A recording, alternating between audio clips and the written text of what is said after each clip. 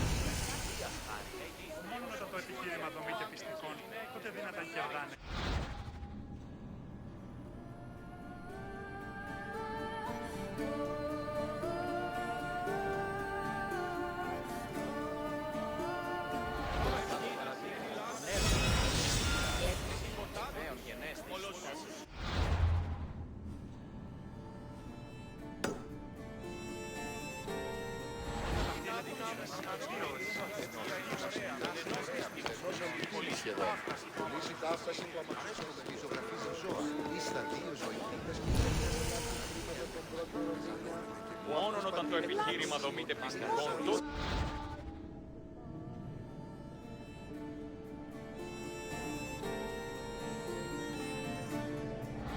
Το παραδείγμα και των έργων αυτού είναι αντιβάλλομεν το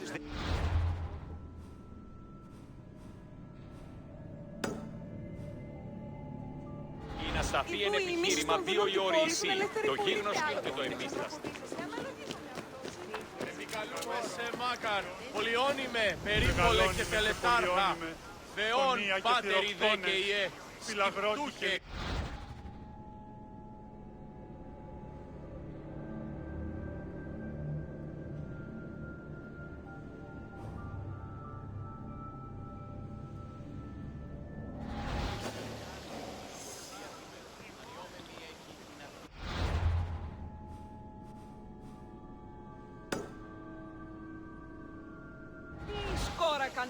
Μεγαλώνουμε και πολιώνουμε, φωνία και πληρώνουμε. Καταδικαστέη μην έλθηκε αξία το τραγωδοδιό.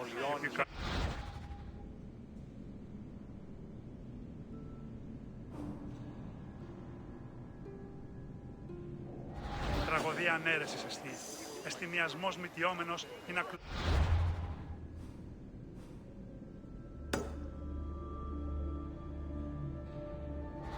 τραγωδία διαφθείρου. Επικαλούμε σε μάκας, πολιών, περίπολε και τελετάρχα.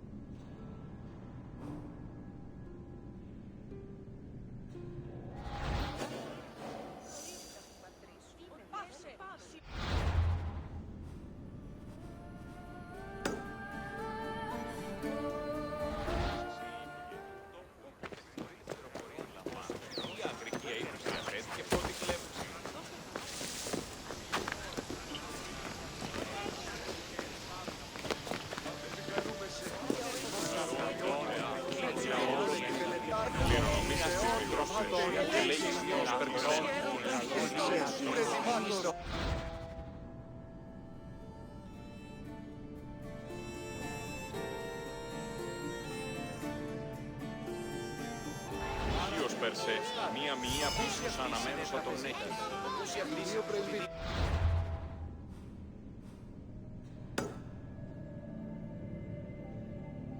Πρόδοτη, εγώ, έστι τούτο το δώρο να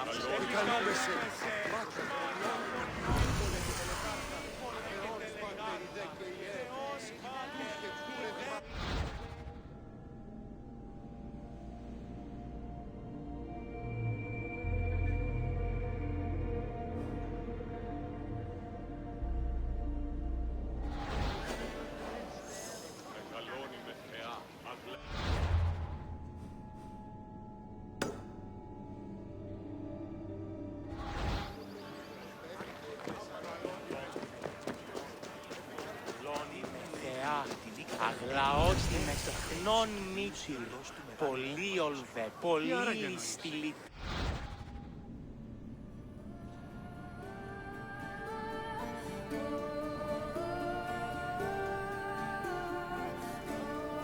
Ακριβώς. Ήταν κρεμάμενοι ως μάτια στα γονοροούντα.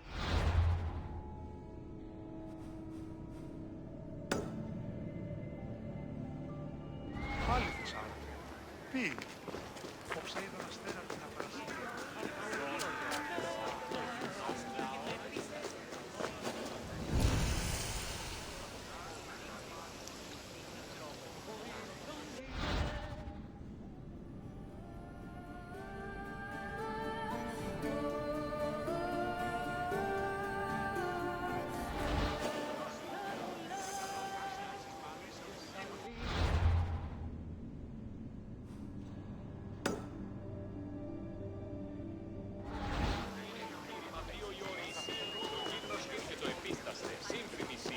Αλίστας τραγωδίας ο Φοκλής δείχνεις είναι.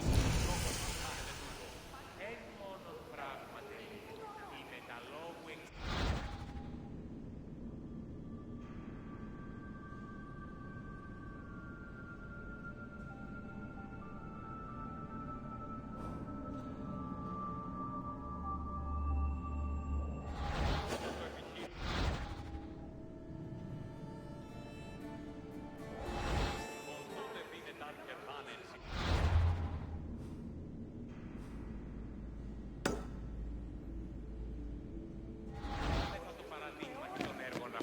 να αντιβάλλομεν το δέον γενέστε εις την ασυλισμόν. Πολιώνουμε περίπολε και τελετάρχα. Επικαλούμε σε Μάκαρ, πολιώνουμε, σπυρίπολε και τελετάρχα.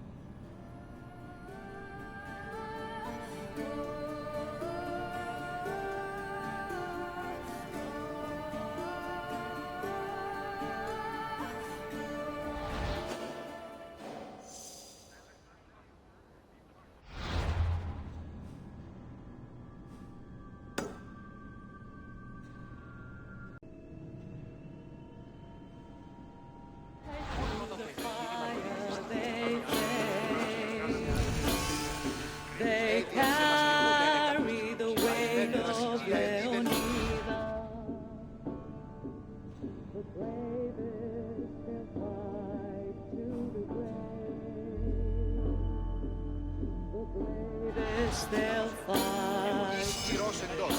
Πώς δυνατόν συμπληρώνει ένα ξύλο.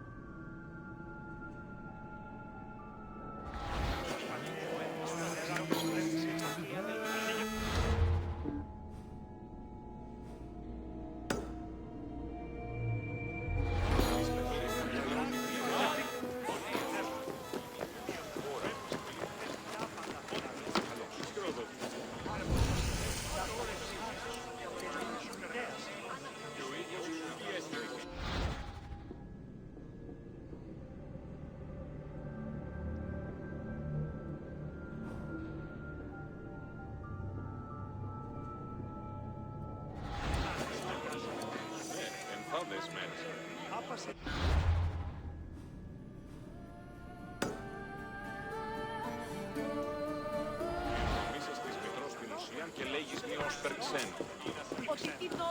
Επικαλούμεσαι, Μάκαρ, Πολιόνιμε, Περίπολε και Τελετάρχα, Θεόν Πάτερ, Ιδέ και Ιέ, Σκυπτούχε, Κούρε Δημάτορ, Βοτριό.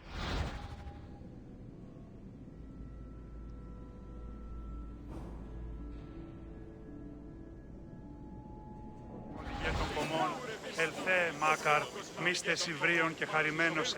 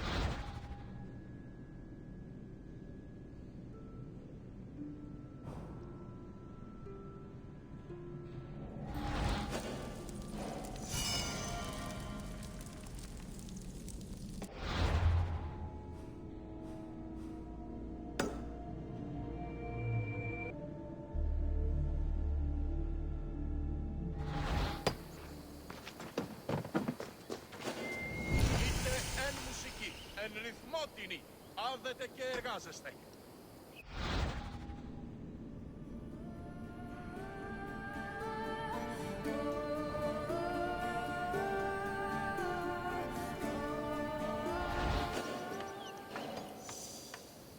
Ουκούν γρηγορή.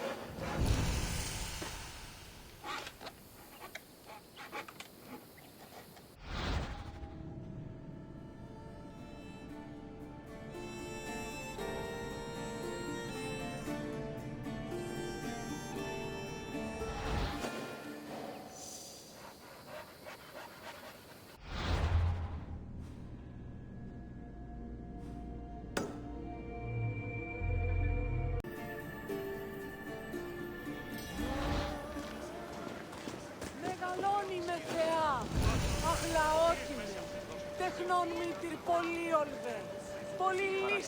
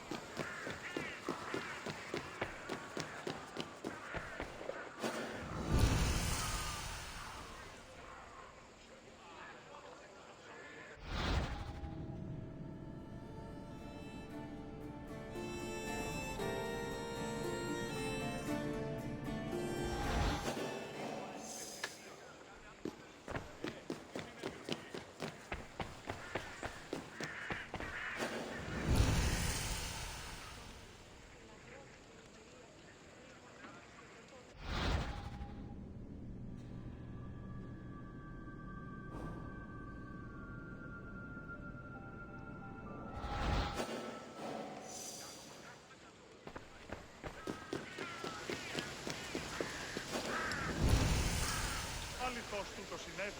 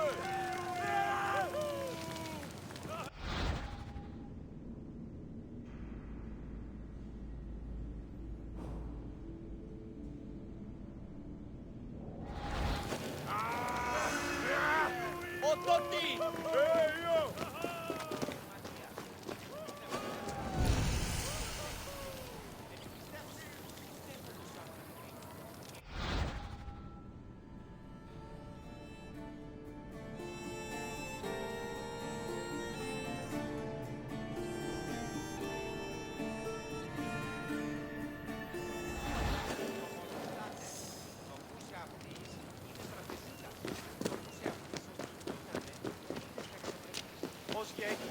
Αν θεωρώ ότι κατανοώ ότι θέλεις να συναντήσει με εκεί.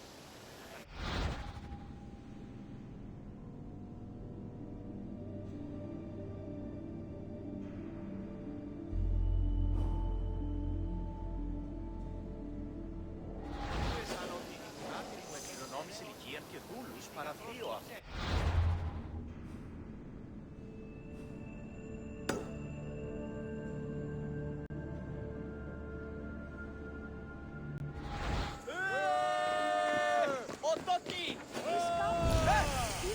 Των σιτίων και της αποθήκης θύρα ανεωμένη.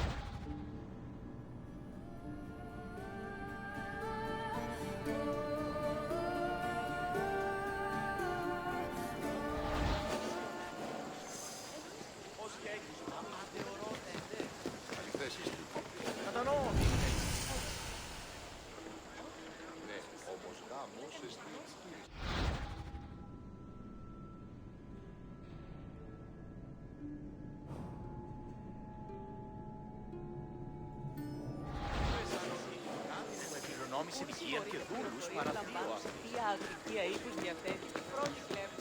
Κρέας γίγνεται φε, κάκιον και πολλό κάκιον. Έκαστος κρεοχρόνια. Δεν υπομαλώνεις. Χερώνες και ατέχουν περιγμένων φίλους.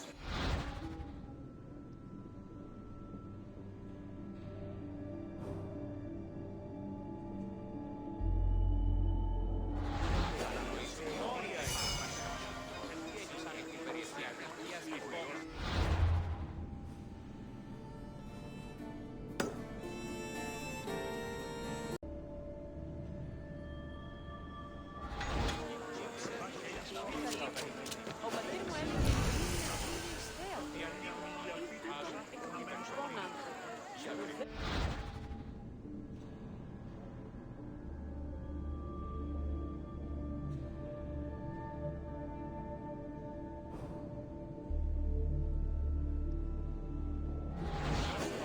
Ήμουσαν οι δευτικοί αντάρτες και τον πρώτο.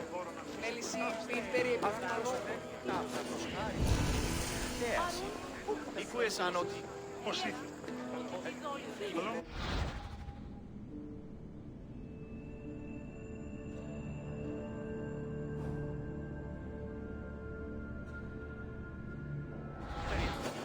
Ως και έχει.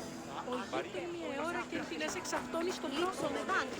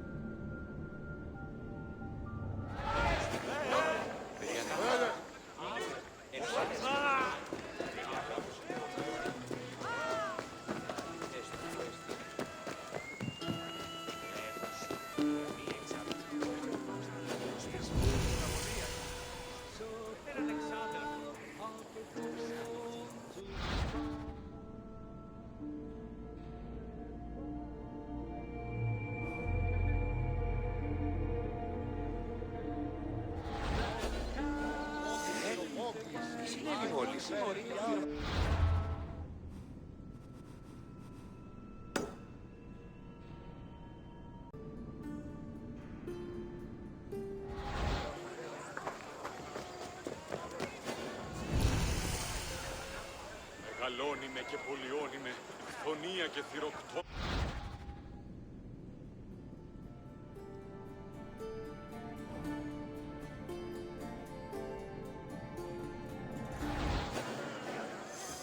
Μεγαλώνει με και πολιών.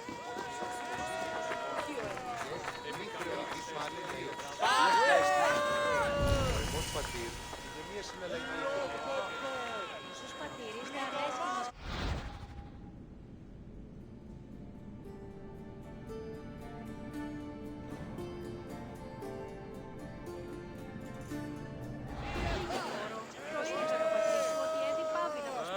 εδώ.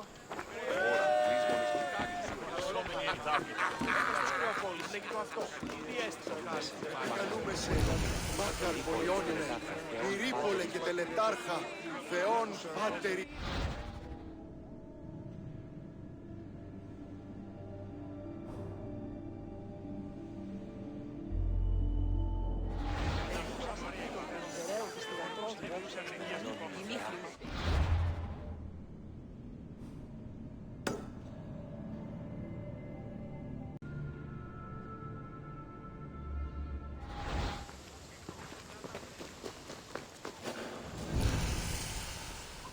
Κίνησε αυτόν, που μέλη.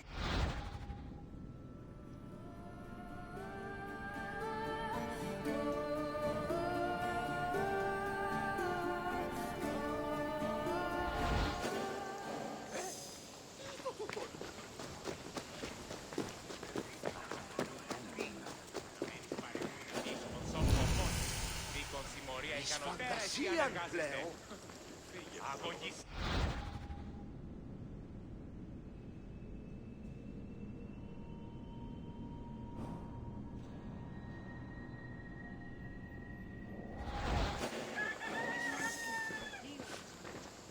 Είναι διαδέδονται επί των λιμένων. Ανοίξονται αντίμιστοι.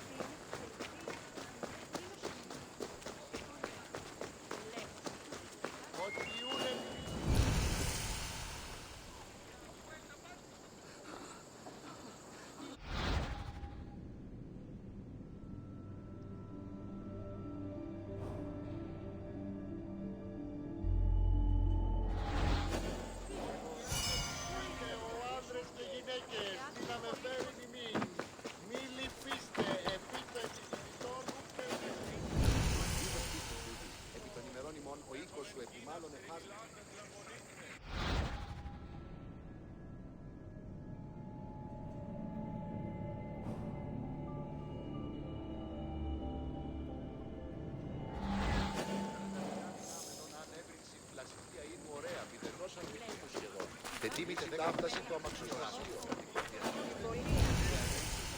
Έμπορες άπαντες πολλούς υπαρεμπορεύματα και άπαντες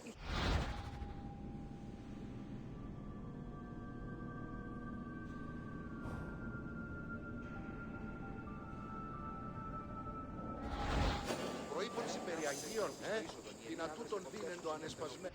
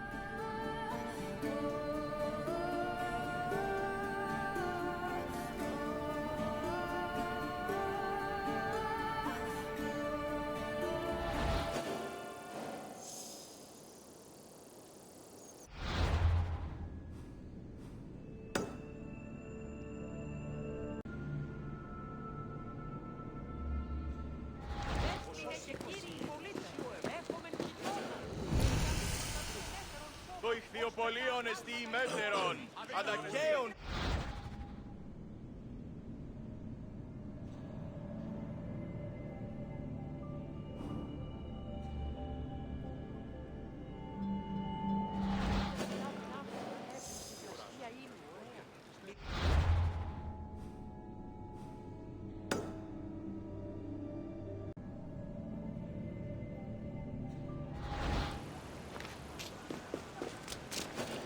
Αλόκοτον τα μάλα.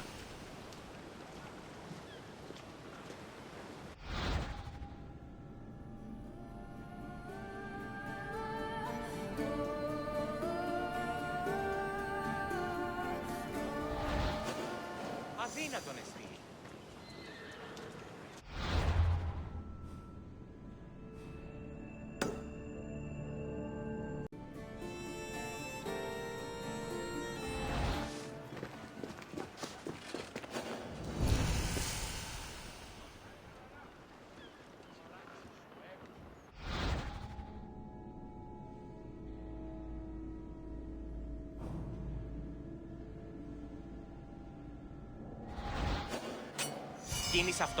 Κίνης αυτόν, ου με λυμηθεί.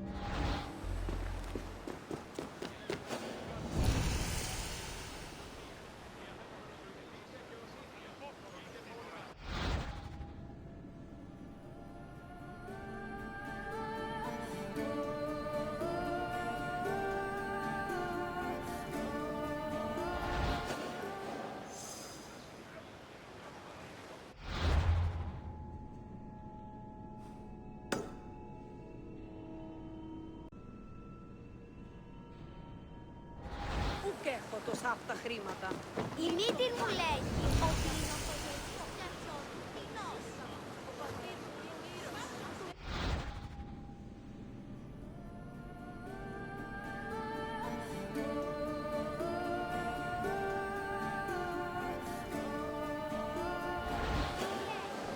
Η μύτη σου είναι δούλη.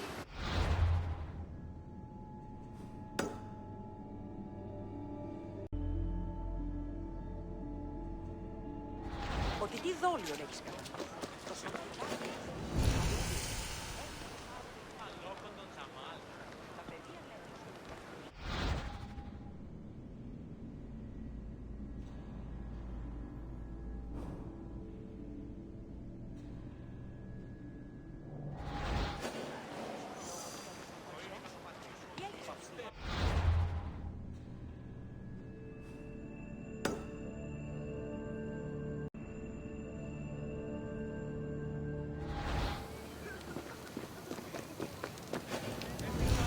Μεγαλώνει και πολιώνει με φωνία και θηροπτώνε.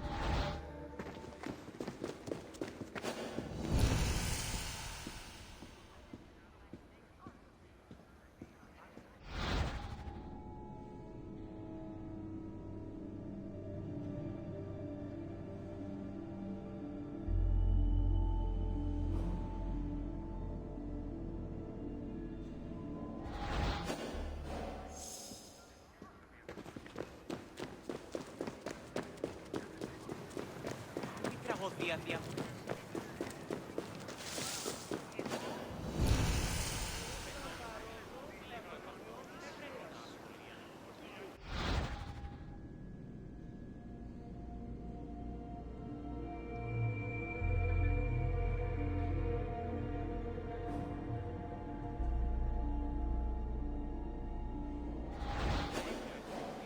Τραγωδία ανέρεσης συστηματισμού. Εστιμιασμός μηδιόμενος συνακλονίσει την ισορροπία του πνεύματος. Σας γυναίκας μία μέγιστη. Μεγαλώνει παιδιά, αγλαότης, τεχνών μύτης, πολύολβε, πολυλίστη βιτήρα κακών.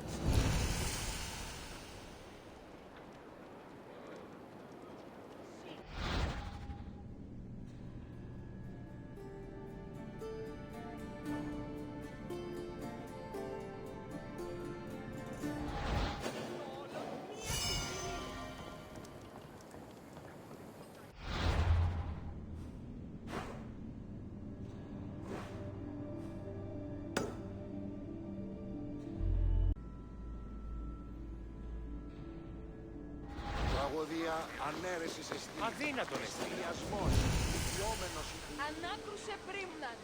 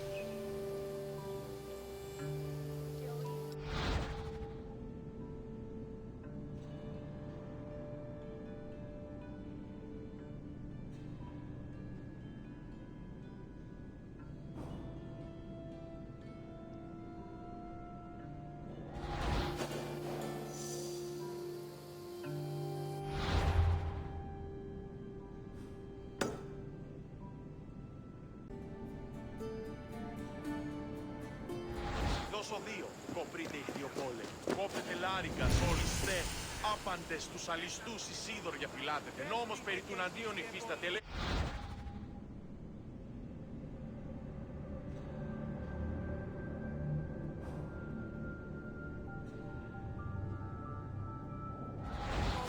Οσίγουν οράσεις την καλόν όσο ότι έχεις της αγοράς. Και τόσο καλόν όσο πανταπτύχει. Άφτε εκδίεμνίε.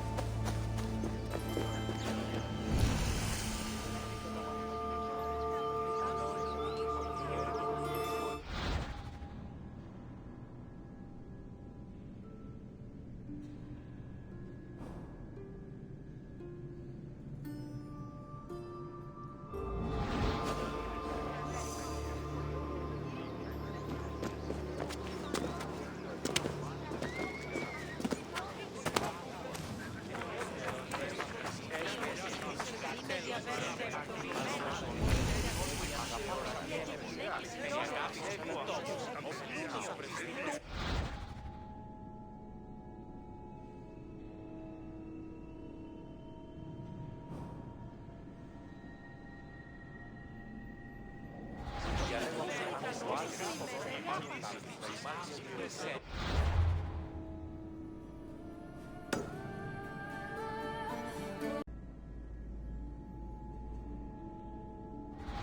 Της πετώ το βίο. Λέγω Μεγαλώνει με Αλλόν λαό του χωριών, βιτήρ πολιονία και πυρομισόν, τίνα καθόλου.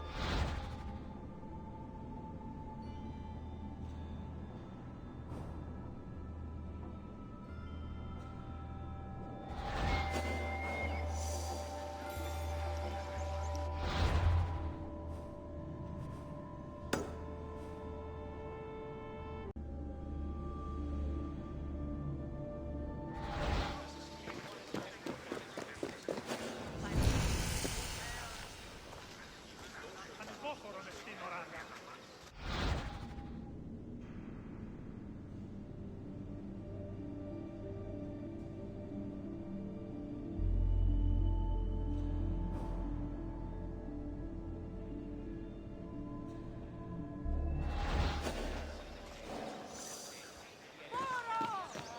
Τραγωδία ανέρεσης. Εστιμιασμός μυθιόμενος είναι να κλονίσει την ισορροπία του πνεύματος. Τας γυναίκας διαπέχεστε προτάχτης, το αυτό και της δούλης. Τους νέους διδάσκεστε τα επιμηχανήματα.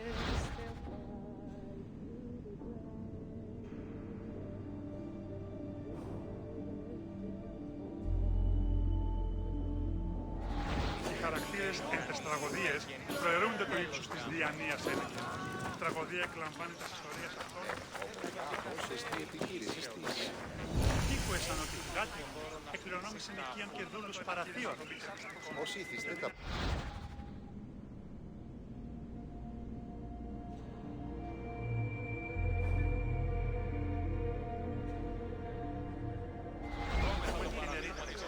Ήου πες γεννήσετε, τέλος γάμου έτσι. Είμαι το σου το προσδετήρ. Ήχου αισθανότη.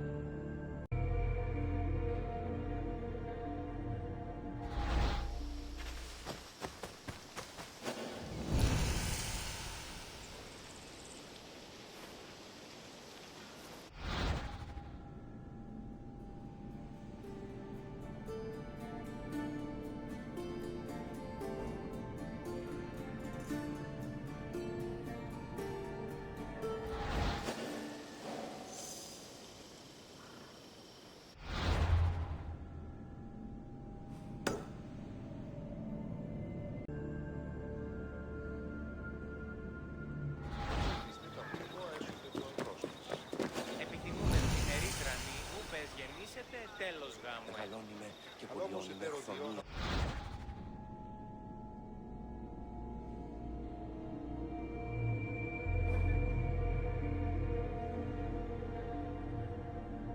Η αγάπη σου ούτε όμως. Ο πλούτος αυτής τι προστατευθύνε.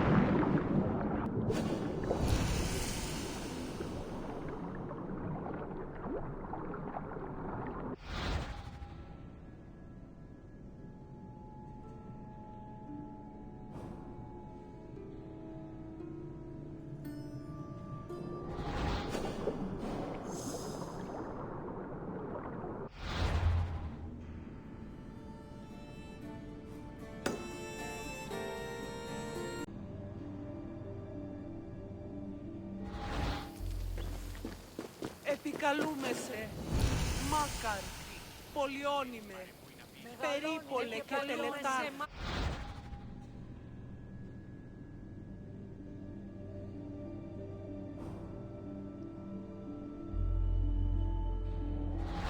Και ο ίνος ή εκ του πατρώου αμπελώνος, ευλογημένη αλεκινά, ελέησον τον γέρον επικαλούμε, μεγαλώνιμε, πολιόνιμε, πολιόνιμε.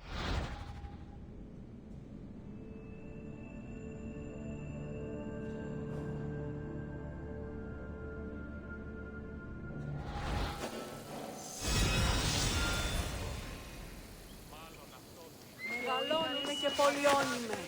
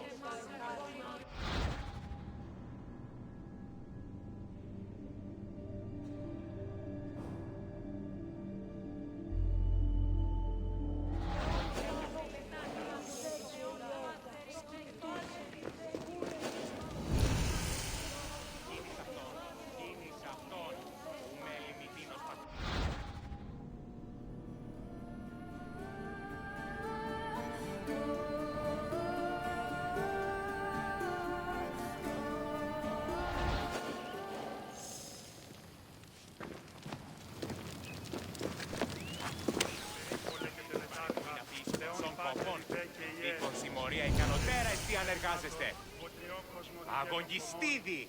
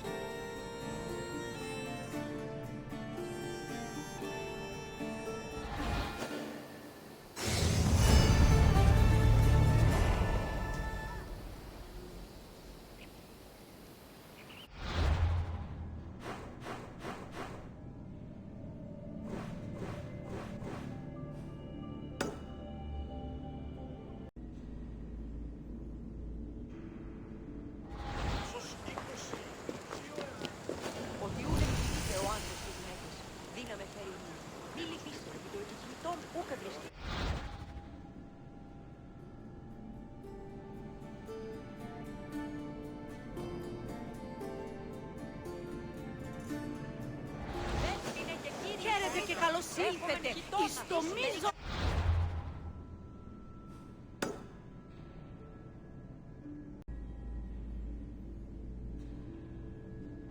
Τόσο ικανός, όσο η μέτερη άπανα.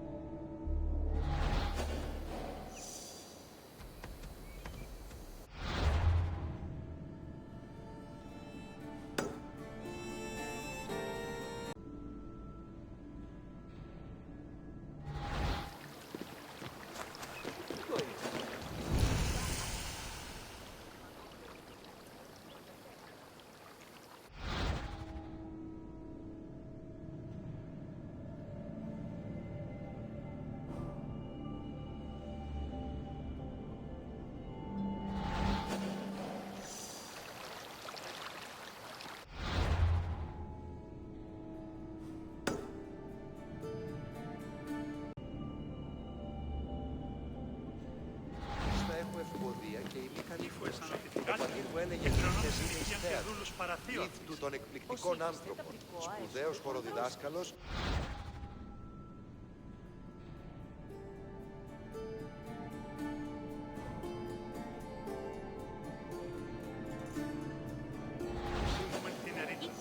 Ή ουπες γεννήσετε, τέλος γάμου έστω.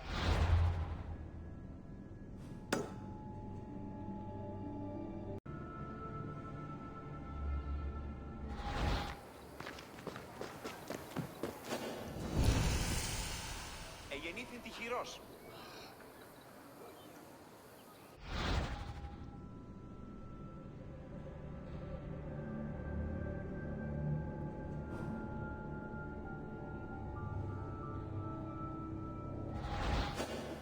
Άκουε, ήστα διότι η μήτηρ μου έλεγε διαλείπτως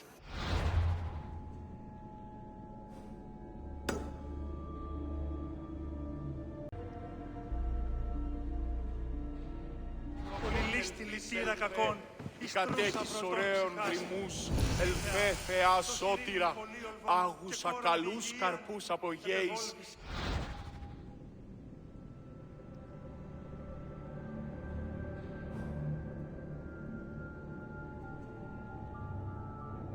Τερατίν, καλυφλόκαμον θυγιίαν και...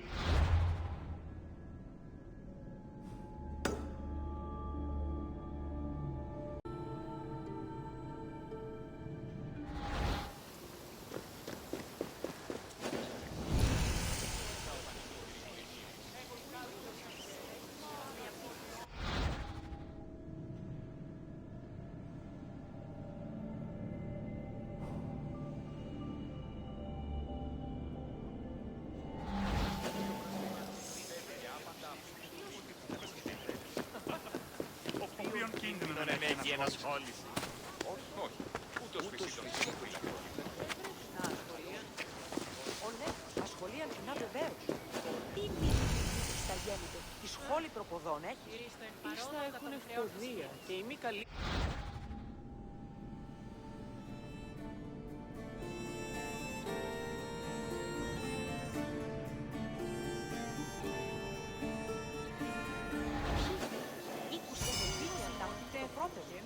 Δεν ισχύει την περιεπιδάτου. Επικαλούμε σε Μάκαρ, Πολιόνιμε, Πυρήπολε και Τελετάρχα. Επικαλούμε Θεόν, σε Πάτερ, Μάκαρ, Ιδέ και Πολιόνιμε, Πυρήπολε και...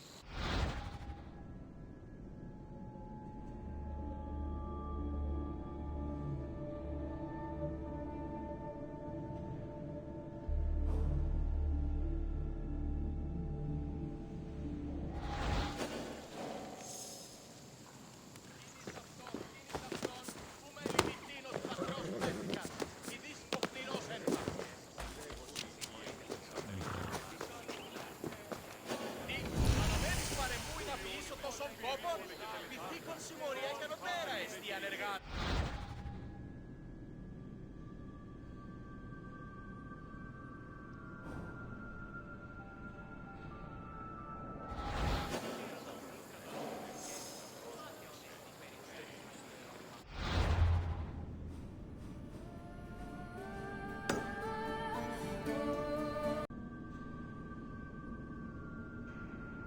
Τραγωδία ανέρεσης εστί. Εστιμιασμός, νητιόμενος είναι να κλονίσει την ισορροπία του πνεύματος. Τας γυναίκας διαπέχεστε.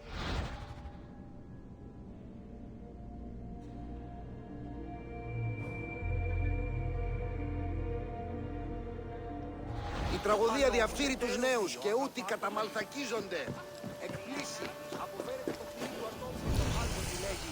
Ιδέ ο άνθρωπος και ιδέ το δέον πράττει. Συνήσυχη τον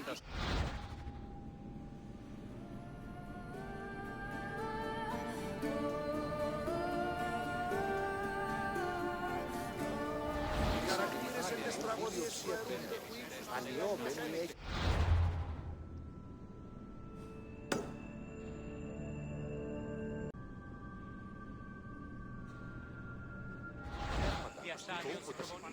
Εγώ προγυμνάζω ενωριών και το πάλευρο να συζητή παροχήρου.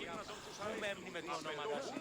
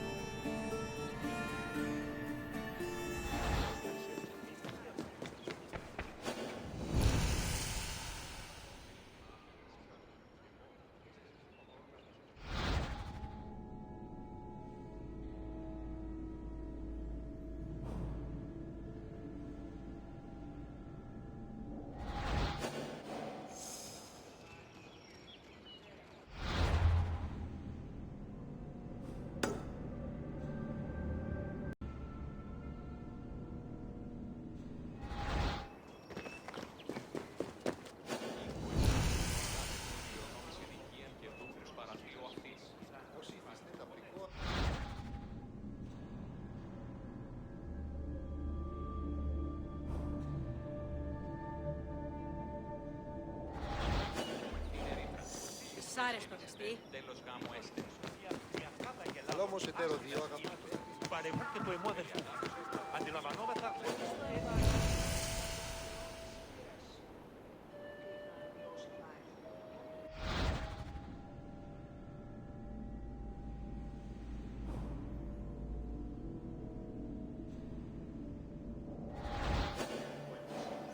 Ο σύζυγος ημών τέχνη.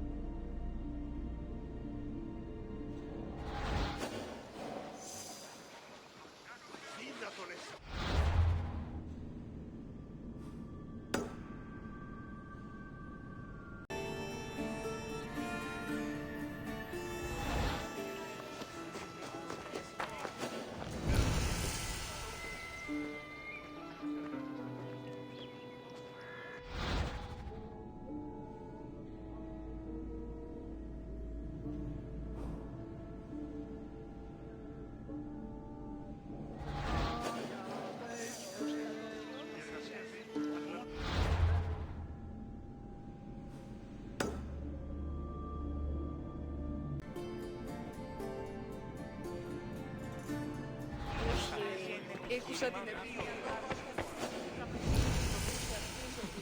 Δίνονται γίγνεσθε αξιοπρεπείς. Ή παρά...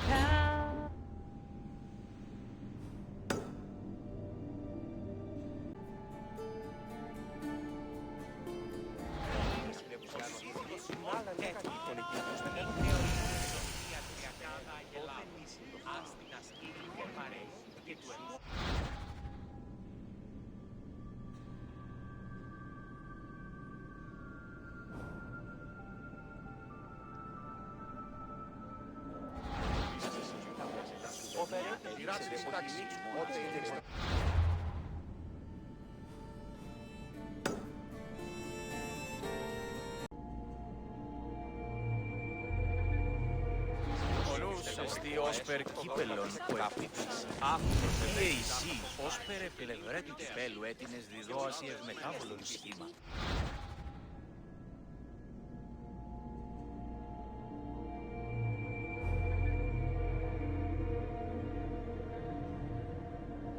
Ναι, αλλά η αρχαιότητα κληρονόμησε νοικίαν και δούλους παραθείου.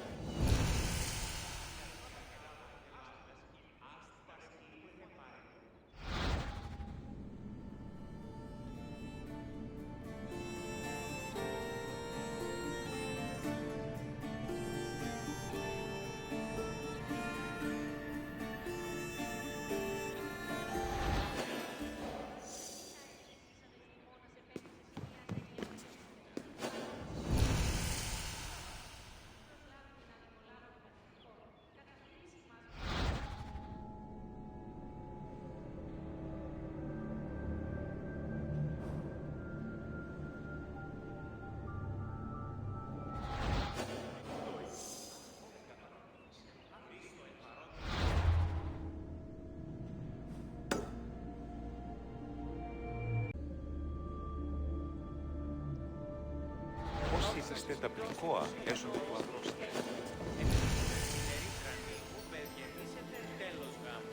Αλλά όμως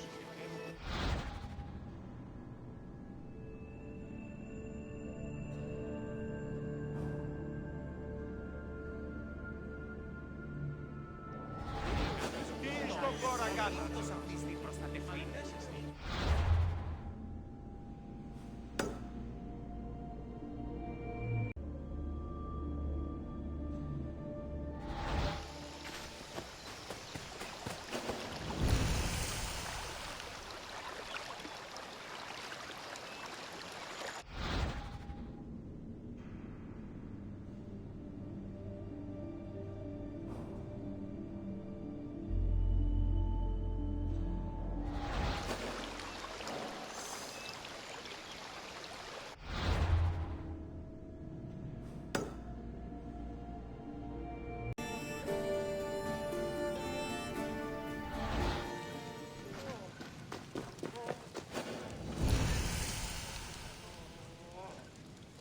Μεγαλώνει και πολιώνει με.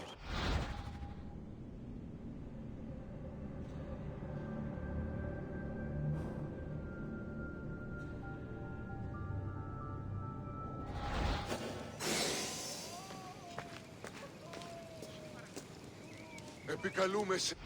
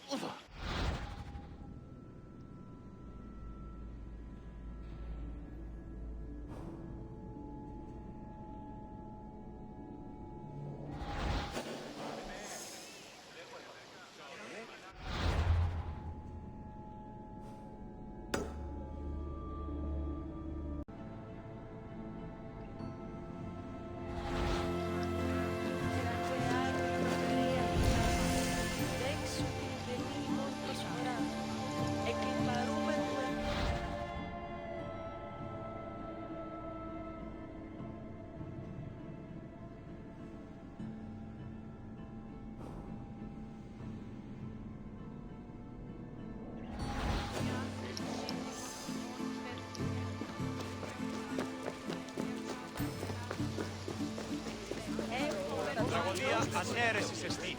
Εστί μιασμός, πηχιόμενος συνακλονίσει την ισορροπία του πνεύματος. Τας γυναίκας διαπέχεστε, πόρωτα.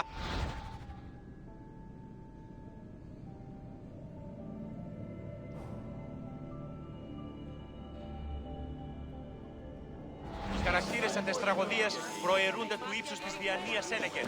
Τραγωδία εκλαμβάνει τας ιστορίας αυτών. Και κρίτε ταύτας τραγωδοποιού ένεκα. Ούτως ούκαν τιμημείτε τα σπουδαία.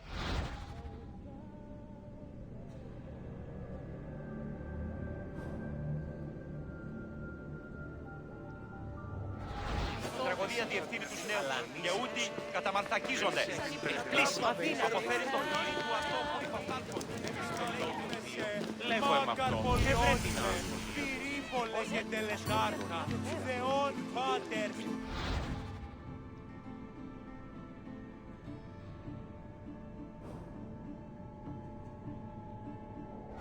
Θα έχω εμάλλον το εμ' αυτό. Και η Λίκα Λίφωνος. Ο πατήρ μου έλεγε. Τραγωδία ανέρεσης εστί. Εστί μιασμός. Τι λαμβάνει η χώρα. Γυναίκας διαπέχεστε.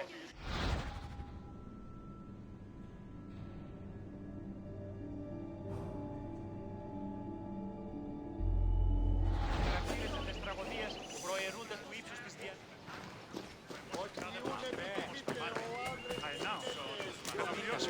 Ο δεσπόζει εν το αγγείο του οδηγεί και διβροντά.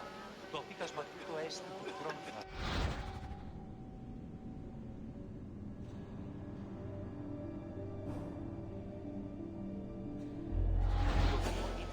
Πράσινα βοτάνια και έδωκε στον έλεον γεύσιν ωραίαν και ζωηράν. Δοκιμάσουν. Επικαλούμε σε μάκα πολιών. Ορώ ημάς ως περ τους εμούς Ιούδα, δίδομη δε και της ιής εν πόλαφο. Μην δείξετε ημίν τας αρετάς.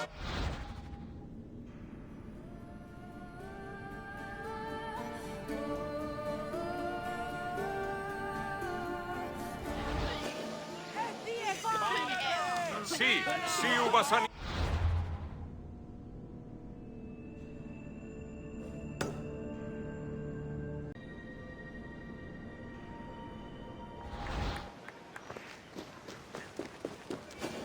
Επικαλούμε σε μάκαρ πολιόνιμε πυρήπολε και τελετάρχα Θεό.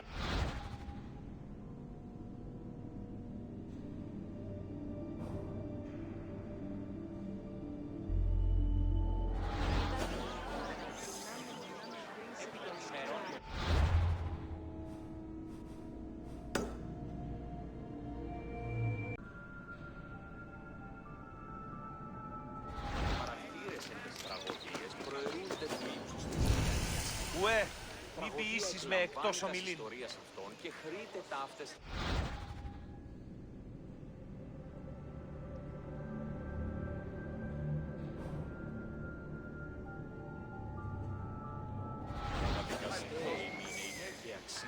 Είτε εν μουσική.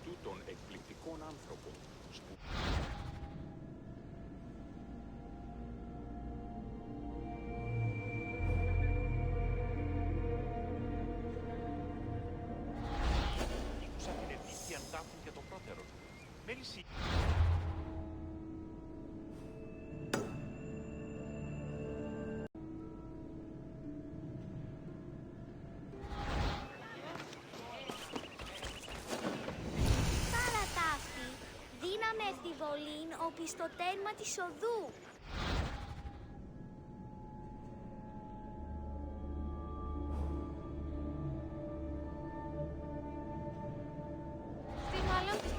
Σένεκα. Τι έχεις ως Περσφές? Δύναμη ευτυχώς. Τα παιδεία λέγουν ότι αληθήρια έστι και κλέπτη οικίας. Κατανοήσω τη λόγον υπέχει.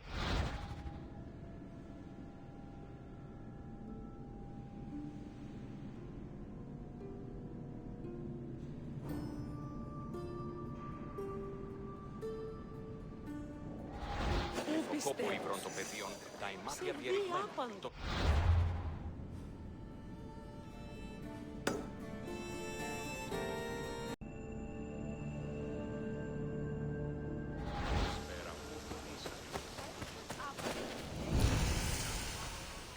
Τετίμητε 10 δραχμών. Τι ώρα σου στην κρατικός διατήρηση.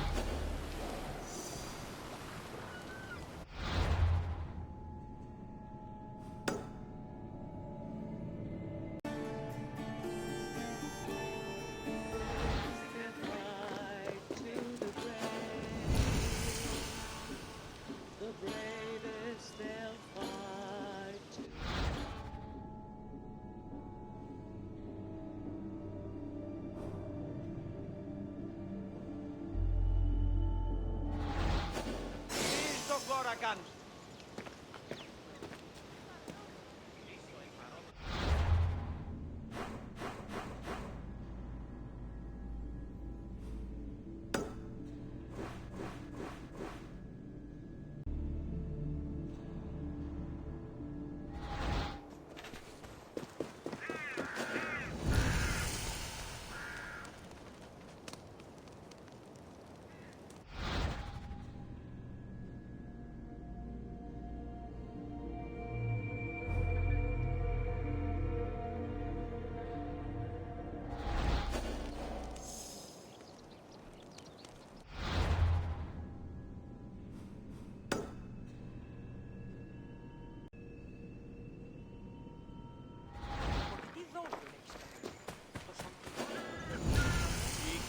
Κατεκάψατο όταν διαρτοποιείον ενεπρίστη.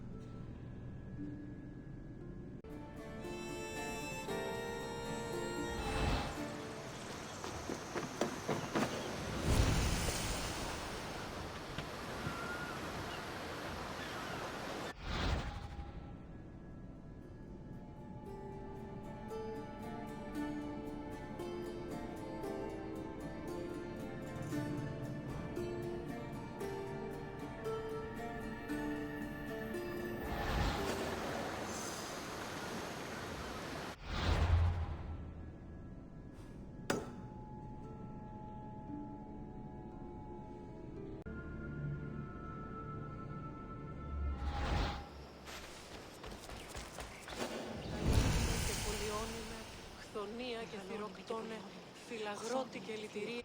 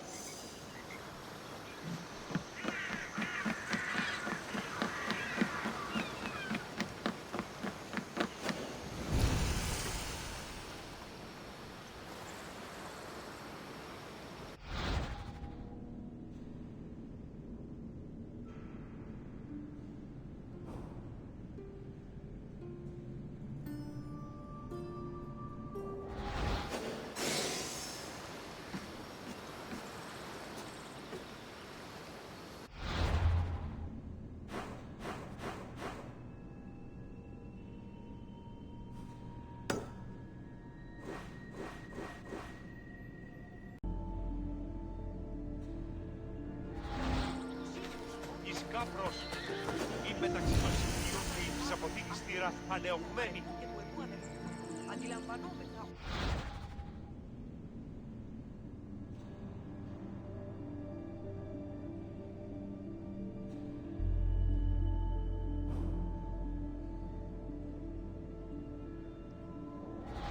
Ίσως ο γύρος παρεμβίασε τη θύρα και εισήλθε, ενώ ελάμβανε...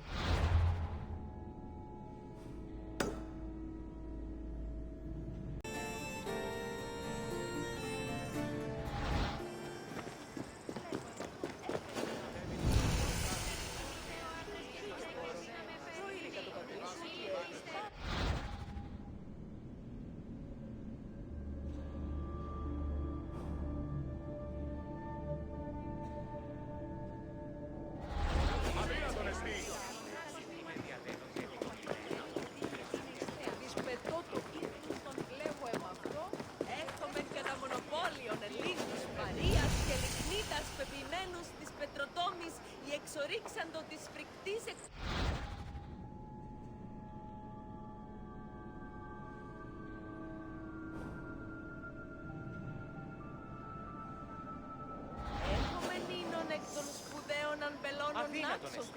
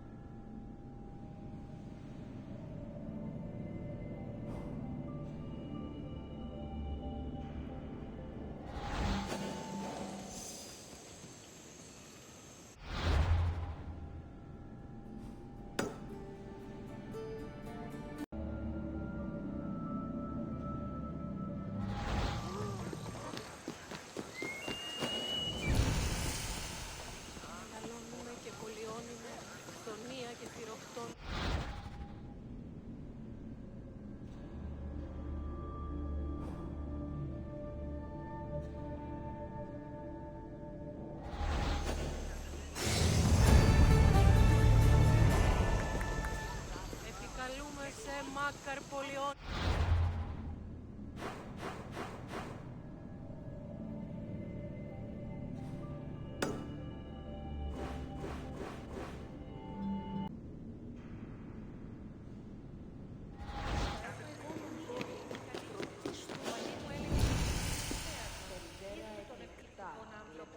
Μεγαλώνει με θεά.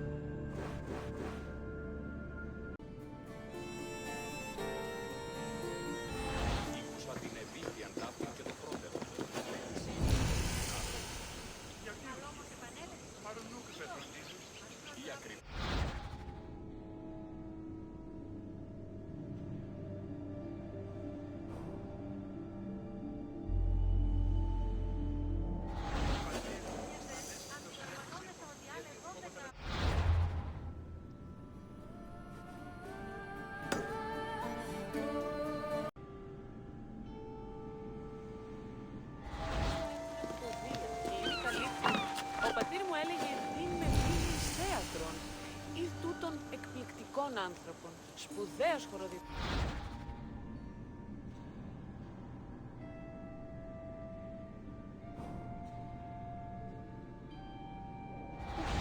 Ήκουσα την ευθείαν ταύτην και το πρώτερον. Μέληση.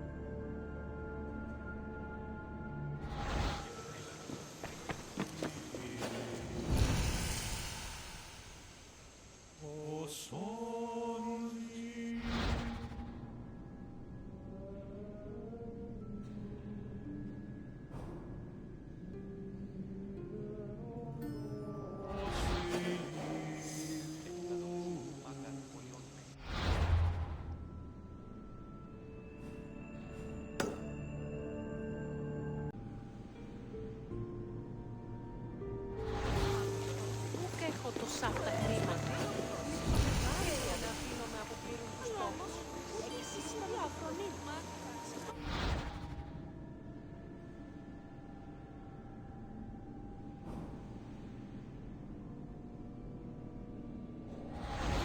Κάνει λιθύψη οψία.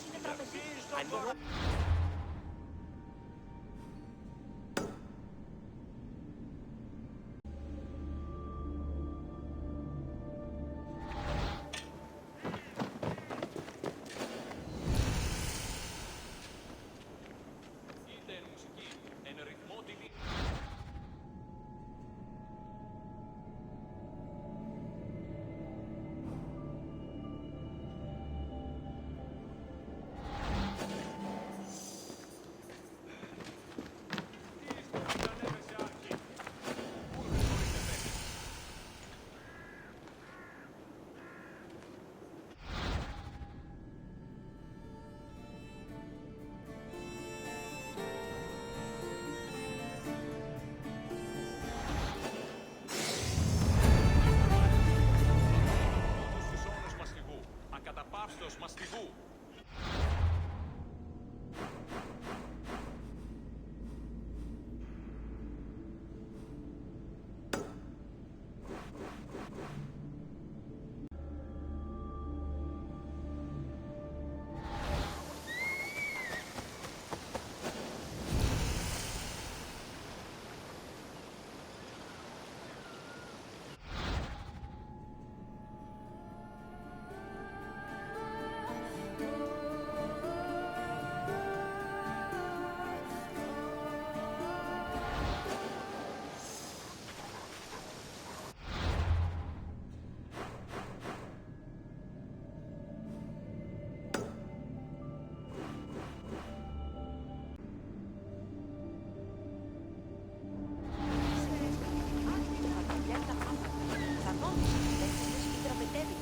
Ενησυχία, Άγιε.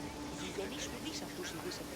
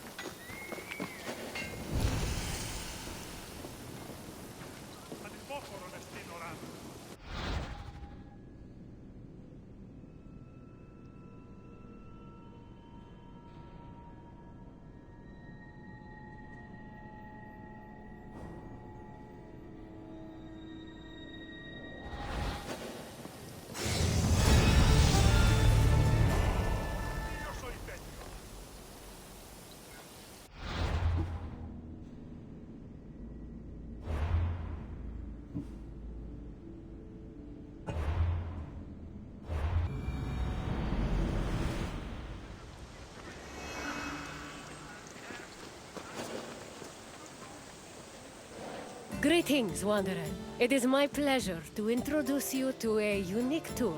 One that won't take you to impressive landmarks or famous battle sites, but through a typical Athenian home. My name is Aspasia. Though I am not originally from Athens, I have climbed to the top of its social ladder using my wit and intellect. I've even earned the love of Pericles, one of the most powerful men in the city. The mind truly is a beautiful thing. If Olympus is Zeus's sanctuary, then my house is my own. It is a place where I can shelter myself from the noise and stress of city life. For an outgoing people like the Greeks, the house was a refuge of privacy.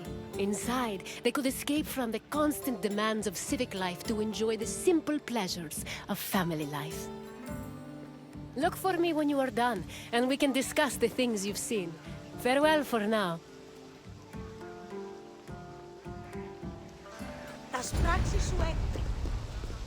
Enjoy your visit. I will see you soon. The house, or oikos, was a residence for Greek families and their slaves. Contrary to modern houses, which look outward, the Greek household was built to look inward on a courtyard. The courtyard was the house's central fixture. It was the building's main source of daylight, and also the location of religious altars dedicated to worship. The building itself was made up of familiar accommodations, including bedrooms, storage rooms, a kitchen, and a living room. Women were generally in charge of tending to the home, which in Greece was called oikonomia, a term that inspired the modern word economy.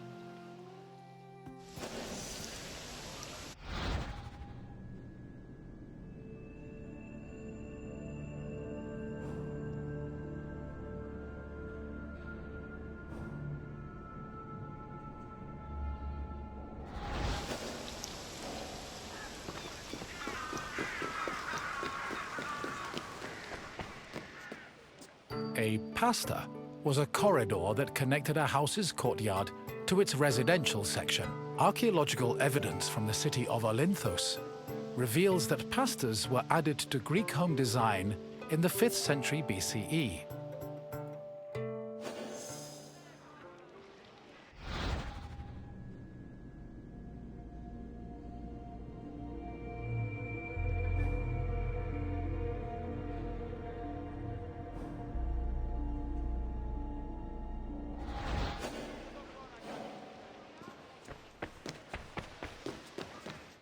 Greeks had no qualms about combining their work and their private lives, and many of them worked from home.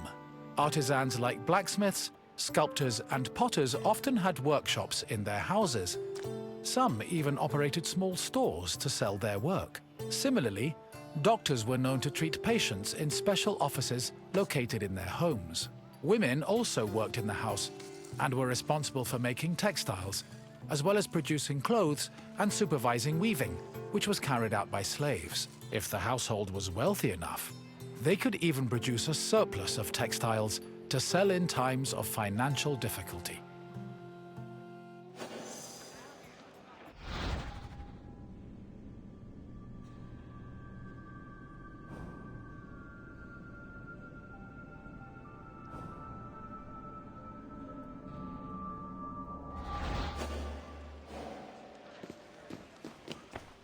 The inner courtyard was the nexus of the house.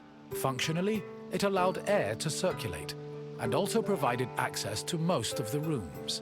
It also sometimes housed a well or a cistern that collected rainwater. In the center of the courtyard was an altar to Zeus Hercules, who served as the protector of the household. Women would often use the space to sew and cook, while children used it as a play area. Furthermore, if the family had pets or animals, the courtyard was where they were allowed to run free.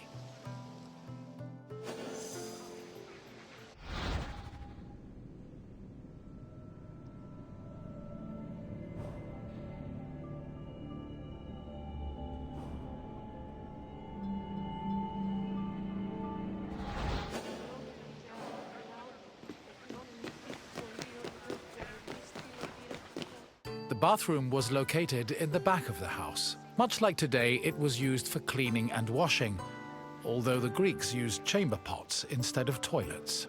Most bathrooms had a luterion that could be filled with water for washing. Mirrors, razors, strigils, and sponges could also be found in the bathroom, along with small vases called arebaloi, which were usually filled with perfume or oil.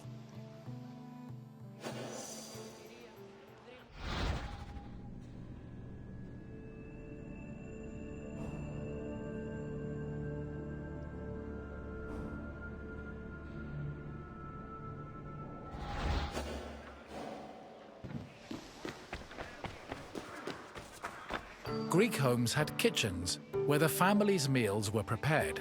The Greeks did not often eat meat, except during special occasions like banquets or after sacrifices. They had mainly a grain-based diet, eating staples such as bread, porridge, or a barley cake called maza. They also occasionally ate poultry, fish, and other seafood, as well as fruits, vegetables, goat milk and cheese, and olive oil. Food was cooked on a tripod, or sometimes in a klibanos, which was a sort of mobile oven. Other cooking implements included braziers, mortars and pestles, a spit to hold food over a fire, platters, and frying pans. The family also used the kitchen to store food in containers called pithoi.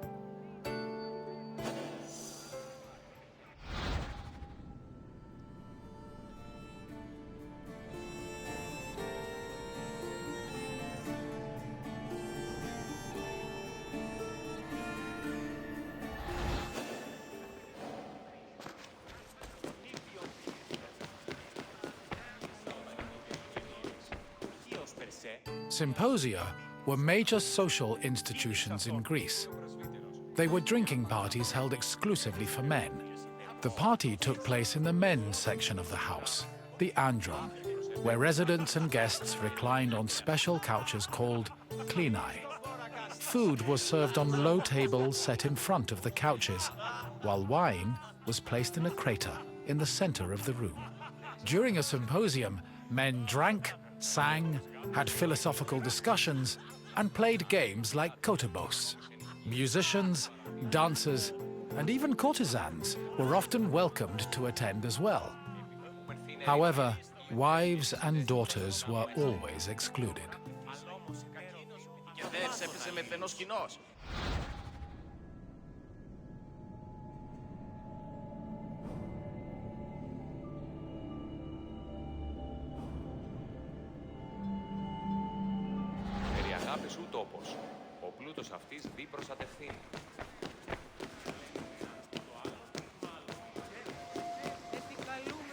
The Pyrgos, or upper stories, was the women's quarter of the house, where they could pursue their activities and observe the city without being seen themselves.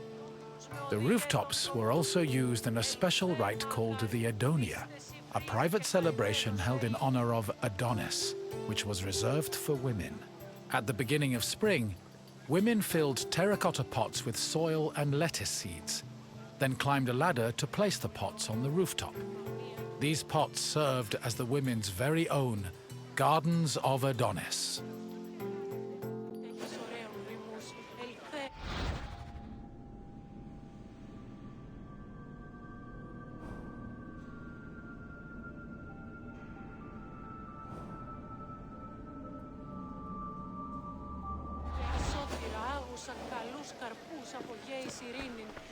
I hope you now have a better understanding of the routines and home life of the Greek people.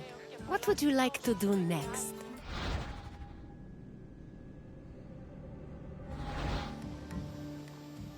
Then let's start with a simple question. Which group of people celebrated the Adonia? Correct. The Adonia was celebrated by women of all stations. Let's move on to the next question. Which of the following was known as the protector of the household? Yes, Zeus Herkios protected the household, and an altar to the god usually stood in the center of the house's courtyard. On to the final question. Which of the following was not located in the bathroom?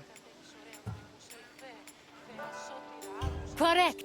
The Klivanos was a mobile oven usually found in the kitchen.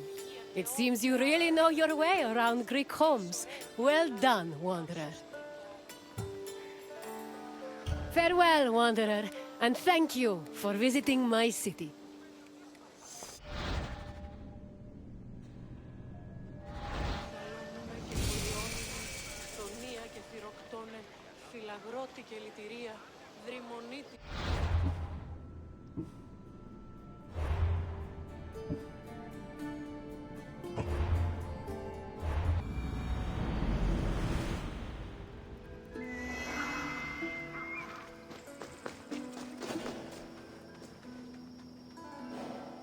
My friend! How fortuitous to run into you in this most intoxicating place! I'd offer you a drink, but for some reason the workers won't let me borrow any of their wine. Cheapskates. Why, I'm Marcos, of course, one of the most successful merchants in all of Greece. You really haven't heard of me? My name is known from Kephallonia to Kos. If you've ever paid money for something, I probably received a percentage. But enough about me. Let's go back to what you're doing here. You know, I once started my own wine business on Kos. It hit a bit of a snag when my investors, 3 brothers calling themselves the Cerberus, suddenly lost faith in me. But after they had a tragic run-in with a bloodthirsty Misthios, I was able to land on my feet. From then on, the streets of Kos overflowed with wine, and my purse overflowed with drachmi. Very sad about the Cerberus, though. Couldn't have happened to nicer people. As you can probably tell by all the grapes, this is one of Greece's many vineyards. Wine was an essential part of Greek culture, and this tour will take you through how it was made. In addition to being delicious, not to mention lucrative, wine was an important part of Greek economy.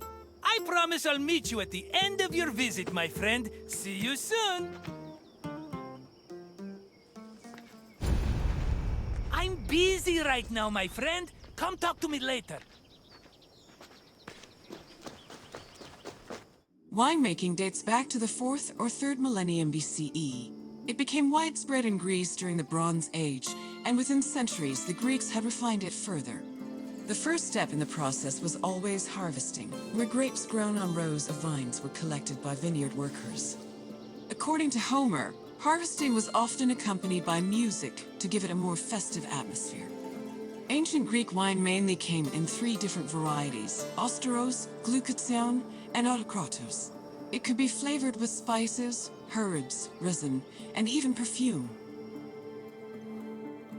It was also much stronger than modern wine, with an alcohol percentage of approximately 16%. Because of this, the drink was mixed with water to make it more palatable.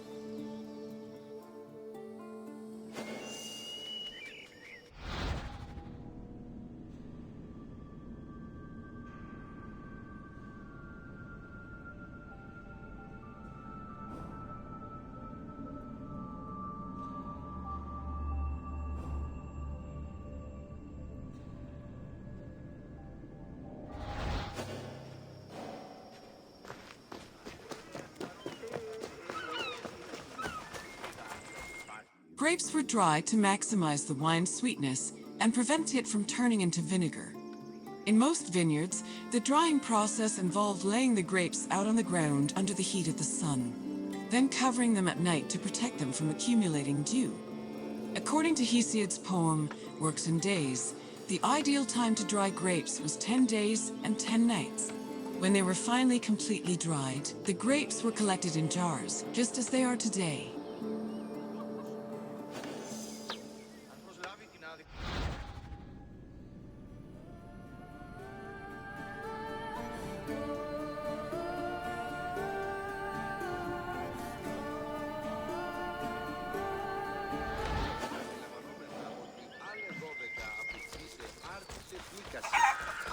The Greeks had many methods for crushing the harvested grapes.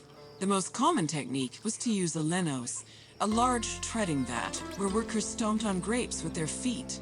Alternatively, the Greeks sometimes crushed the grapes by hand using a strainer.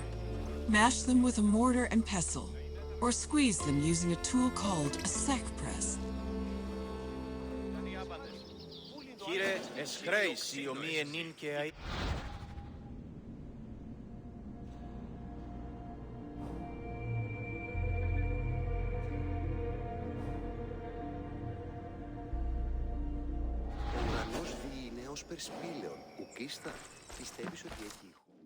After the grapes were pressed, the resulting juice was poured into large containers called pithoi, where it fermented. Once fully fermented, the wine was filtered through an ethmos, or sack, which separated it from the residual yeast called lees.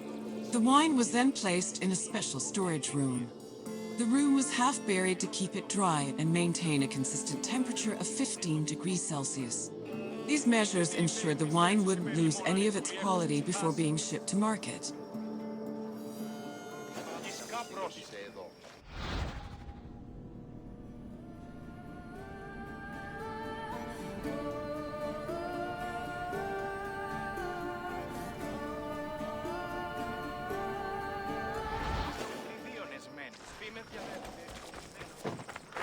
When the wine was ready to ship, it was poured into storage containers called amphoras. These were smaller than pithoi, which made them easier to ship and display in crowded marketplaces. However, that doesn't mean transporting wine was always a safe endeavor. Sometimes ships carrying amphoras as cargo would be wrecked before making it to their destination, losing hundreds of bottles of wine to the sea.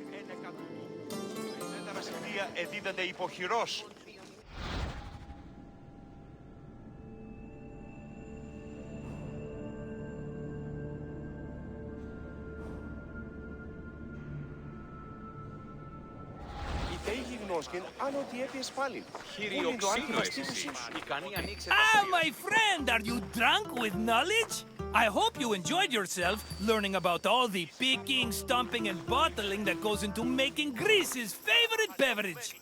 Maybe if my customers understood how hard winemaking was, they'd agree more with my perfectly reasonable prices. But let's talk about something else, yes? What else can I do for you? You want your intelligence tested? Well, let me tell you, my friend, no one is more qualified for that task than me. Let's get started. What container was used to ship wine to the market? Yes, wine was stored in amphoras during its long journey to market. Here's another question.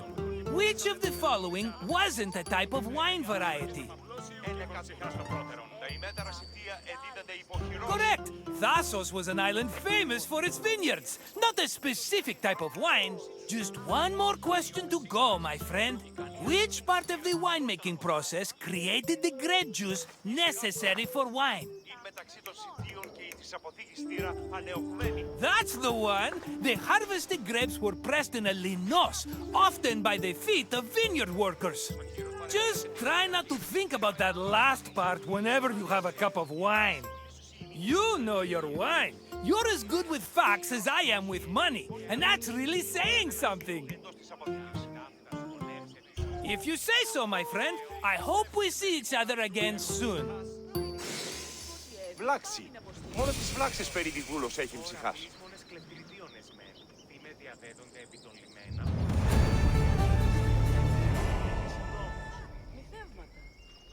Ιδού, οι μίσεις των δούλων...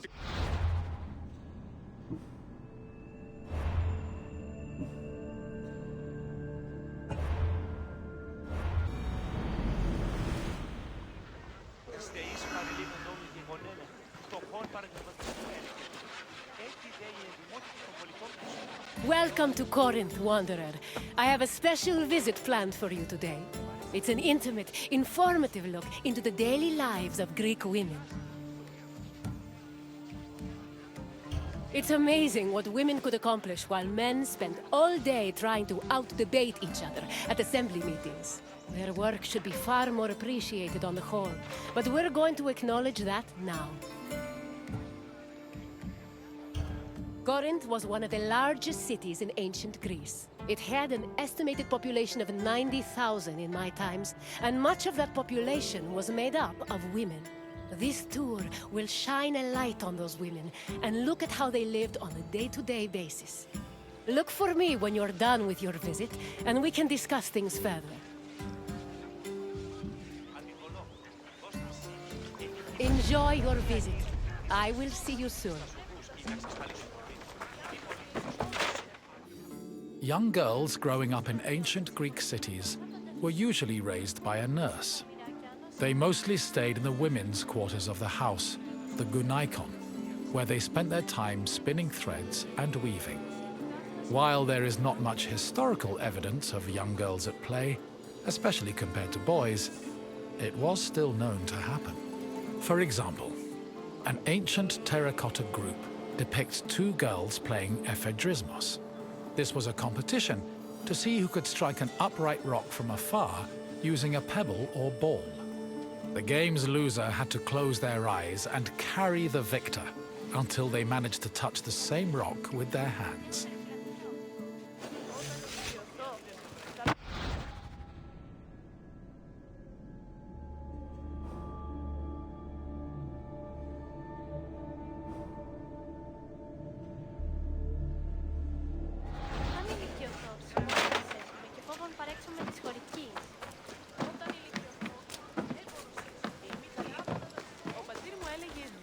For a young Greek woman, marriage was the culmination of their induction into society.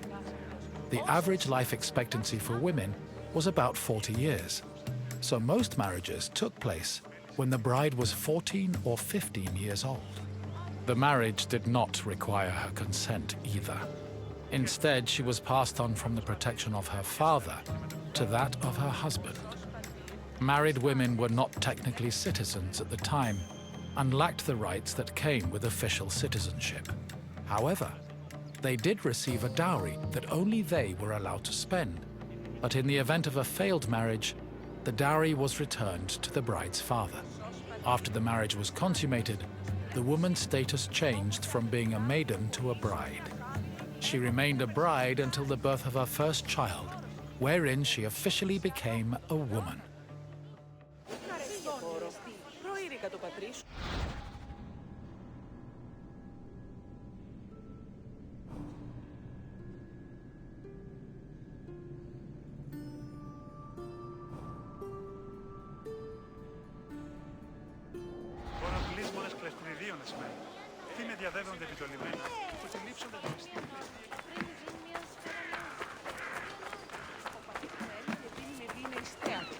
Women living in ancient Greek cities were essentially forbidden from participating in political life, and most aspects of their lives were controlled by men. Their most important responsibilities were running the household and giving birth to children, preferably boys. Most of the time, women's excursions outside of the house were limited to visiting other female neighbors, as per custom. The few exceptions to this strict rule were weddings, funerals, and religious festivals involving women in prominent public roles.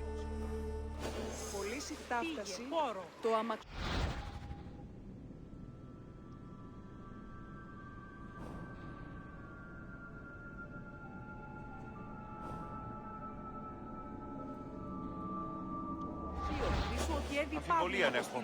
Έμπορες άπαντες πολλούς παρεμπορεύματα. Και άπαντες Making textiles was the main occupation of most Greek women.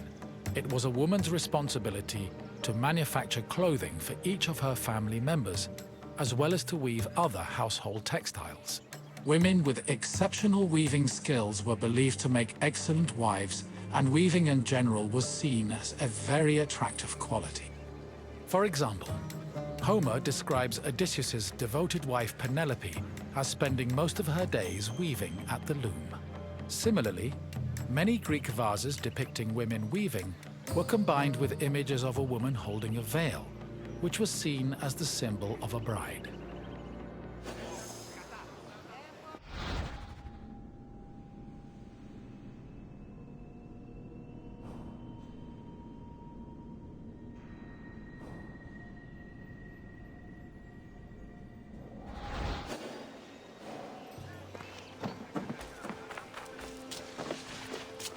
Ancient Greek women cooked in their house's kitchen area.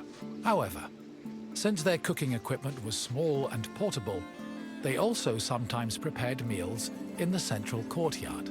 This was also where women performed other domestic activities. These activities were rarely seen by visiting men or passers-by, because the architecture of classical Greek houses facilitated the social norm that women should never be seen at work.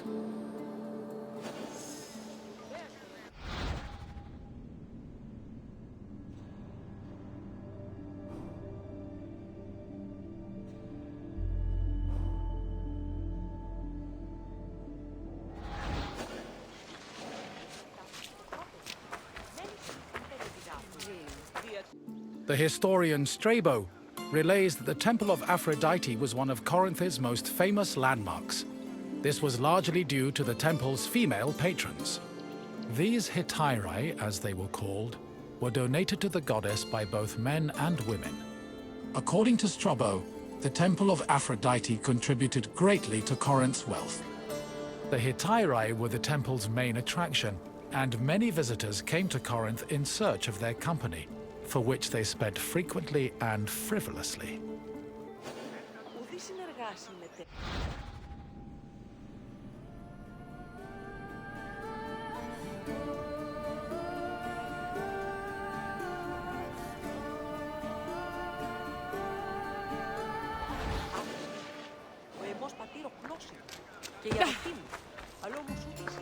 Hello again, Wanderer.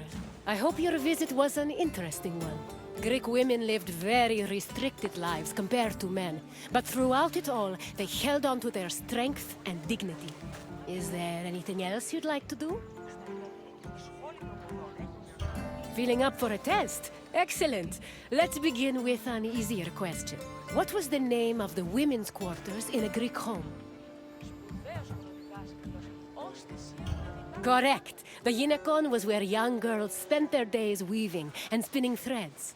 On to the next question. The Corinthian temple said to employ the Hetera was dedicated to which god? Correct. Aphrodite was the goddess of love and passion, so it's only fitting her temple served such an amorous purpose. We're almost done. Just one more question. What was the name of Odysseus' wife? Yes, Penelope was Odysseus' loyal wife, who kept at her weaving while waiting for her husband to return from war. You passed the test, Wanderer. Congratulations. Then farewell, Wanderer, and thank you for visiting this great place.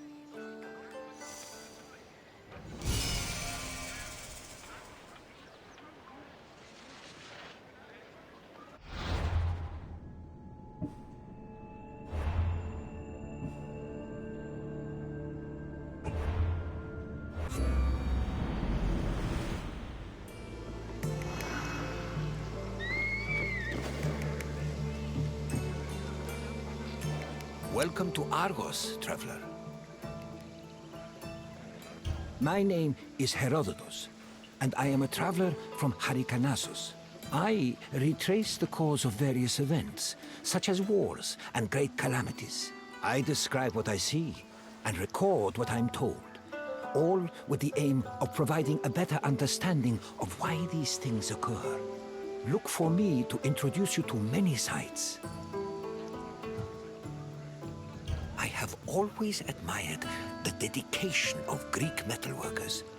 Without them, we would not have the inspiring monuments that stir the hearts of Greek citizens everywhere.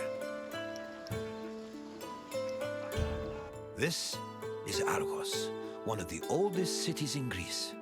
The Argives were an ingenious people, famous for innovations in areas like military tactics. However, what they were most renowned for was their metallurgic artistry, especially with bronze. I hope you enjoy yourself. Look for me at the end of your visit.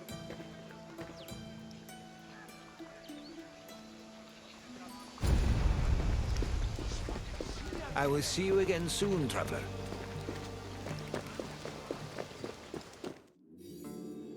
The area that would become Argos was inhabited as early as the 3rd millennium BCE, but it was in the 7th century BCE that it officially became a city-state. One of Argos's major pillars was its metallurgical industry. As far back as the 8th century BCE, the city was famed for making products like long dress pins and tripod cauldrons, as well as impeccable body armor. In addition to their technical excellence, the Argives were also creative, as seen in their masterful bronze sculpting, which became prominent in the city during the 6th and 5th century BCE.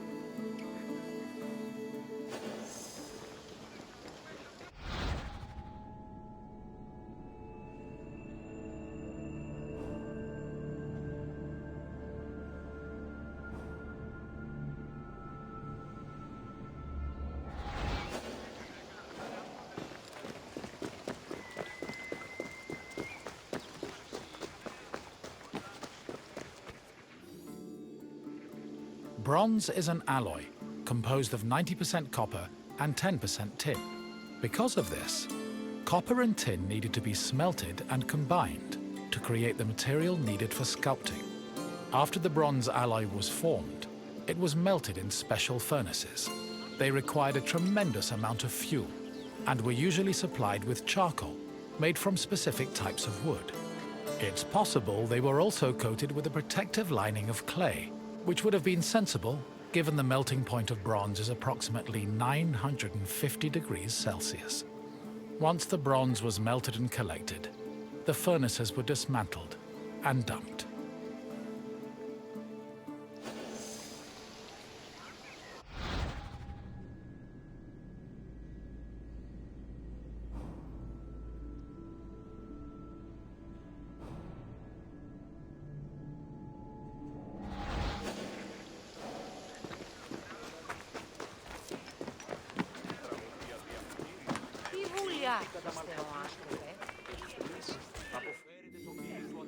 In the 8th century BCE, most small-scale statues were molded using a complicated and lengthy method called solid lost wax casting.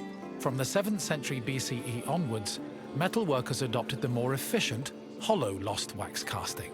At its core, this process involved using sculpting models from wax, making molds over these models, then filling the molds with bronze to produce the desired shapes.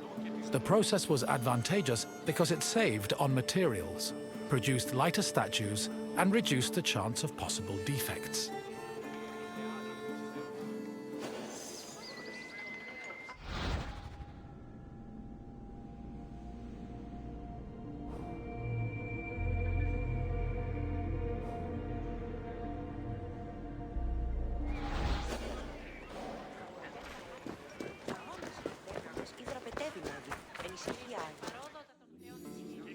Once all the pieces of the sculpture were molded, they were welded together and subjected to the cold working process. This process involved repairing the sculpture's flaws by filling any holes and cracks with specifically measured bronze patches. Afterwards, the sculpture was scraped, chiseled, and polished until it was deemed satisfactory. Decorative details like hair, eyebrows, and mustaches were added with the use of a sharp tool. Eyes, which could be inset with ivory, glass, or silver, were attached to their sockets using a resinous kind of glue.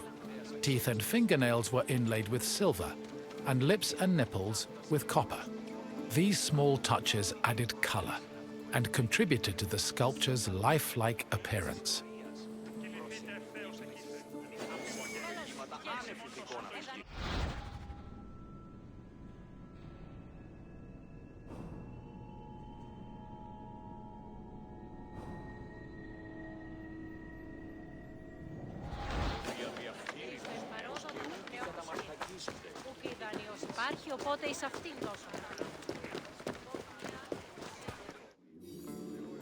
Bronze sculptures have a long and varied history in Greece.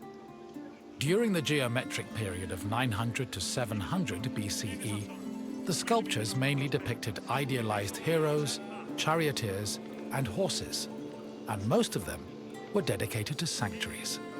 The Orientalizing period followed in the 7th century BCE.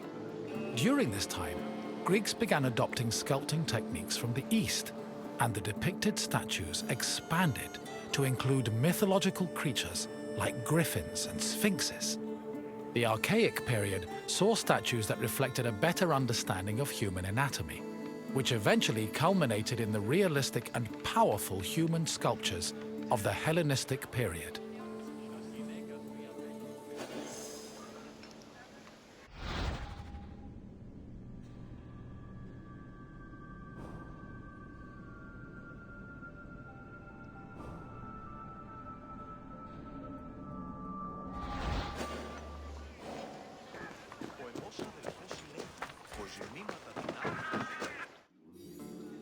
Argos was the home of Polykleitos, one of the most famous sculptors in ancient Greece. His works, like the Doryphorus and Diadomenos, as well as his treatise on sculpting called the Canon, had a massive impact on the art as a whole, particularly in regards to ideal body proportions. Sadly, the original versions of Polykleitos' sculptures have been lost, along with most bronze statues from antiquity. As time went on, many bronze statues were melted down to be recycled in things like weapons, ammunition, and even church bells. Because of this, marble copies from the Roman period are our best evidence of the masterpieces of Greek sculpture.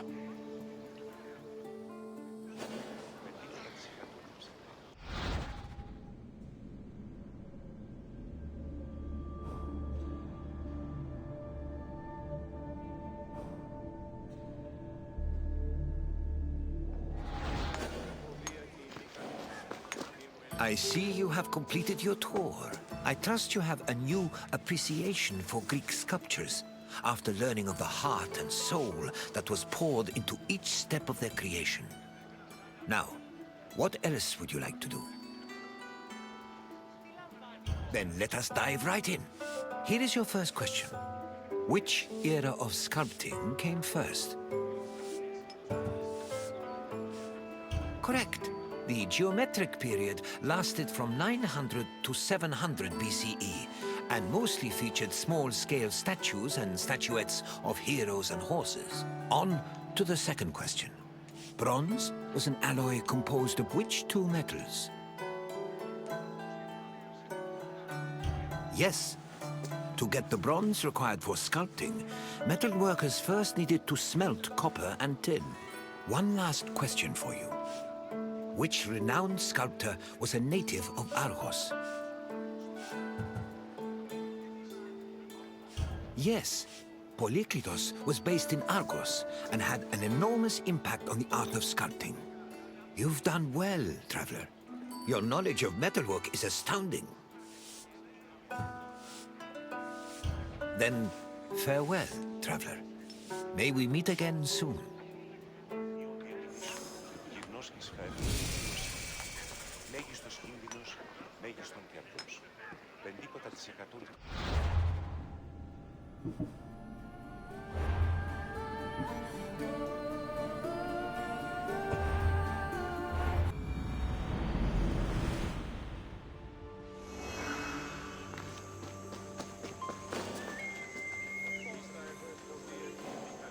My friend, I see you followed your nose to this lovely perfumery, perfume yard, perfactory?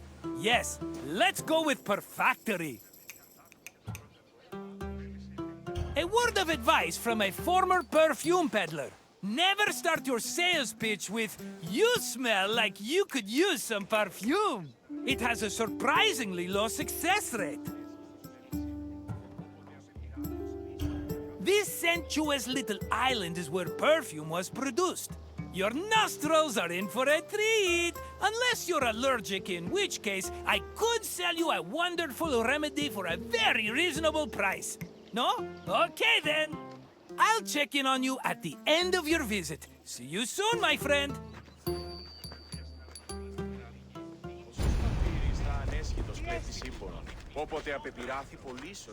Perfume-making techniques were invented and perfected in Mesopotamia and Egypt, beginning in the 4th millennium BCE. By the time of the Mycenaean era, perfume played an important role in the Greek economy. Mostly reserved for kings, priests, and aristocrats in the beginning, it later became more widely available during the classical and Hellenistic periods. Greeks used perfume for more than just personal cosmetics. It also had sacred uses. For example, cults would sometimes anoint their god's statue with perfume, and it was also used during rituals like weddings and funerals. Food and wine could also be scented with perfume to add to a meal's presentation. The art of making perfume was part of medicine and pharmacology, and physicians devoted entire books listing the best perfume recipes.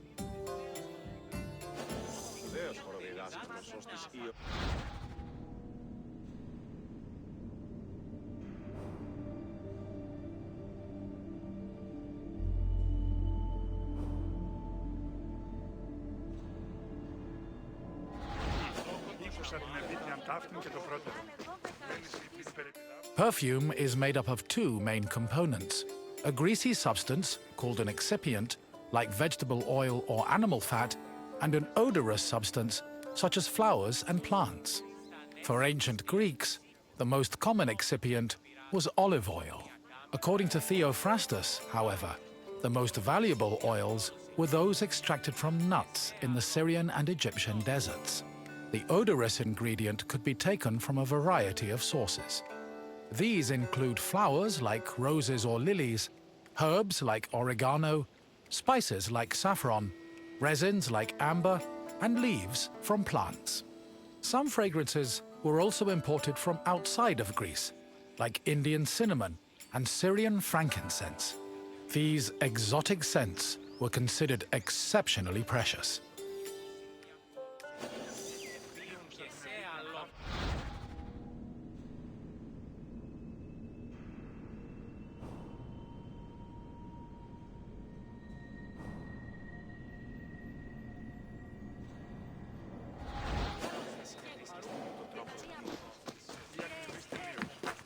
Mixing scent into the fatty excipient was called enfleurage, of which there were two methods. If the flower being used for the scent was fragile, the preferred method of extraction was cold enfleurage, which required an oil-soaked cloth. First, the cloth was rubbed against the flower's petals, saturating the oil with the scent. Then, the cloth was pressed to wring out the scented oil. Hot enfleurage involved heating the excipient before mixing in the scented substance.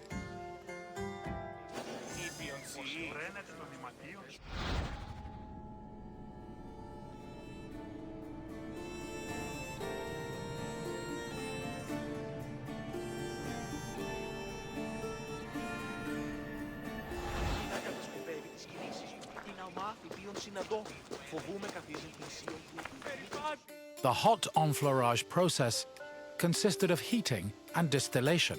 After the scented ingredients were dipped into heated oil, the mixture was then filtered before being pressed and decanted. Once the mixture was complete, spices, coloring agents and fixatives were added, along with preservatives to prevent the perfume from spoiling. Finally, the liquid was hermetically sealed in bottles, ready to be shipped to market.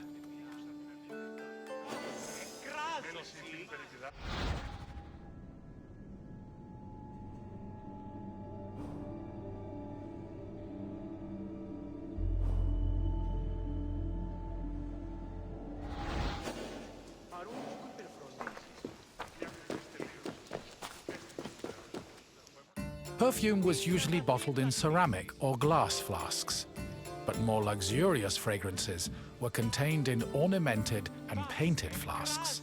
Lekythoi and alabastra were elegant bottles designed for women, while arabaloi were used by athletes. It was common for the bottle's craftsmen to brand them to prevent frauds and knockoffs. Perfume shops were usually located in city centers, befitting of their importance. In addition to selling perfume, they were also sometimes used as meeting places.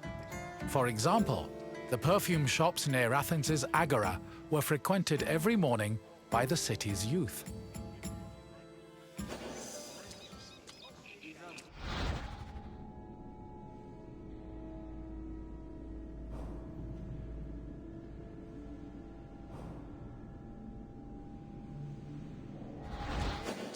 λαμβάνει χώρα?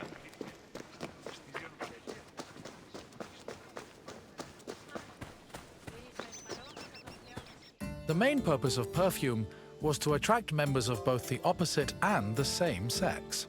We can trace this practice back to a scene in the Iliad, where Hera used perfume to seduce Zeus. Similarly, hymns about goddesses like Demeter and Aphrodite always mention their pleasant smell, further solidifying the belief that scent and seduction went hand in hand. However, perfume was also a mark of social status. Athletes covered themselves in perfumed oils during their training and at symposia, and citizens were judged based on how anointed, shiny, and perfumed their bodies were.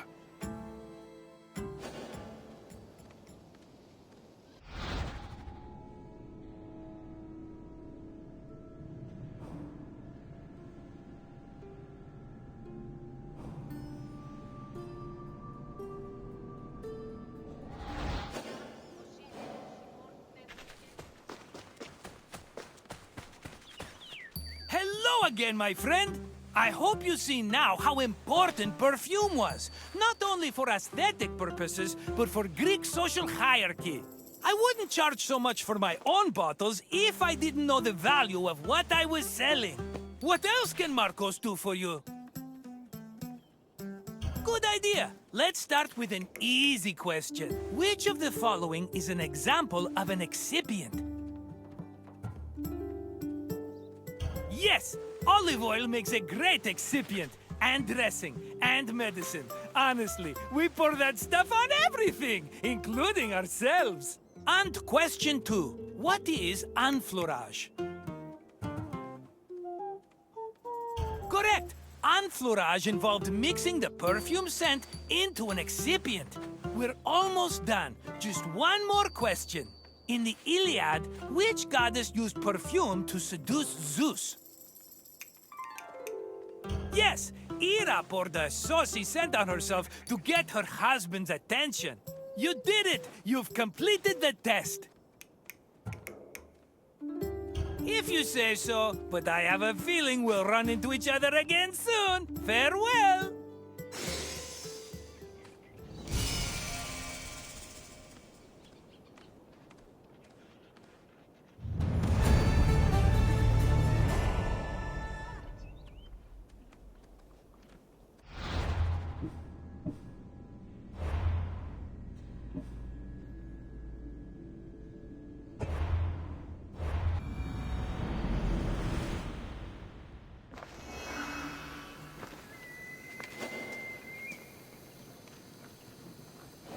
Welcome to the silver mines of Laurion. The mines make me nervous. All those fumes can't be safe to inhale day in and day out. The Laurion silver mines were discovered between Thorikos and Cape Sunion, near Athens. They were rich in the mineral galena, and provided Athens with much of the silver necessary to mint its currency. Because of this, the mines were invaluable to the city, and the resources they provided helped turn Athens into one of the most powerful states in Greece. We will meet again after you've seen what the mines have to offer. Farewell for now, wanderer.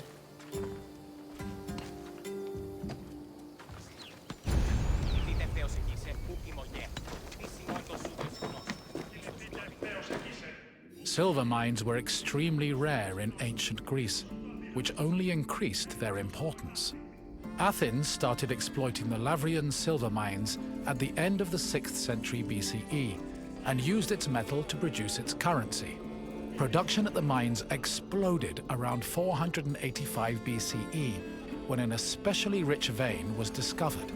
The mine's abundant silver made Athens one of the wealthiest cities in Greece. They also provided the resources necessary to build a fleet large enough to defeat the Persians at the Battle of Salamis. In short, the Laurion mines played an integral part in the emergence of Athens as a Greek superpower.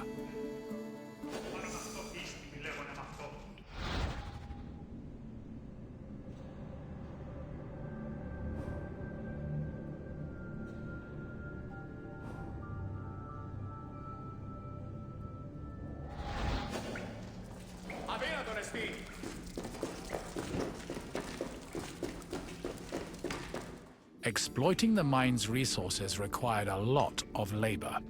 To meet this requirement and save on cost, Athens leased out mining concessions to its citizens, who had their slaves to do most of the work, alongside poor day laborers.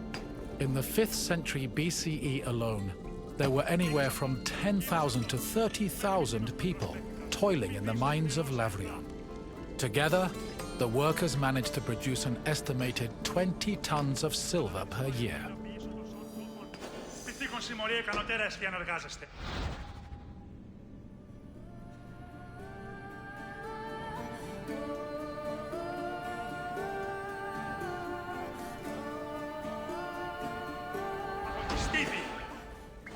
Οι οφθαλμοί μου πεσεύουσι. Mining in Laurion was a two-step process. First, the ore was extracted, and then it was refined. It took about 16 kilograms of raw ore to produce a single pure silver drachma of about 4 grams. Recovered artifacts from the mines provide some insight into the specifics of the mining process. Galleries were dug to follow the veins of ore. They were small and did not offer much space for the workers. They were also hand-cut, and it's believed that it took whole days to dig only a few centimeters. Once the galleries finally reached the veins, the ore was extracted and then crushed on mortar stone to prepare it for washing.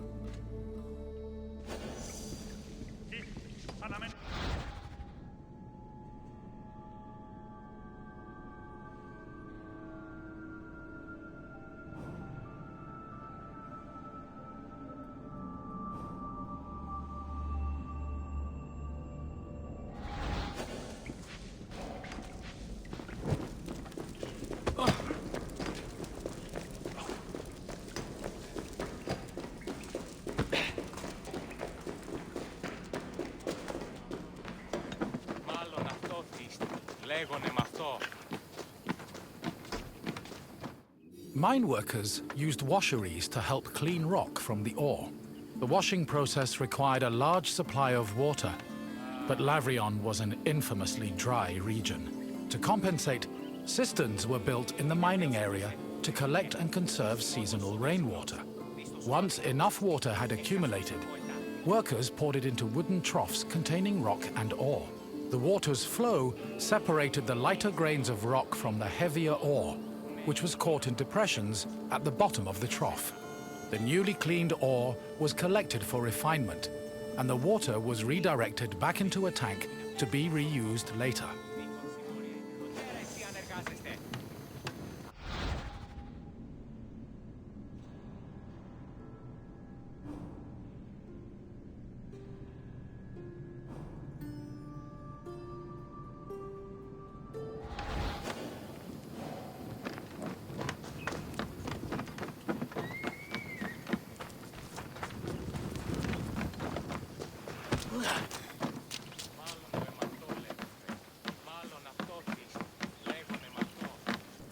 Once the ore was clean and dry, it was ready for smelting. Its purpose was to isolate the silver in the ore. To do this, the ore was placed in a conical furnace filled with combustible charcoal. Bellows pumped air into the furnace to control the temperature. Inside, the ore burned, emitting a toxic smoke that was evacuated through a chimney. Eventually, the silver alloy was separated from the slag and collected for the last step in the refinement process, cupellation. Cupellation removed any leftover lead from the silver. The smelted alloy was placed in a cupel, an absorbent bowl made of bone ashes. It was then put in a furnace, where it absorbed the lead and left only silver behind.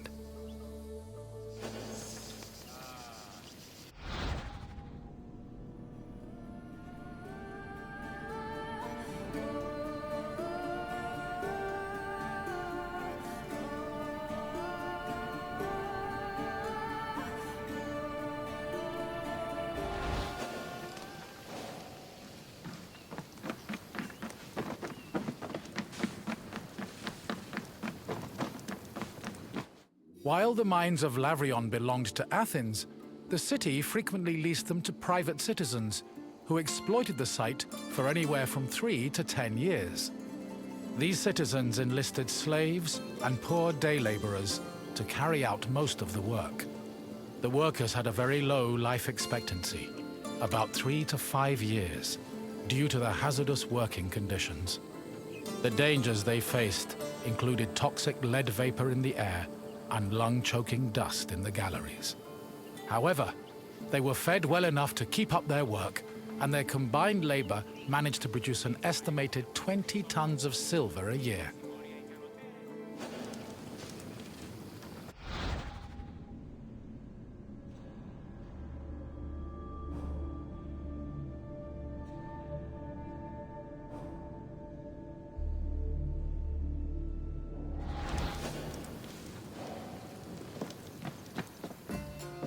I hope you enjoyed your trip through the mines.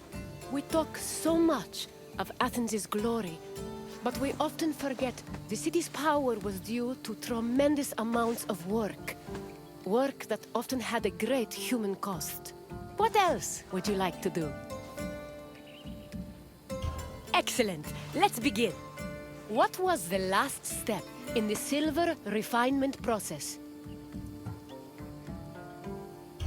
Yes, capellation removed any remaining lead, leaving only the silver behind. Now, for the second question. How did workers acquire water for the ore washing process? Correct. The workers used cisterns to collect the seasonal rainwater.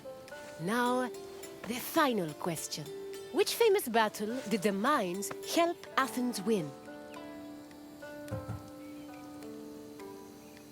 Correct. The Athenians used silver from the mines to finance a massive fleet for the Battle of Salamis. It's clear your visit has taught you much. A job well done, Wanderer. Farewell, Wanderer. Best of luck on your journeys.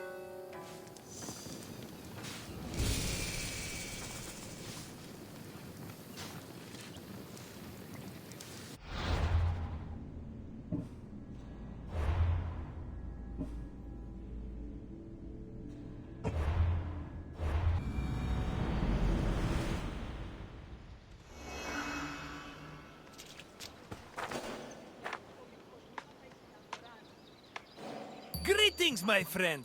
Welcome to Arkadia, home of shepherds, sheep, and manure. I recently made an offer to buy some nearby farmland.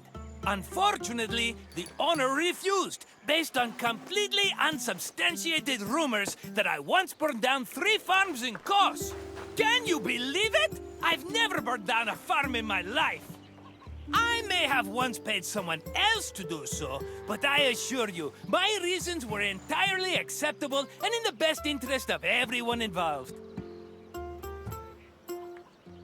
Arkadia was well known for its sublime natural vistas. Farmers and shepherds were seduced by its beauty, and it's easy to see why.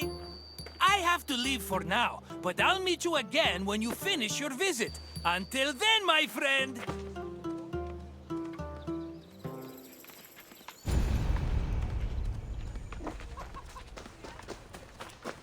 Grain was a staple of the Greek diet, to the point where Homer referred to his compatriots as mortal eaters of bread. Grain farming was a meticulous process. Due to dry summers, artificial irrigation was impossible, so farmers had to rely on rainfall to water their crops. This gave them very narrow windows for sowing and harvesting. On a farm of this size, only half of the field would be planted every year, while the other half would lie fallow to avoid exhausting the soil. According to the poet Hesiod, the best time to sow grain was in autumn, and the best time to harvest it was in May. Fortunately, if farmers missed their opportunity, they also had a chance to plant millet in the spring.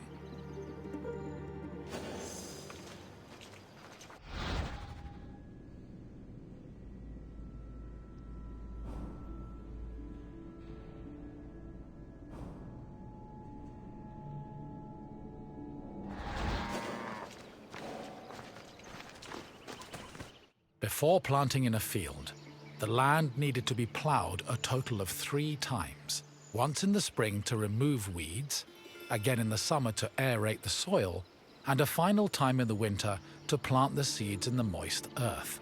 The plough was pulled by 2 oxen, while the sowing of seeds was done by hand. After the seeds were planted, a boy turned the soil with a hoe to protect them from hungry birds. Once the sowing was finished, the farmers waited for winter rains to irrigate the field. They also prayed to the goddess of agriculture, Demeter, and her daughter Persephone, in the hopes of being favored with a bountiful harvest come springtime.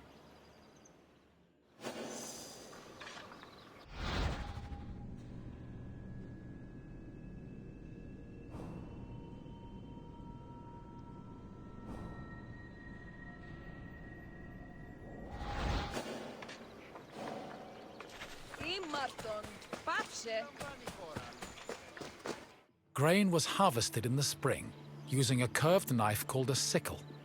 With their backs to the wind, the reapers cut the plant stalks and left the sheaves behind before moving through the rest of the crop. Once the harvest was mowed, the sheaves were brought to the threshing floor.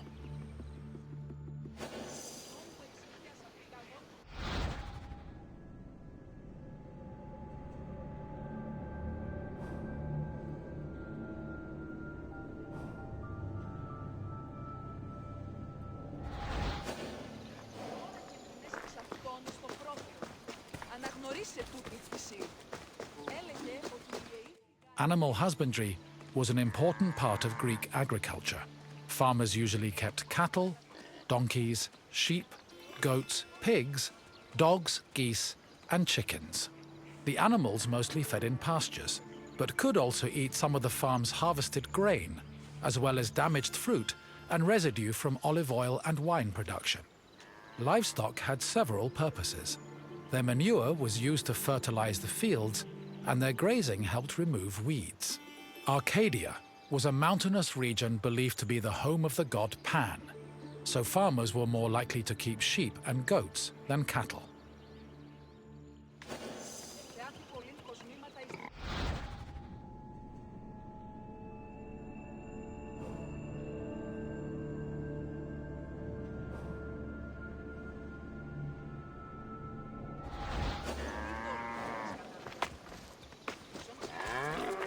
Most farming tools were simple, handmade implements made of wood and occasionally tipped with iron. The most complicated tool was the plough, which was made up of several parts, including a beam, a drawbar, and a yoke. A 2-pronged hoe, meanwhile, was used for tilling soil, and farmers also had tools for digging and weeding.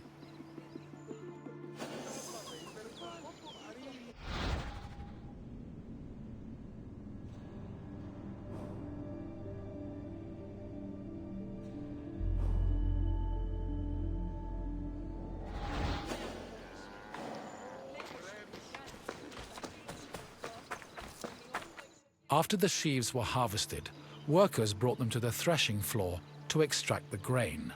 Oxen or donkeys were hitched to a post in the center of the floor and guided around it, while workers threw sheaves under their hooves.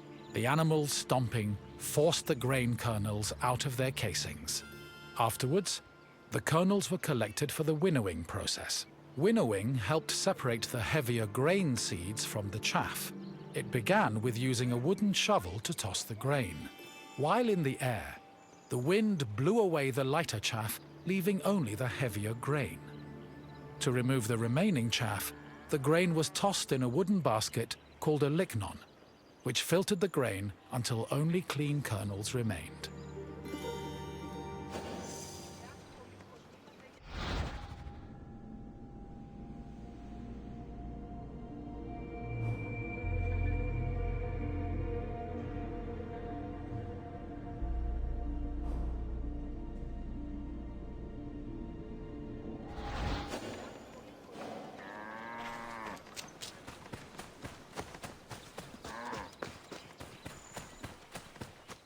Barley, which was used to make flour, was different from other types of grain. Threshing was not enough to separate the barley from its husk, so instead, It was roasted in a specialized tool called a frigatron. After the barley was roasted, it was pounded with a mortar and pestle. The pounded grain was then ground into a meal using either a hand mill or a hopper mill. Grinding was boring work, so workers often lightened the mood with a mill song. Once the barley was completely ground, it was sieved using a wicker basket called a koskinon, making it ready for use.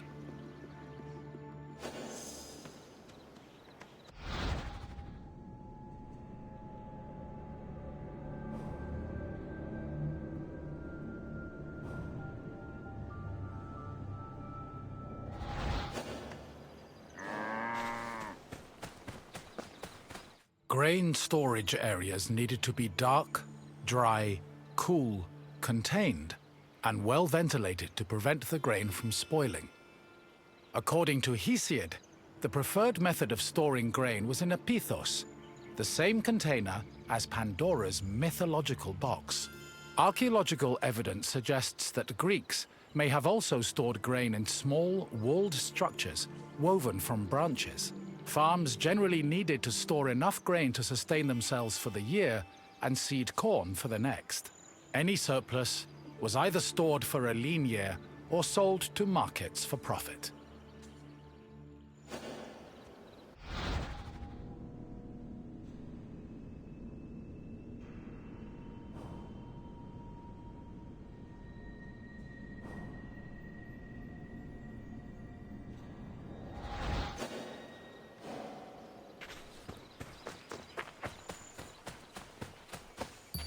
My friend! Good to see you again! You must feel hungry. I know I would, spending all that time watching farmers working themselves to the bone. Now, what else can I do for you? If you say so, let's get started. According to Hesíodos, what was the best month to start harvesting grain? Yes, spring was the ideal time for harvesting. Guess I'm not the only smart one around here. Time for another question. Which tool did reapers use to cut stalks? Yes, a sickle was a curved knife, making it ideal for harvesting sheaves of grain. Only one question left. Arcadia was believed to be the home of which god? Correct! Pan supposedly called the mountainous region his home. Incredible work, my friend. It's safe to say your mind is definitely more wheat than chaff. Safe travels, my friend. We'd better be seeing each other again soon.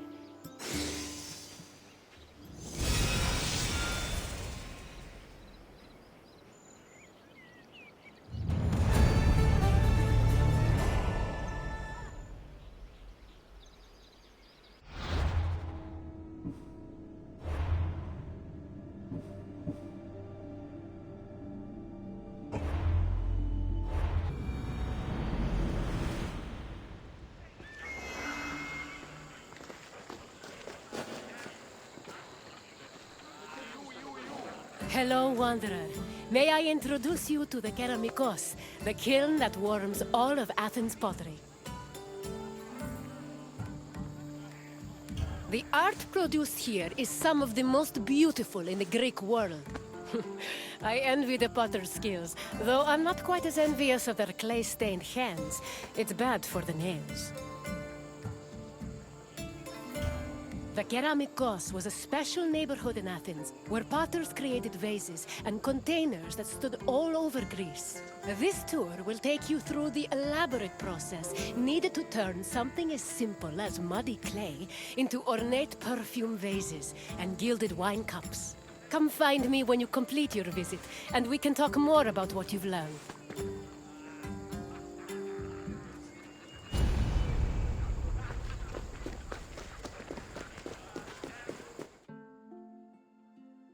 The Keramikos was a large, sprawling area northwest of Athens' Acropolis. While part of it was used as a graveyard, it was also dedicated to the creation of pottery. The Keramikos was so significant to the art form that its name lives on in the word ceramics. Perhaps drawn by the river, potters moved into the area and formed their own bustling community. It's believed that by the end of the 5th century BCE, hundreds of thousands of pottery vessels had been made in Athens, including everything from heavy, undecorated cooking pots to delicate and beautiful containers reserved for the most precious oils. Sadly, only around 1% of these works survive today, some only in small fragments.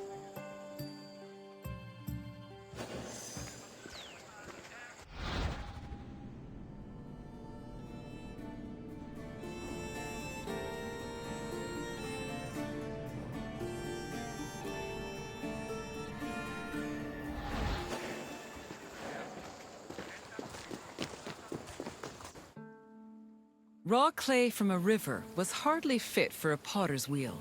Athenian potters used clay that was rich in iron, which created the distinctive orange-red coloring seen in Athenian pottery. But this high-quality clay needed to be handled carefully to avoid disasters in the kiln later on. The clay was first brought to settling beds, where it was mixed with water to wash out any organic debris like leaves. Once it was purified, workers kneaded the clay with their hands to push out air bubbles and create the texture necessary for a flawless finish. One of the goals of these early steps was to remove any impurities that could destroy a delicate design, or worse, render a vase unusable.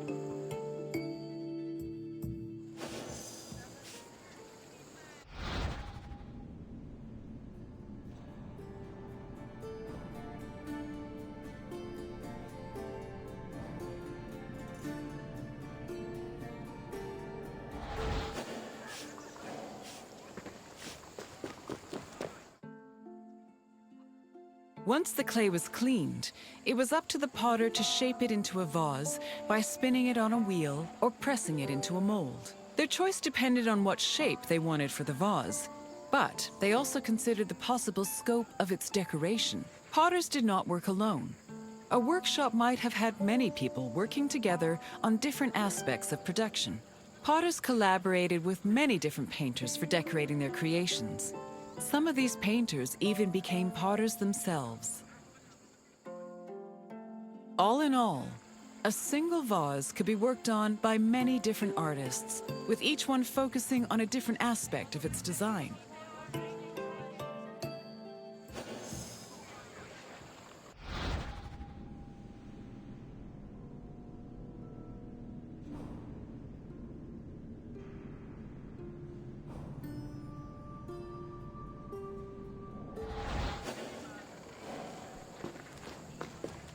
After the pots were shaped and decorated, they were packed into kilns for the lengthy and delicate firing process. The process had 3 stages: oxidation, reduction, and reoxidation.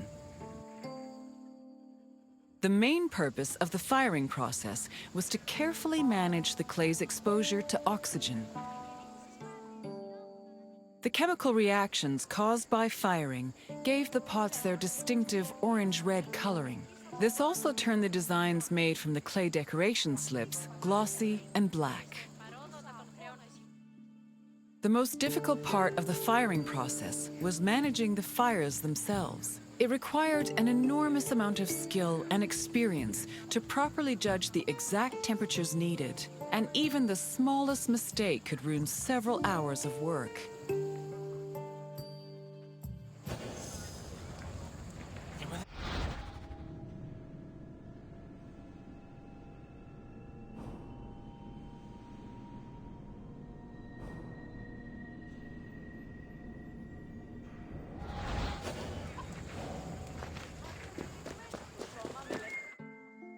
Vases could be decorated in all sorts of ways. Before 530 BCE, Athenian vases were decorated using the black figure technique, where figures and designs were painted as dark silhouettes. At the end of the 6th century BCE, painters created a new technique called red figure, an inversion of the painting process that left the figures in red and the background in black. This gave the artist more freedom to better explore details like muscles and individual locks of hair. Designs were sketched onto the bare surface of the pot using a thin, sharp tool. Thin relief lines, which help define subtle elements like facial features, were added using a brush made of a few stiff hairs. More elaborate vases were sometimes gilded, but these decorations were so delicate, they were most likely only added after the firing process.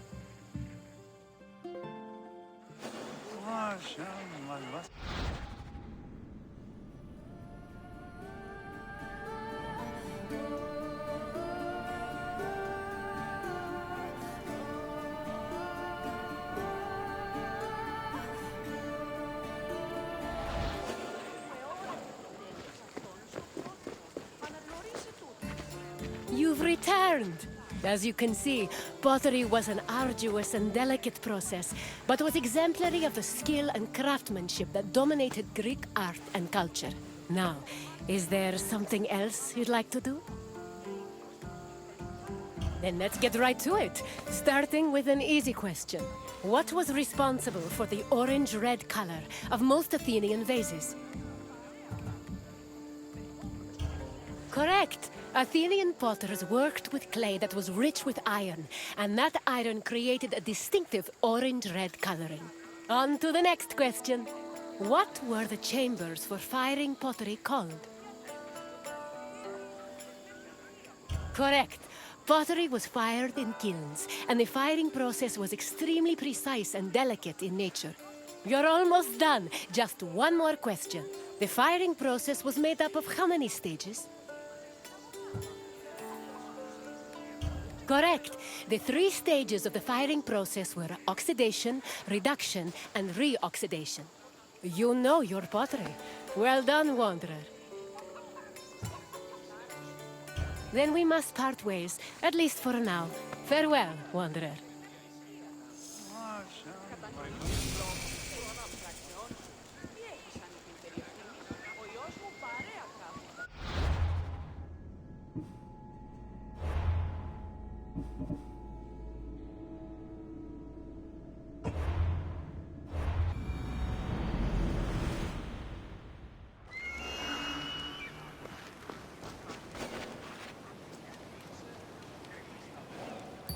My friend, welcome to Kythera, where clothes are dyed and noses are assaulted by disgusting smells.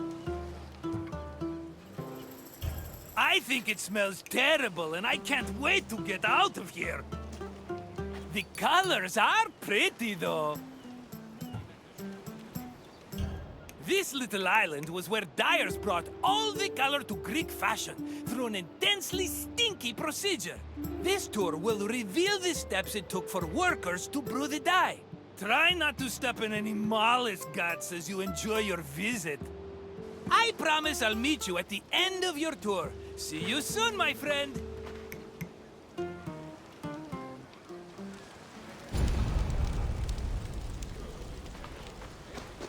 In Greece, fabric and clothing were colored using natural dyes from shellfish, insects, and plants. Skilled craftsmen across the Greek world extracted dyes from these sources and combined them with other substances to create a variety of colors.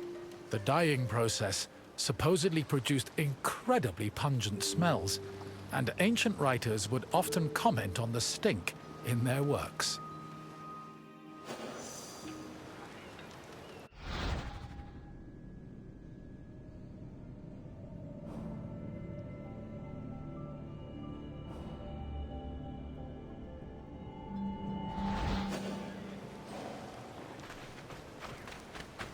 Murex is the generic name for 3 species of mollusks that reside in the Mediterranean. The substance they secrete was used by craftsmen to create the most expensive dyes in the ancient world, the most famous of which was Tyrian purple. Fishing techniques varied depending on the type of mollusk. In shallow waters, fishermen could simply dive and catch the mollusks, but they set traps if the water was too deep. Being carnivorous, murex were often lured using dead animal flesh as bait. It was imperative that the mollusks be captured alive, as they only secreted the precious purple liquid needed for dyes upon death.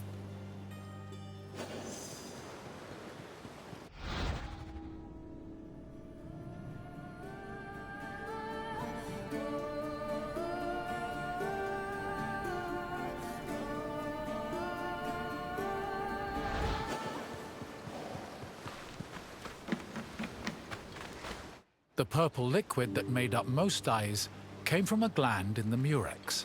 To collect it, workers would either crack open the mollusk's shell with a knife, or if it was smaller, crush it with a stone. Each mollusk only produced a small amount of liquid, and thousands of them were needed to produce even a gram of the substance. Because of this, captured mollusks were usually kept alive in seawater-immersed baskets until enough had accumulated to produce a satisfactory amount of dye.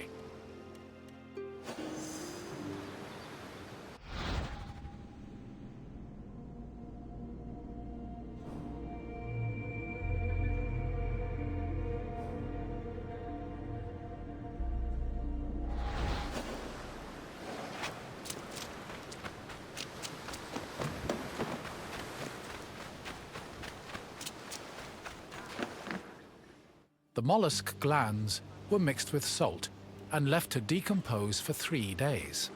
Afterwards, the resulting mash was placed in a vat, where it boiled until it was thickened and reduced to 1/16 of its original volume. The dyers stirred this mixture and removed any impurities. This process produced the foul odor so reviled by ancient writers.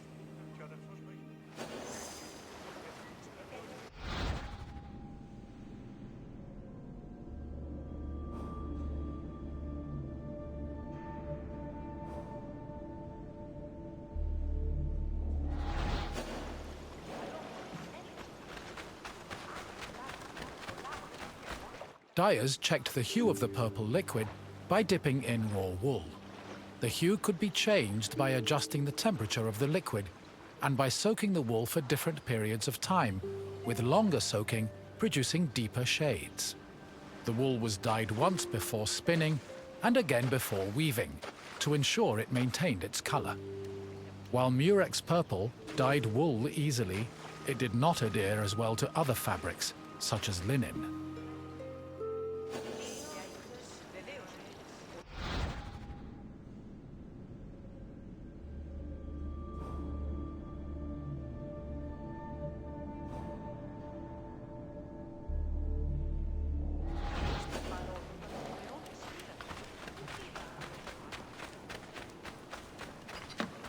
Most Greek garments were made from rectangular fabric that was rarely cut or sewn. They were normally folded around the body, with girdles, pins, and buttons. Dyeing served to give the garments a more unique style. Decorations were also widely used, and were either woven or painted on. They depicted things like animals, human figures, and mythological scenes.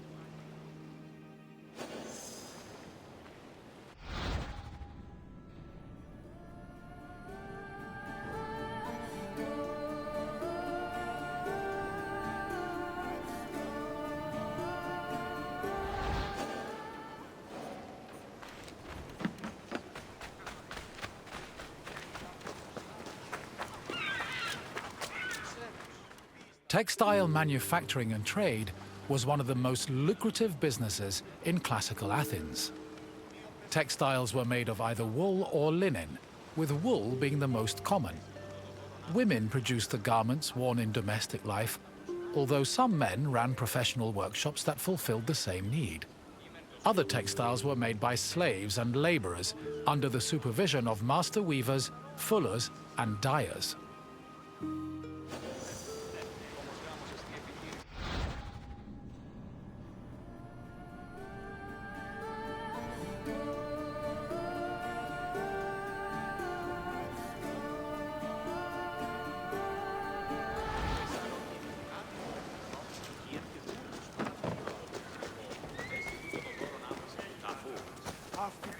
Clothes didn't just keep people warm. They were used as a way to communicate social identities like gender, status, and ethnicity.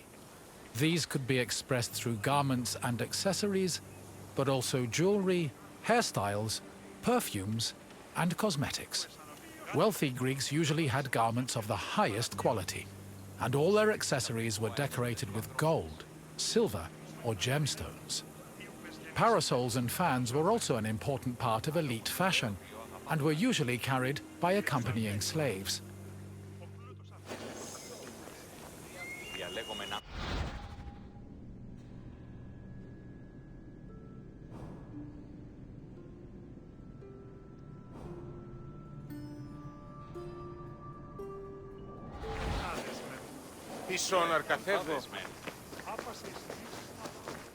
The most common Greek garments were the peplos, the chiton, and the hymation. The peplos, typically worn by women, was a body-length cloth.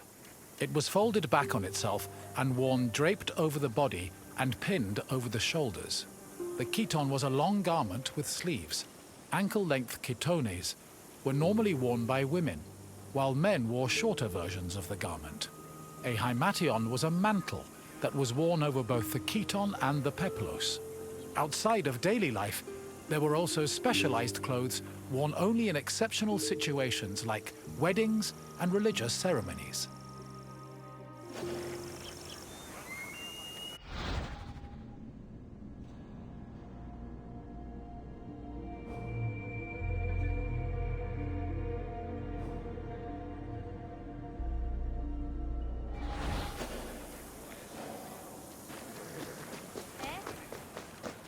Good to see you again, my friend.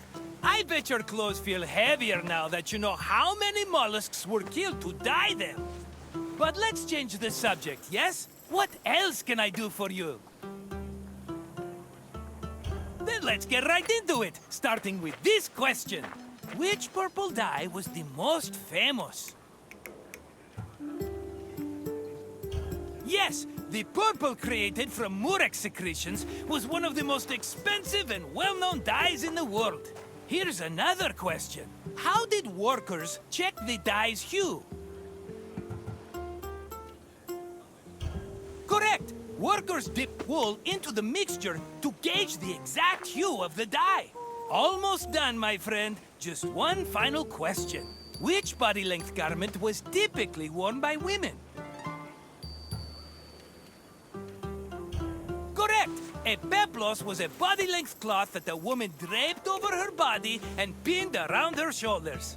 I had no idea you were so knowledgeable about fashion, but look at you. I should have known from what you're wearing. You've got it, my friend. Farewell for now. Ποιος εμέ περιπέσει.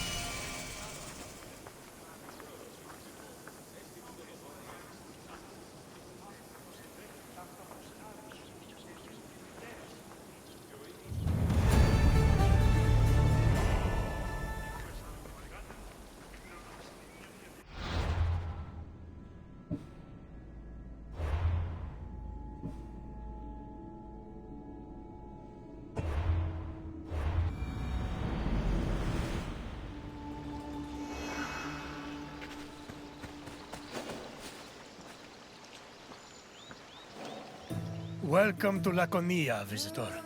You're here to learn about Spartan society, yes? Then I won't stop you.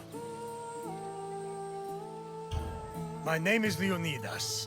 I am a king of Sparta. But do not think of me as some idle aristocrat softened by luxury. When Spartans go to war, I stand alongside them, shield to shield. And my spear tastes the same blood as those of my men. Sparta is a glorious place, and you should feel honored to be here. Honored, and perhaps somewhat frightened.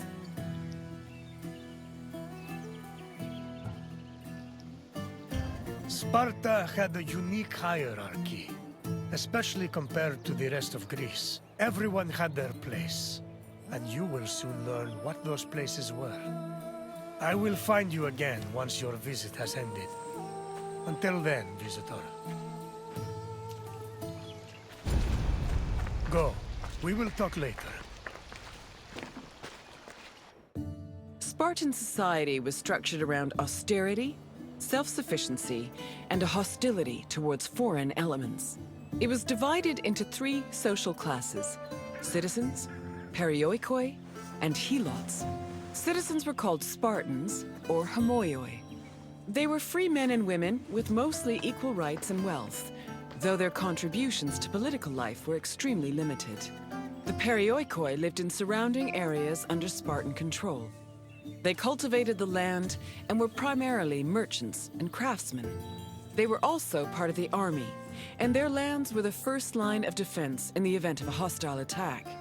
Helots were Sparta's lowest class. They were people who had lost their freedom to the Spartans, and they served the city as slaves. Helots were considered property instead of people. As a result, they had no political or civil rights.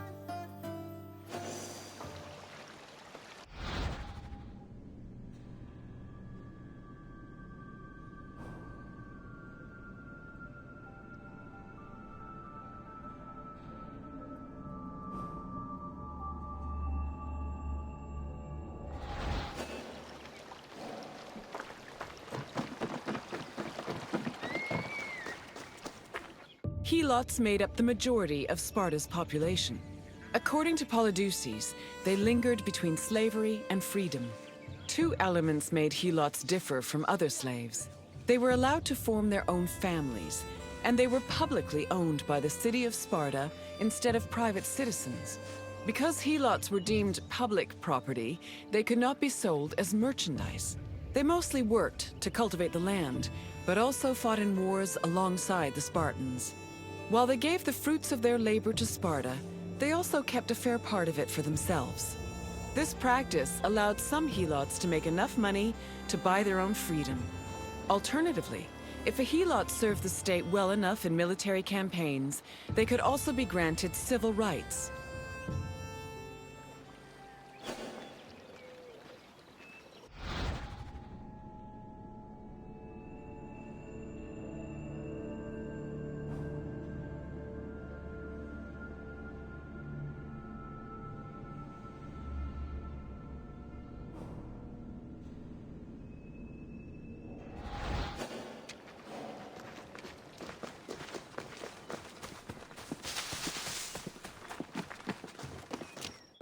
The founding of Sparta is dated around the 9th century BCE. Historical information about the city is limited, but it was known to extend into the region of Lakonia. Over time, Sparta started encroaching on the territory of Messenia, eventually leading to war. Sparta gained more land in this conflict, which they divided between their citizens and the Perioikoi. The aftermath of the Second Messenian War, from 640 to 620 BCE, then divided the population into three groups: the Homoioi, the Perioikoi, and the Helots. The Helots of Lakonia mostly respected Sparta's rule and did not cause much trouble. However, Helots from Messenia supposedly resisted the Spartans, although sources can only confirm one revolt for certain, which occurred in Messenia in 464 BCE.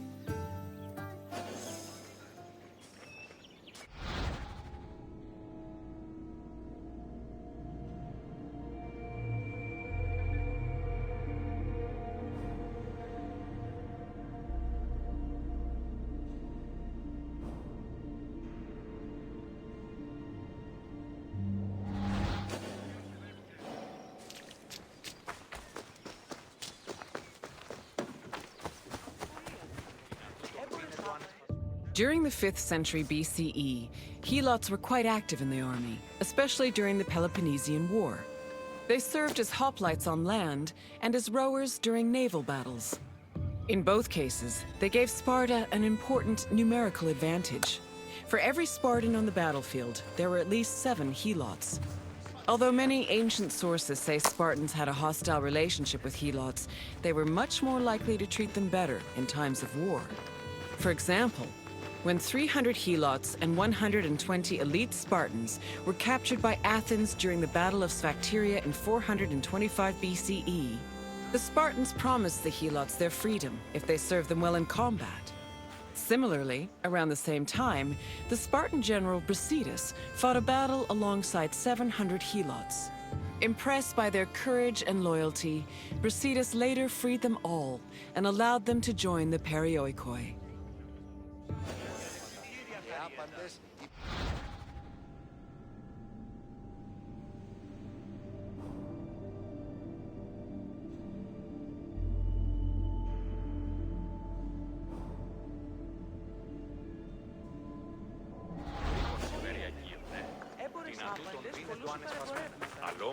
Perioikoi were another group of Sparta's population. They lived not in the city itself, but in its surrounding areas. The Perioikoi were never hostile against the Spartans. In fact, both groups together were known by the collective name Lacedaemonians. Perioikic cities had their own autonomy and sanctuaries, but they were always bound to Sparta. They were allowed to develop their own local laws and economies, but could never reach a level of prosperity that rivaled their parent state. Ίσως και την αικιακά.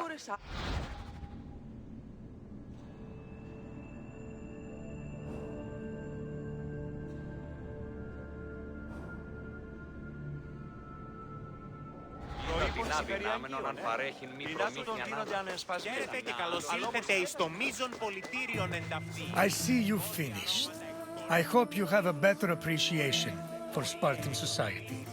Nothing we do is without reason, and every man, woman, and child has a role to play. What would you like to do? Is that so?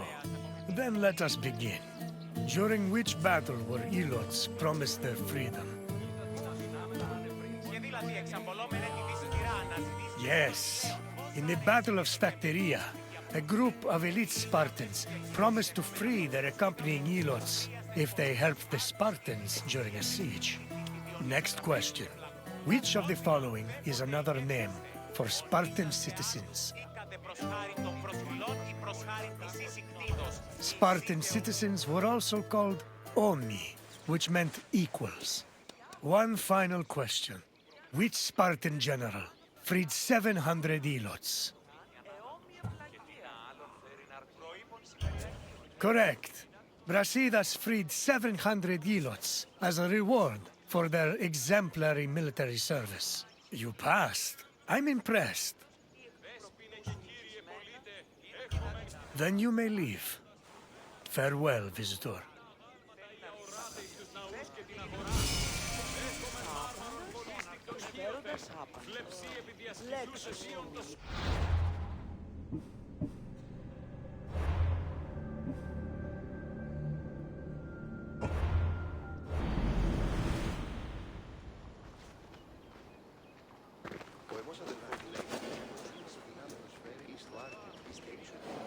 Greetings, visitor. You stand in Sparta's political center, where all of the city's most important decisions were made. You should feel honored. Spartans may be unequaled on the battlefield, but some situations are better solved by a meeting of minds than a clash of swords. Not many, mind you, but some. Sparta's political system was unique in the Greek world.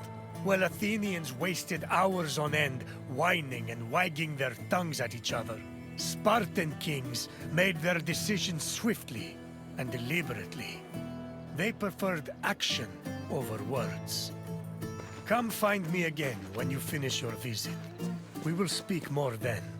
Farewell.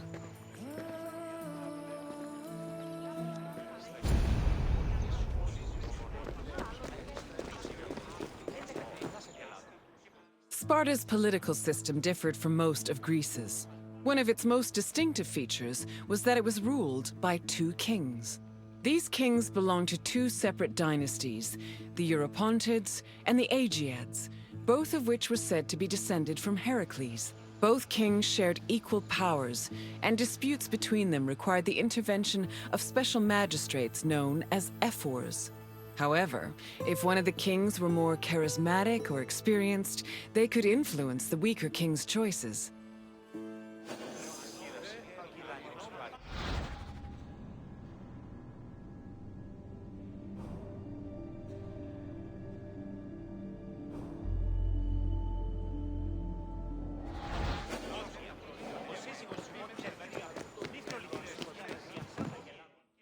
Spartan kings had several responsibilities and functions. As lifetime magistrates, they were technically Sparta's priests and strategists, and their duties encompassed everything from politics to justice. Originally, Both kings would lead military campaigns in times of war.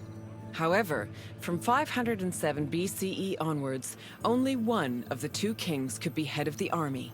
On the battlefield, kings were accompanied by 300 elite soldiers for protection. But being a king wasn't only about working and fighting, they enjoyed special privileges as well. Spartan kings lived at the expense of the city, owned royal estates in the surrounding Perioikic cities, and received the majority of the spoils of war. When they passed away, they were buried with special honors, and the population mourned them for a period of 10 days.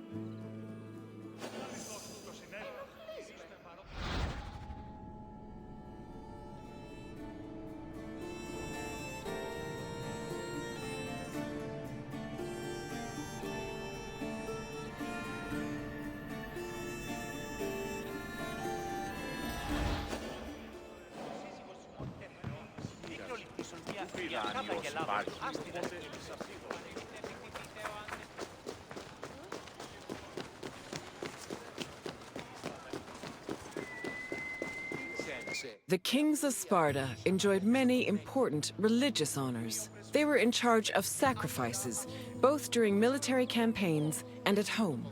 The kings received double portions of the meat at all communal meals, and they were also the first to pour libations. They also personally conducted public sacrifices as priests, which helped remind their subjects of their divine connection to Heracles and Zeus.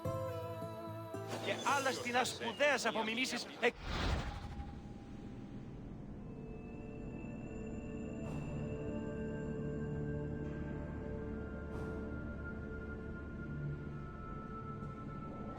πρεσβύτερος πέθηκε άπαντα αφήνεμη.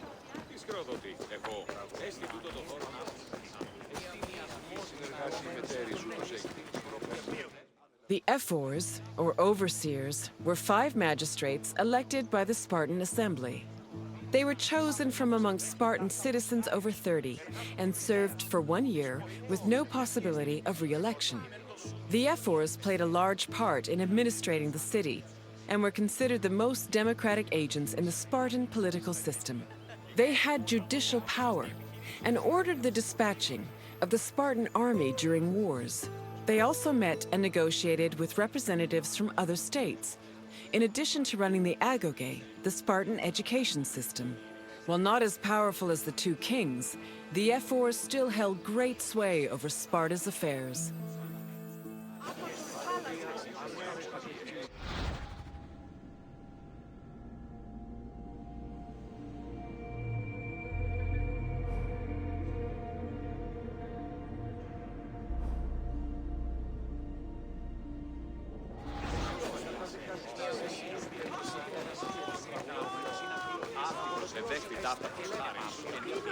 The Gerousia was the Spartan Council of Elders. It was made up of the 2 current kings, as well as 28 elders called Gerontes. They were Spartan citizens over the age of 60, the cutoff age for military duty. They were elected for life by the Spartan Assembly. The Gerousia, similar to Athens' Boulé, handled legislative and financial matters.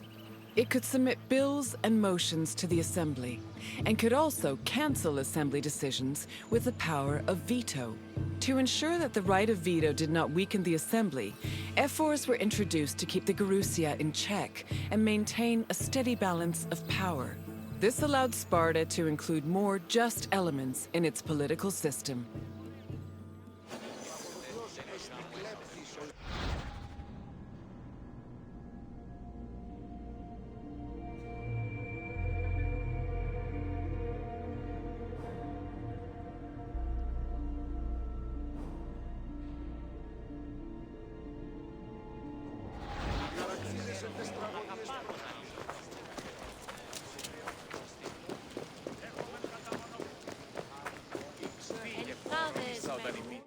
The Spartan Assembly, or the Apella, was made up of Spartan citizens who were over 30 years old.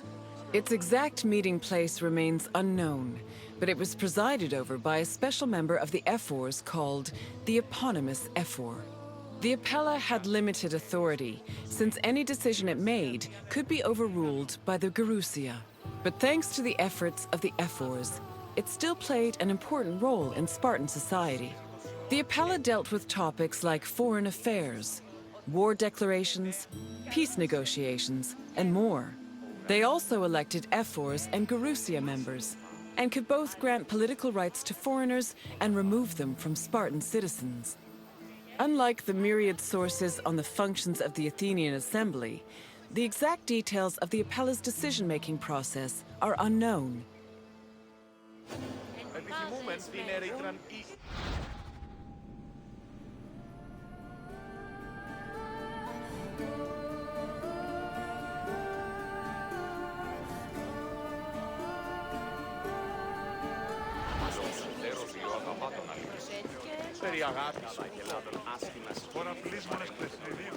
I see you finished. I hope you feel more knowledgeable about the inner workings of Spartan politics. Our way of ruling was not conventional, to say the least. But it served our purposes well. What would you like to do? Are you? We shall see. Let's begin. What was the name of the Spartan Assembly? Correct. The Spartan Assembly was known as the Apella. Question 2. How many members did the Gerousia have?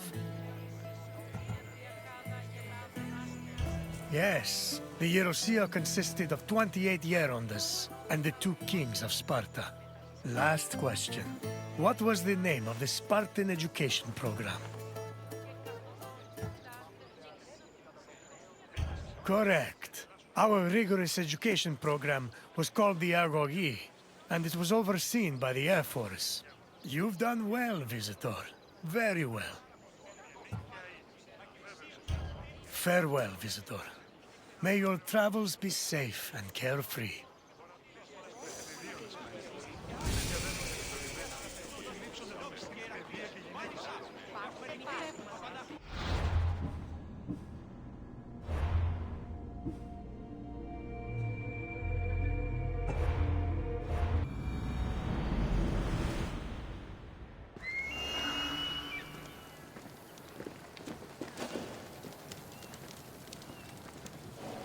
Welcome, Wanderer, to the democratic center of Athens, otherwise known as the Pnyx. The battles fought here may be more intellectual than bloody, but they are no less spectacular. These outcomes will affect an entire city in a different way. The Pnyx was the meeting place of the Athenian Assembly and the physical embodiment of democracy at work. This tour will give you insight into how citizens made decisions and kept the city running. We can talk more when you have finished the tour. See you soon, Wanderer.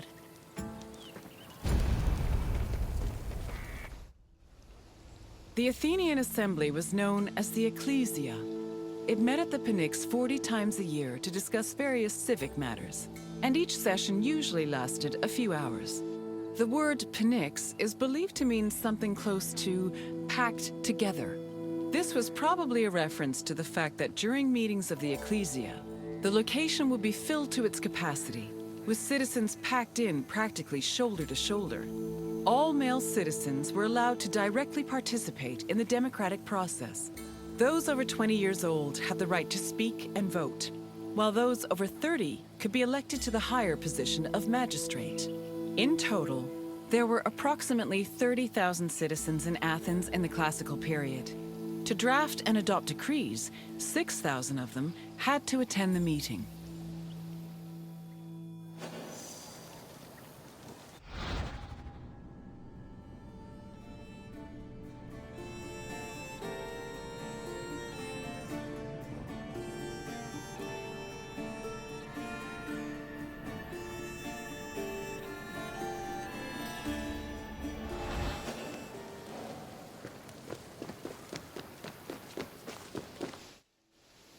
Citizens came from all over Attica's 10 districts to attend the meetings of the Ecclesia. The meeting was presided over by an executive council called the Prytanes. Every session began with a sacrifice to Zeus Agoreos, the patron of the assembly. During the meeting, citizens delivered speeches from the Pnyx's platform on whatever issues the city faced. Afterwards, the issue was voted on with a show of hands from the gathered assembly. The Ecclesia made important decisions about subjects like grain importation, expenses, and declarations of war.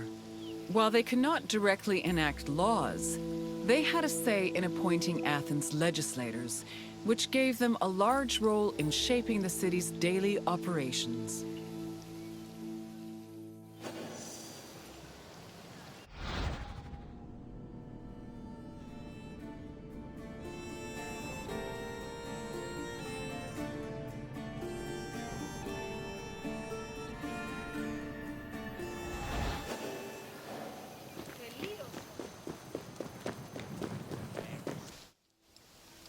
While some citizens only participated in the sessions of the Ecclesia, others could become more involved in democracy as magistrates. Magistrates were elected from among Athenian citizens over 30. They were often successful orators and charismatic politicians, and they held much more sway over important decisions than the average citizen. One of the most famous magistrates was Pericles, who was so popular, he held his position for 15 years.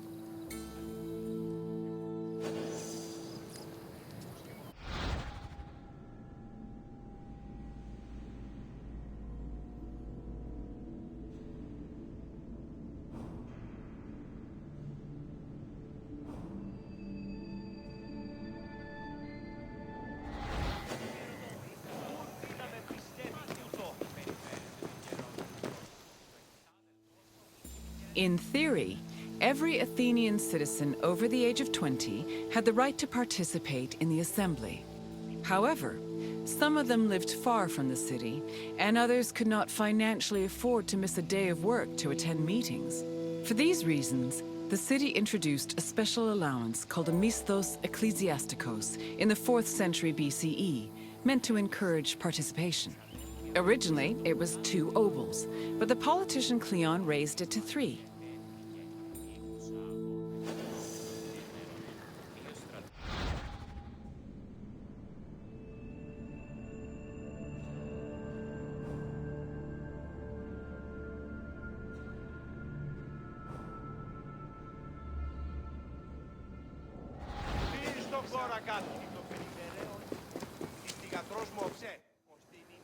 Athens introduced several innovations that heavily influenced modern society, including theater, architecture, and philosophy. However, their greatest contribution was their democratic government, which introduced the concept of a city ruled by its citizens. The decision to adopt democracy as a government, a choice made in 508 BCE, shaped civilization as we know it, and continues to affect us today.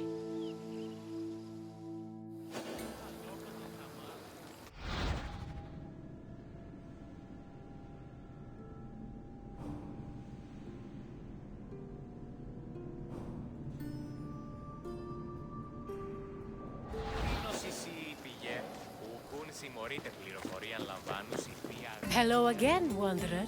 I trust you appreciated learning about the inner workings of the city. Is there anything else you'd like to do? Then let's start with a simple question. Approximately how many citizens were in Athens in my time?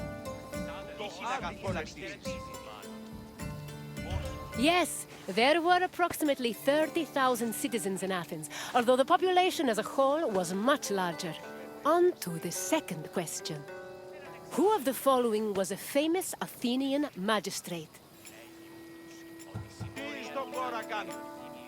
Yes, Pericles was an extremely popular magistrate who managed to keep his position for 15 years.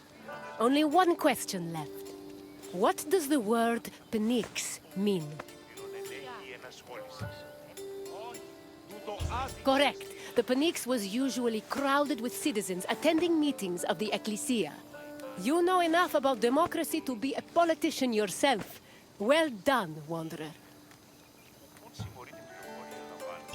Very well. Farewell, wanderer. Αληθώς, και πολλούς ητού της ευθύσης υπηκών, ο σκευοφύλαξ μέρος στη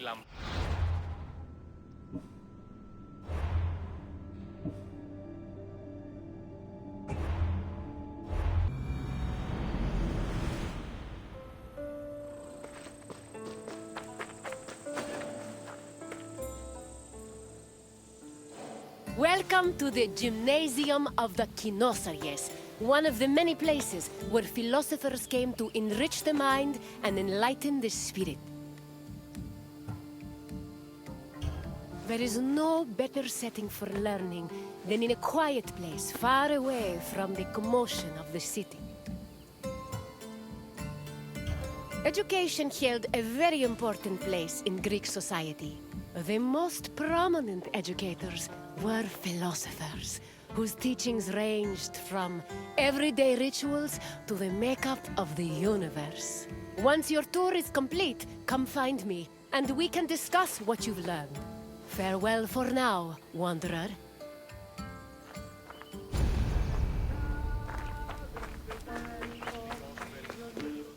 Philosophy comes from the Greek word philosophia, or love of wisdom. This concept was in direct contrast with philochromatia, love of money, and philotimia, love of honor. As of the second half of the 5th century BCE, Athens was known as Greece's capital of philosophy. Due to the rise of democracy, there was an increasing need for education beyond the basic subjects of elementary school. Athenian citizens needed to be able to participate in various functions of the democratic state, such as being elected for office, proposing new laws, engaging in military decisions, or simply defending their rights.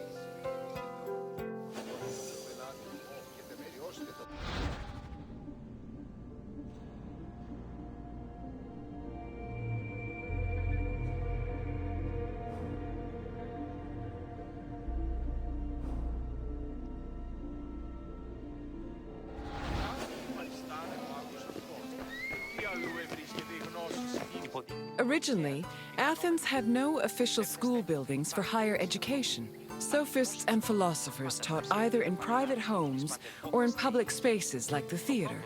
To recruit young pupils for long-term curricula, they also held classes in gymnasia, where young Athenians underwent physical training. The Cynosarges was a sanctuary to Heracles, located in the south suburb of Athens. At the beginning of the 4th century BCE, Antisthenes used this sanctuary as a teaching spot for his school of philosophy, the aptly named Cynicism.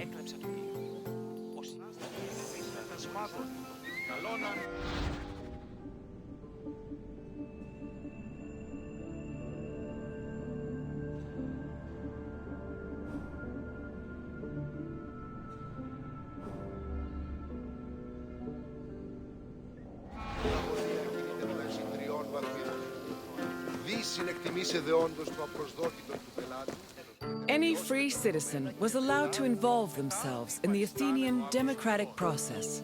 However, to truly influence the flow of politics, their speech and rhetoric skills had to be impeccable. As a result, many sophists taught subjects like logic, reason, and eloquence. These were meant to help students achieve arete, or excellence. But this specific concept of excellence was often challenged, especially by other philosophers. For example, Plato, Socrates, and Isocrates preferred a more moral approach and argued that rhetoric should be used as a means to serve the greater good.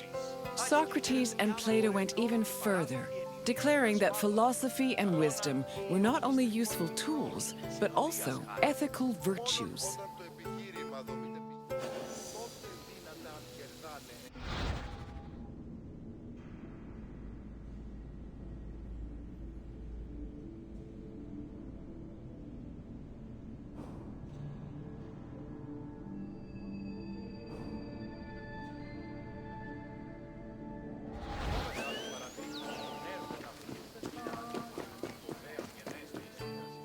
Ancient Greek philosophy was multidisciplinary in nature. In addition to wisdom and logic, philosophers also studied and taught math, geometry, music theory, and even medicine. For example, the philosopher Prodicus wrote a treatise called On Human Nature, where he outlined various explanations on human physiology. Philosophy's influence was also great enough to affect medicine. Hippocratic physicians were known to incorporate philosophical ideas into their work, and the treatise On Airs seems to be influenced by pre-Socratic theories on air being the first principle of the universe.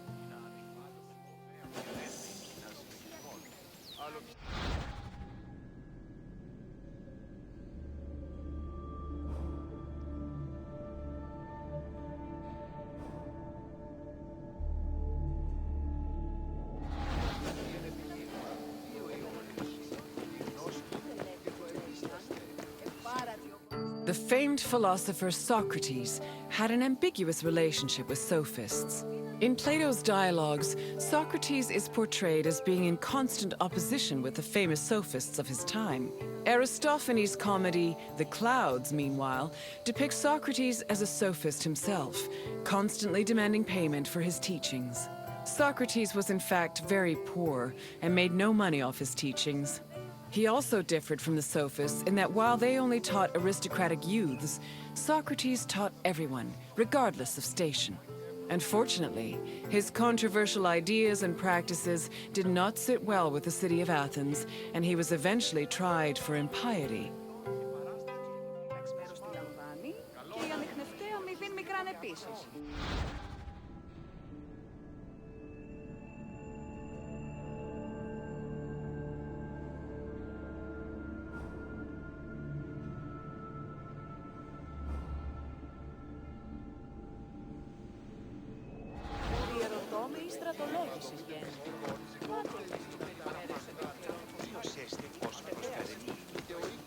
Philosophy was not only a collection of ideas, but a way of life.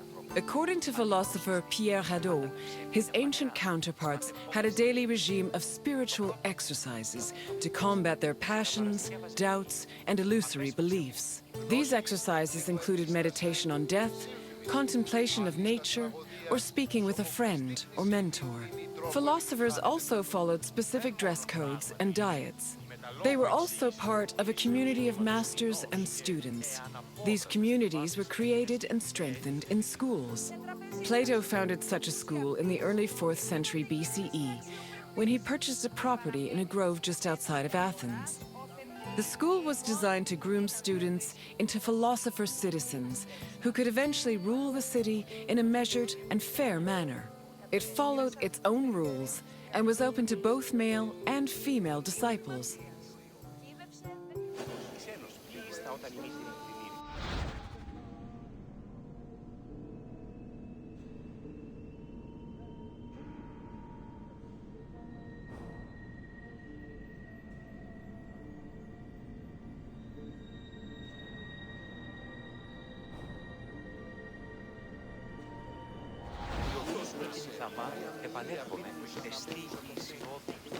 I can tell by the crease in your brow that you're already puzzling over the new things you've learned.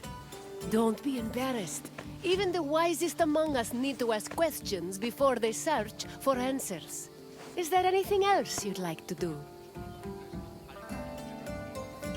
You wish to test your wisdom? Very well. Let's see how you compare to the great philosophers. The first question is an easy one. What does philosophia mean? Correct. Philosophia referred to the love of wisdom. Time for the next question. The Kynosarges was a sanctuary dedicated to which Greek hero? Correct. It was the mighty Heracles. Now, for the last question. Which play by Aristophanes portrayed Socrates as a sophist? Yes, The Clouds was a comedy that portrayed the famous philosopher as a greedy sophist. Plato even believed that this caricature contributed to his mentor's eventual trial and execution. Well done, Wanderer. Even Socrates would be impressed by the depths of your wisdom. As you wish, Wanderer. Safe travels.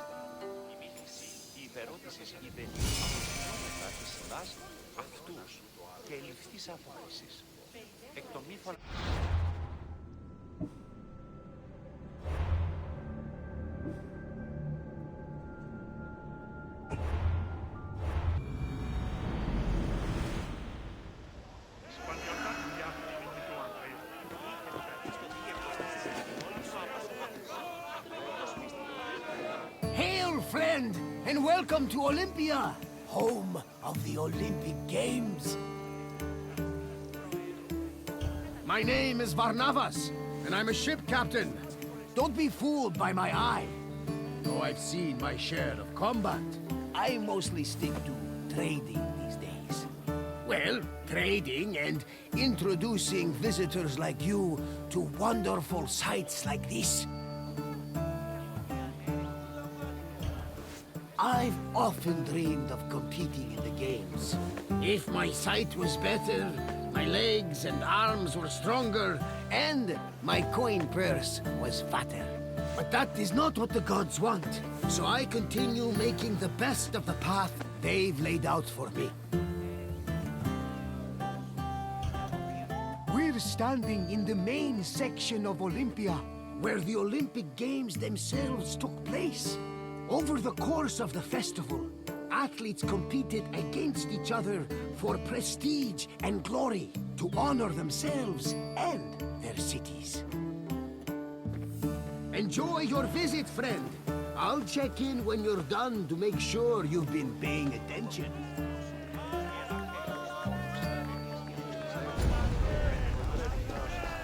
Go on and explore, friend.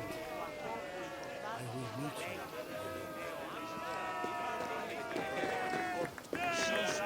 The first day of the Olympic Festival began with a swearing-in ceremony for the participating athletes, trainers, and judges. The ceremony took place in front of the altar of Zeus Horkios, or Zeus of the Oath. Athletes would swear that they would follow the Olympic rules, while judges promised to be fair and unbiased. Then the competitions began, starting with a contest between heralds and trumpeters over who would have the privilege of announcing the games. The first day's athletic competitions consisted of wrestling, running, and boxing events for the youngest athletes, aged 12 to 18.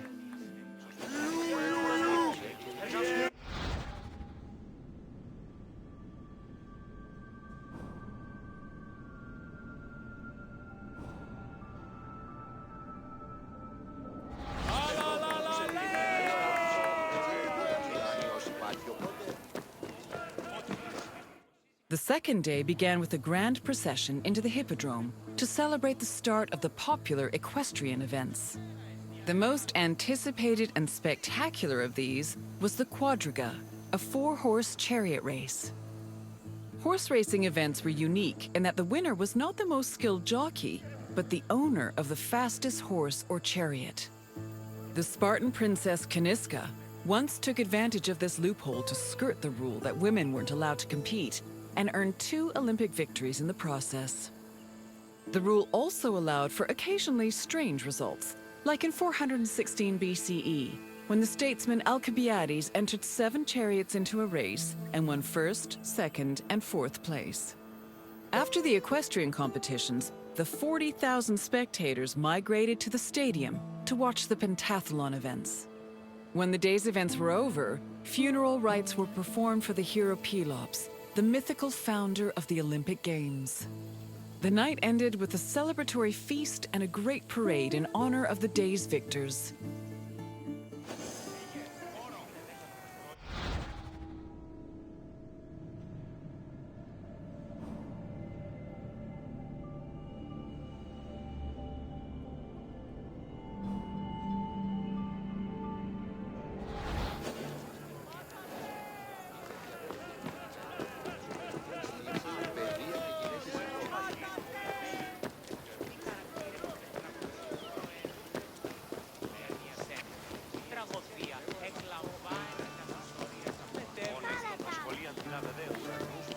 Victory at the Olympic Games was one of the highest honors a mortal could achieve, and there were several ways to immortalize that honor. Some athletes had statues erected of themselves, while others commissioned poets to write them victory odes. Oral tradition was very important to the Greeks. These odes, called eponychia, were often composed by the finest poets in the land, such as Pindar, Simonides, and Bacchylides. They were usually played at banquets and celebrations attended by the triumphant athlete or upon his departure from Olympia.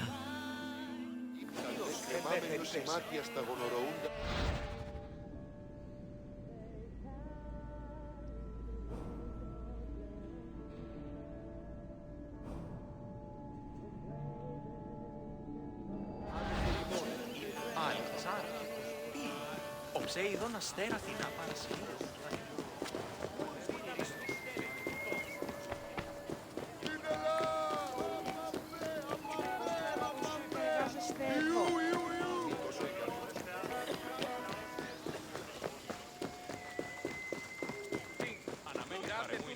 The pentathlon took place at the stadium on the second day.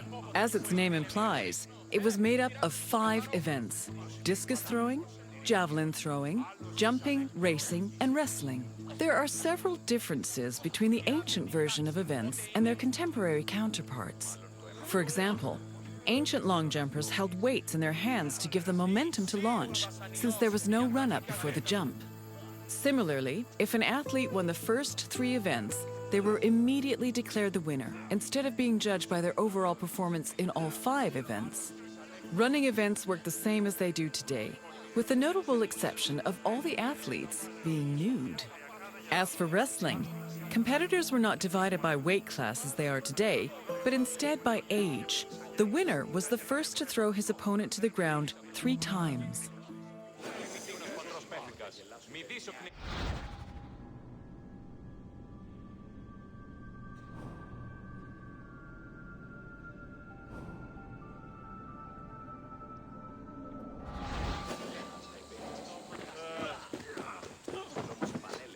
Day 3 started with the most important event of the festival. A procession of Hellenodikai, ambassadors, competitors, and animals made their way to the great altar in front of the Temple of Zeus. The animals were then offered as the official sacrifice of the festival. The afternoon of Day 3 was dedicated to foot racing events. Running was the oldest event of the Games, and in fact was the only event at the first Olympics. The main race was called the Stadion, which was a sprint of around 180 meters. The winner was granted the honor of lending his name to the 4-year period between the Games. This period was known as the Olympiad. The 4 years that followed the first Games in 776 BCE were known as the Olympiad of Coroebus of Elis, the first Olympic champion. Once all the competitions were over, a public banquet was held in the Prytaneion to celebrate the day's victors.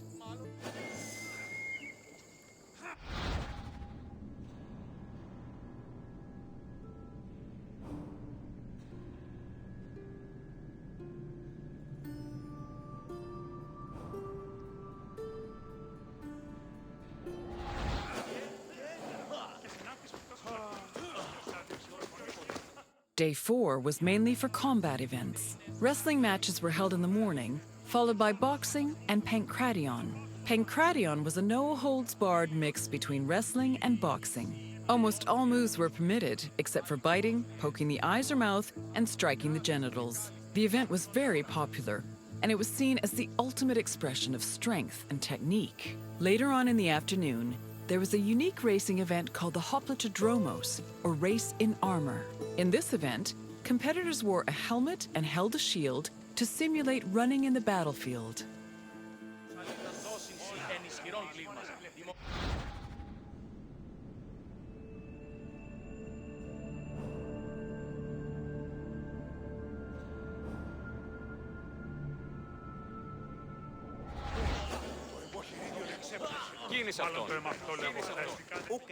The Hellenodikai, or judges of the Greeks, were both the game's adjudicators and their organizers. They hailed from Elis, the city in charge of the sanctuary of Olympia, and new judges were elected each Olympiad. they had several responsibilities. Before the games started, they decided which athletes would be allowed to compete and supervise their training. They also drew lots to make the competition brackets. During the games themselves, they picked the winners and kept an eye out for foul play. For the latter, they were assisted by stick and whip-wielding umpires who stood near the athletes and punished them if they were caught cheating.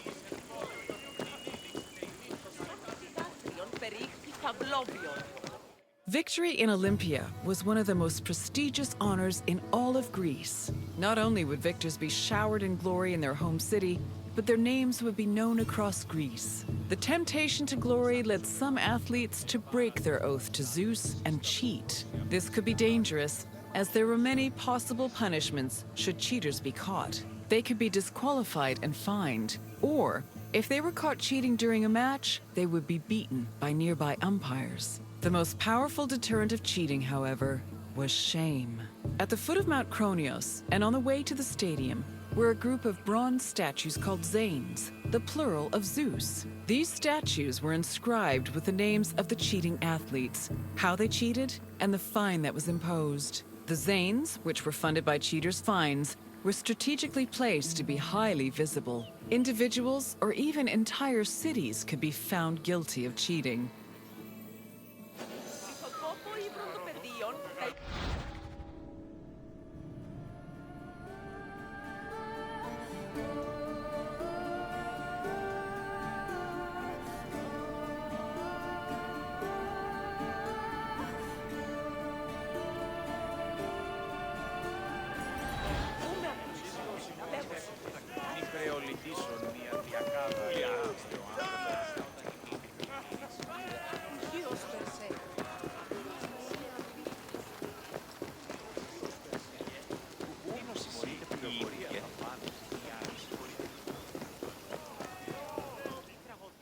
The Prytaneion was the administrative center of the cult of Olympia and the Olympic Games.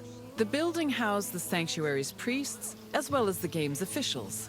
It was also used to stage the grand banquet held on the evening of the third day to honor victors. It also had a sacred function. Its central chamber was the location of the Fire of Hestia, a sacred flame that burned day and night. This fire was used to light the other altars around the sanctuary. This practice may have partially inspired the modern tradition of carrying the Olympic torch.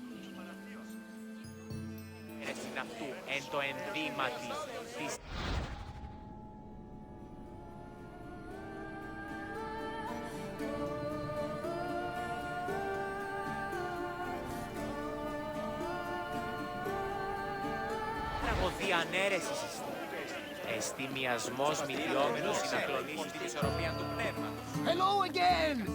I hope you enjoyed your visit.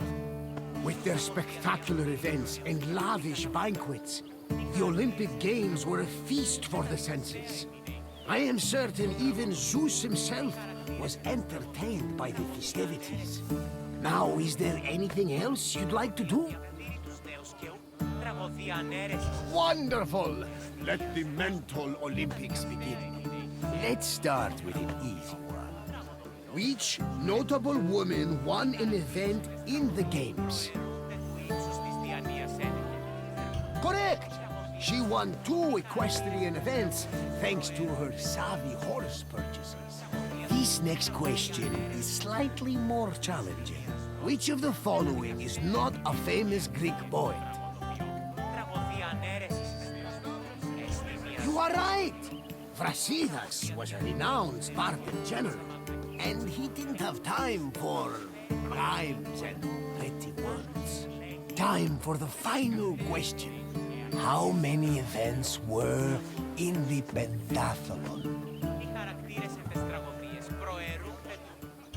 Yes! The Greek word for pende means 5, and the pentathlon had 5 events. Well done, my friend. You truly possess a sharp mind. Very well. Safe travels, my friend.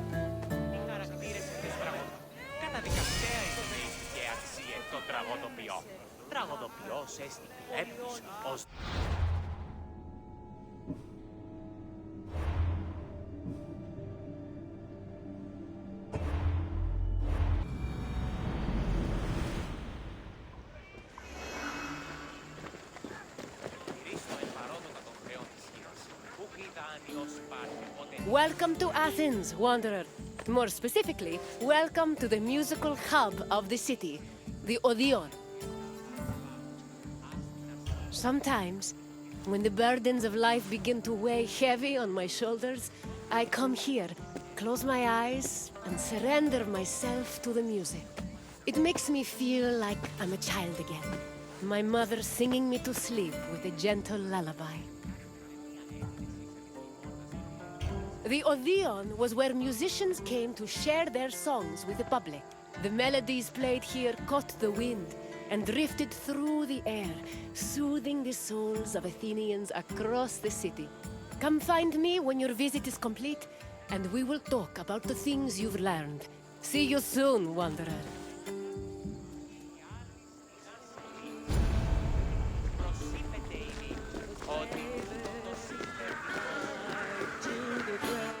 Music played an important part in almost every aspect of ancient Greek life.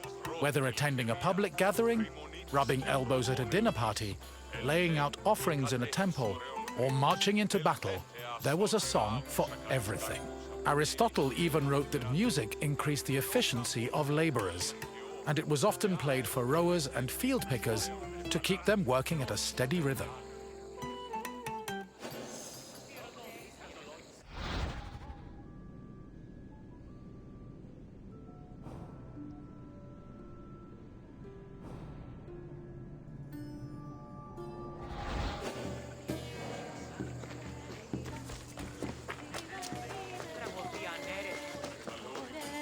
Musical contests, or agones, were originally only held during religious festivals. Over time, they became cultural events in their own right, and attracted musicians and spectators from all over the Greek world. For example, the Athenian Panathenaea festival featured competitions for instrument playing and poetry recitation. The Dionysia festival included contests between groups of male singers to see who could best perform a dithyramb, a merry hymn in honor of the god Dionysus. While these contests could be attended by all, women weren't allowed to compete in them. In the early days of the competitions, winners only received a crown and an ego boost for their talents. But from the Hellenistic period onward, the rewards were upgraded to cash prizes. These prizes were large enough for musicians to make a fortune, especially if they moved from festival to festival.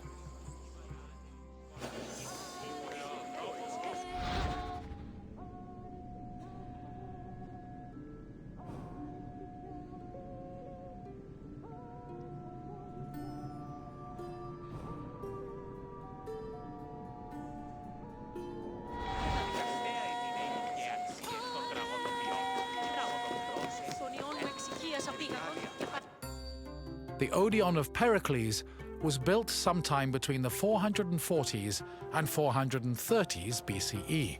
The building was commissioned by Pericles for use in the Panathenaea festival. The Odeon was also a venue for poetry readings, political rallies, and philosophical performances.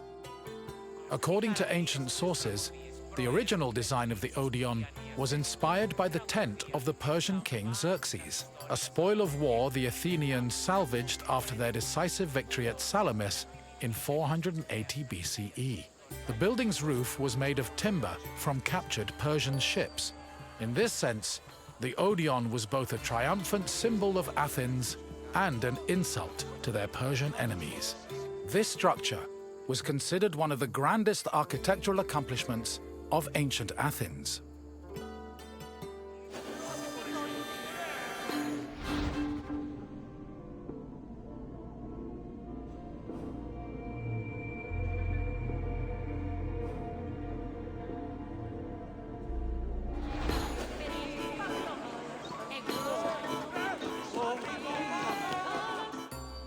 In ancient Greece, there was a type of music for almost any occasion.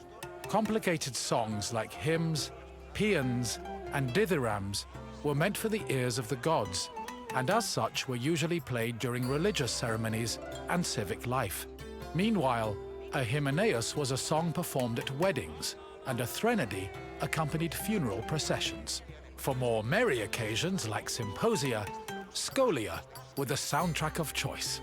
However, drama was considered the epitome of artistic expression, since it combined songs with poetry, dance, acting, and costumes. Plays were thought to be the connection between mortals and gods, and the songs that accompanied them, especially those from the tragedies of Euripides, often became huge hits in the rest of Greece.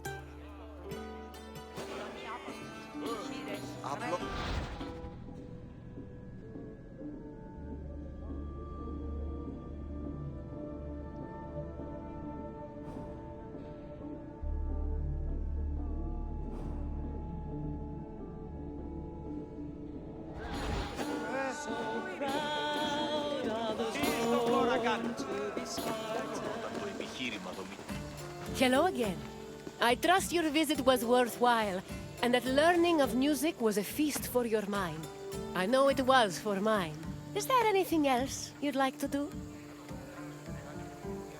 Fancy yourself an expert on music? Then let's put your knowledge to the test.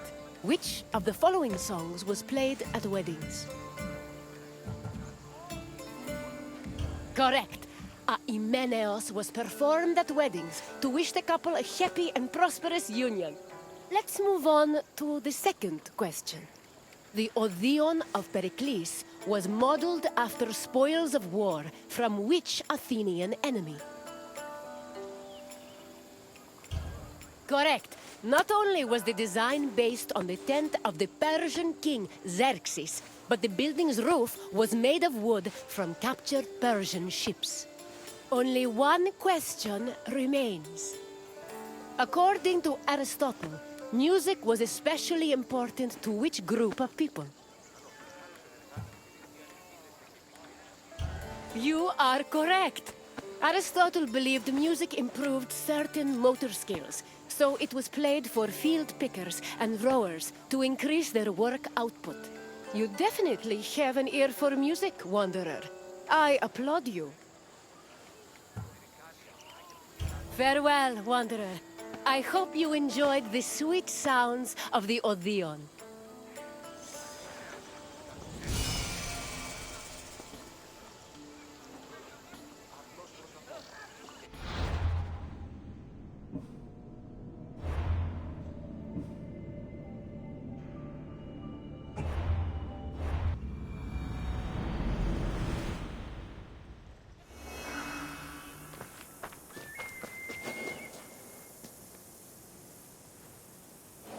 Welcome to Naxos, traveler, where the Minotaur once prowled. Some say, if you listen closely, you can still hear echoes of the Minotaur's ferocious bellowing. Of course, it may only be a trick of the wind. Perhaps.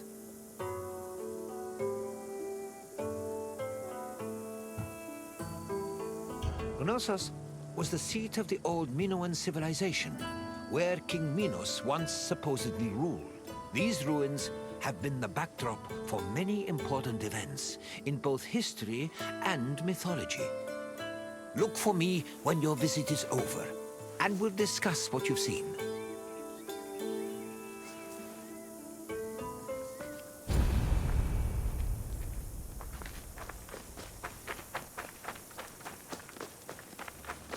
The island of Crete was first settled around 8000 BCE. Over time, significant towns and maritime trade began to develop.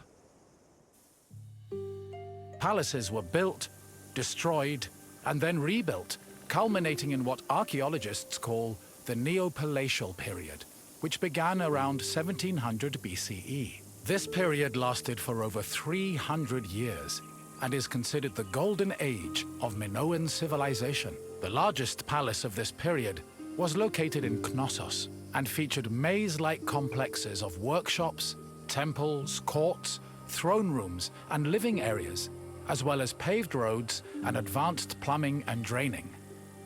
Trade and external relations were important to the Minoans, and their networks extended across the eastern Mediterranean. As a result, the people of Crete and the lands they traded with often influenced each other and exchanged ideas, usually through peaceful interactions instead of military conflict.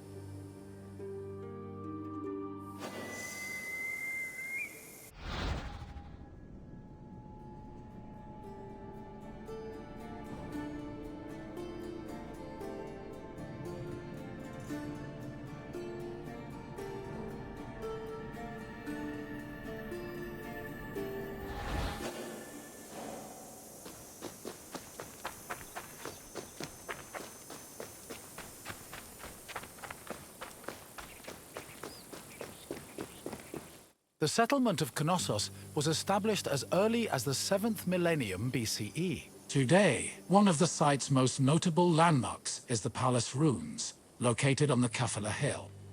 The ruins are split into two phases: the old palace, which has been poorly preserved, and the new palace. The new palace of Knossos had a surface area of approximately 13,000 square meters, making it the largest Minoan palace. Its focal point was a central court, which was probably used for ceremonial activities. The Minoan palace centers collapsed when Crete was overrun and conquered by a Mycenaean invasion from mainland Greece. However, the date of the final destruction of Knossos' palace is still unknown.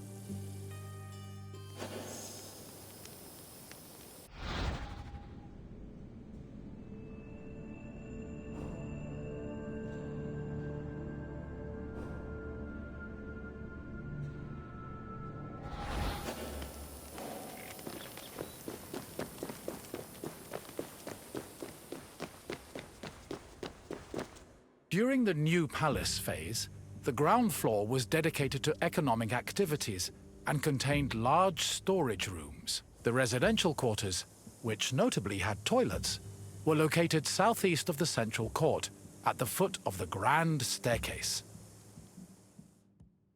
The palace was lavishly decorated with wall paintings depicting things like bull-related sports and richly dressed women. Large stone horns of consecration, which were important Minoan religious symbols, hung prominently in the west court. Other notable parts of the palace include the theatrical area, which is believed to have served as a viewing space, the tripartite shrine, which was dedicated to the worship of an important Minoan deity historians refer to as the Mother Goddess, and the Piano Nobile, a grand space located on the palace's second floor.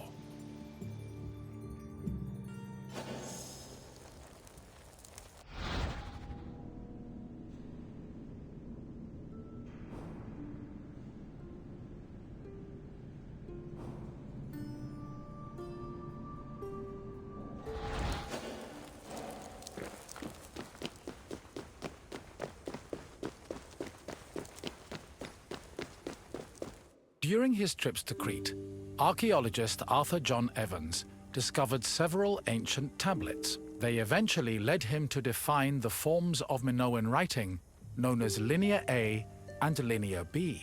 The Minoans used these forms of writing for recording many things, including business transactions. For example, one clay tablet discovered at the Palace of Knossos was inscribed in Linear B script. The tablet detailed a transfer of coriander, often used in the perfume industry, between a man named Kyprios and another person named Twinon. The deciphering of tablets such as these has given historians great insight into many aspects of Minoan culture and society.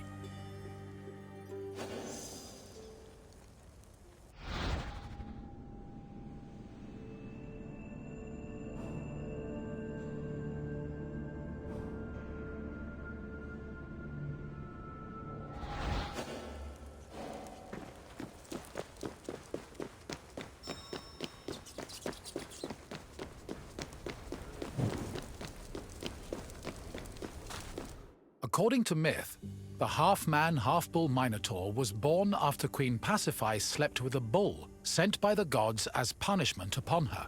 This embarrassed King Minos, but he could not bring himself to kill the Minotaur. Instead, he hid the monster in a labyrinth constructed by Daedalus.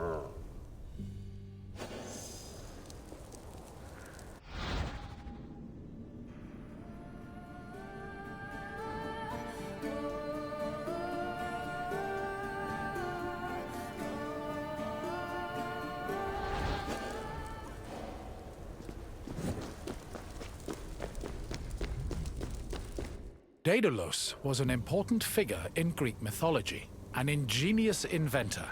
He once became so jealous of his similarly clever nephew that he threw him from the top of the Athenian Acropolis. As a consequence, Daedalus was banished from Athens, though this did not prevent him from being able to get work. In Crete, he was hired by Queen Pasiphae to construct an artificial cowsuit that would allow her to seduce a bull she was particularly taken with due to a curse from the gods. Daedalus complied, and his invention helped facilitate the birth of the Minotaur. Afterwards, Minos conscripted Daedalus to build the labyrinth, presumably as penance for his role in creating the Minotaur.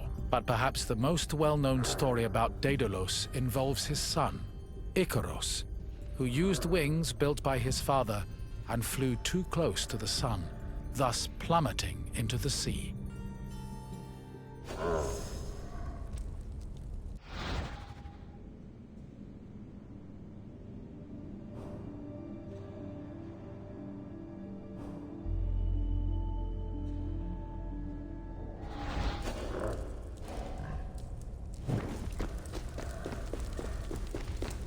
Sometime after the birth of the Minotaur, King Minos' son Androgeos was killed in Athens by the same bull that impregnated his mother. An infuriated Minos demanded that Athens send 7 of their noblest men and 7 of their most virtuous women to Knossos every year. After being carried to Crete aboard a ship with black sails, the men and women would then be cast into the labyrinth to be eaten by the Minotaur.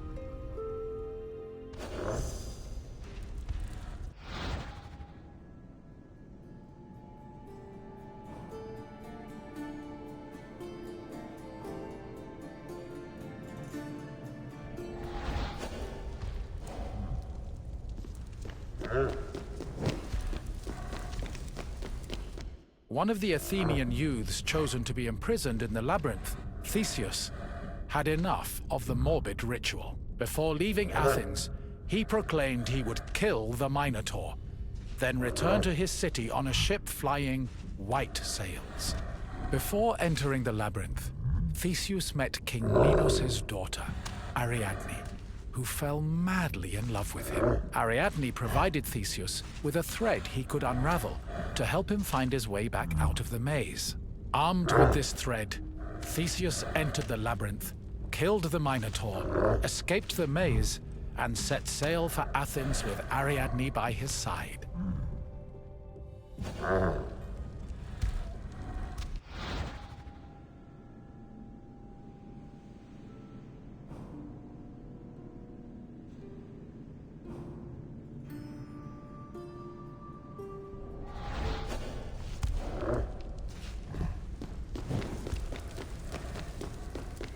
I see you found your way through the maze of ruins.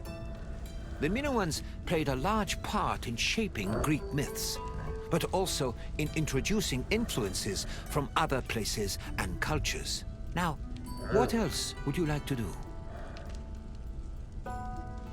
You want to test yourself? Very well. Let's begin with a simple question.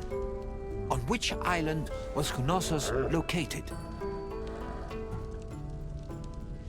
Yes, Knossos was located on the island of Crete. Time for another question. Which hero killed the Minotaur? Correct. Theseus slew the Minotaur, then escaped the labyrinth thanks to some thread from Ariadne. Now for the last question. What did Daedalus build for Queen Pasiphae? Yes. Daedalus made Pasiphae a cowsuit, so she could seduce the bull she was cursed to love. Congratulations, traveler. You are a true student of history. Farewell, traveler. I hope you enjoyed exploring the ruins.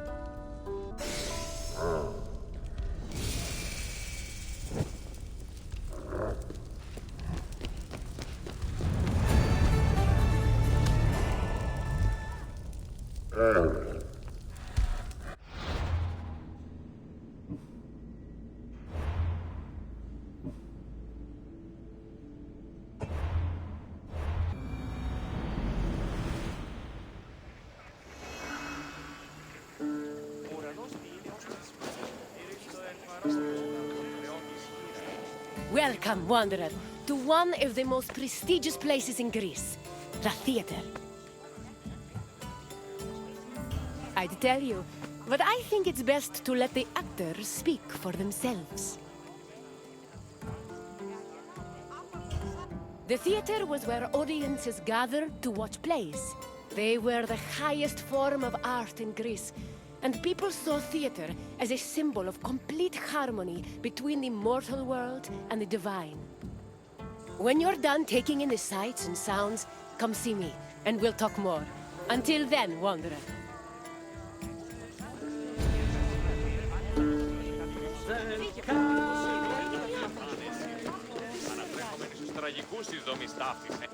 Theater is not just part of geek culture, but was a major part of Greek culture. In Athens, comedies and dramas originated from the dancing and singing performed by members of the cult of Dionysus. Between 536 and 533 BCE, theater's burgeoning importance in Athens was demonstrated when the responsibility of organizing tragedies was entrusted to the Archon, the highest-ranking magistrate in the city.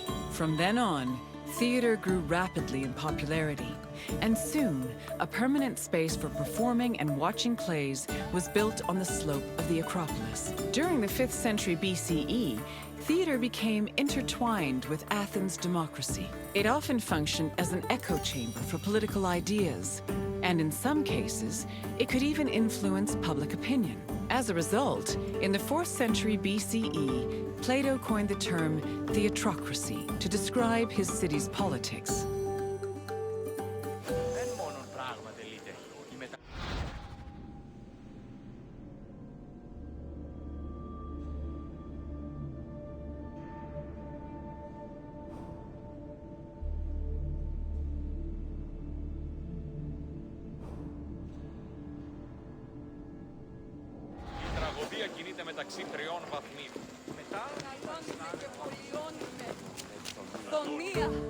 Theatrical competitions were held in the sanctuary of Dionysus Eleutherius, god of wine and patron of drama.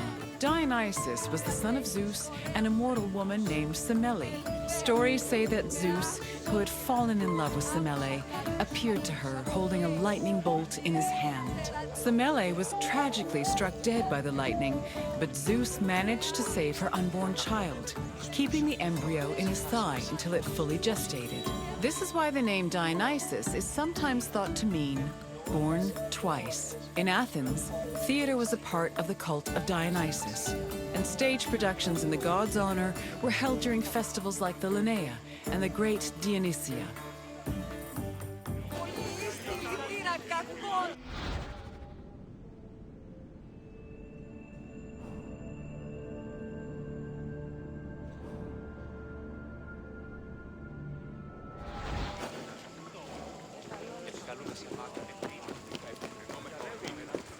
In Athens, there were 3 festivals that honored Dionysus with drama performances: the rustic Dionysias, the Lakonia, and the Great Dionysia.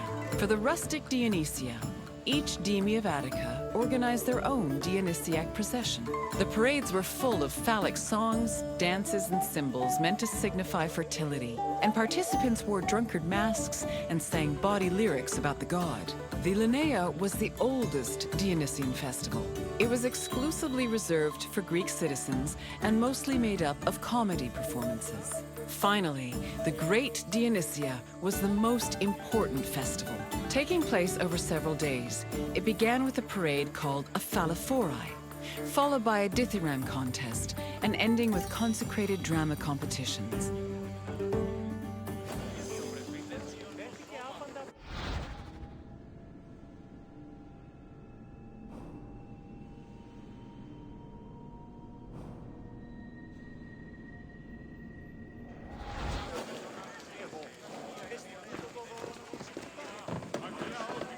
The Great Dionysia was supervised by the head magistrate known as the Archon, who was assisted by 12 other magistrates. Among his duties, the Archon picked Korigoi, rich Athenian citizens responsible for providing the budget for rehearsals and performances. 2 days before the Dionysia, a ceremony called the Proagon took place where playwrights introduced their work.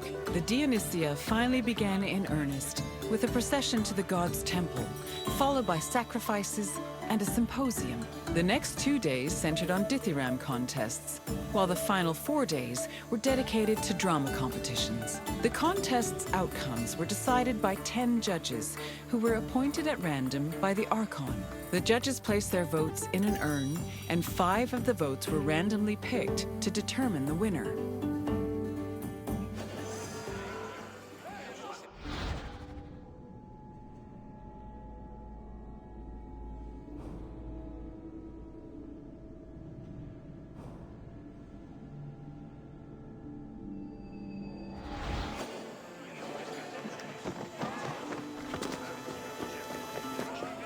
All Athenian stage actors were male, regardless of whether they were playing men or women.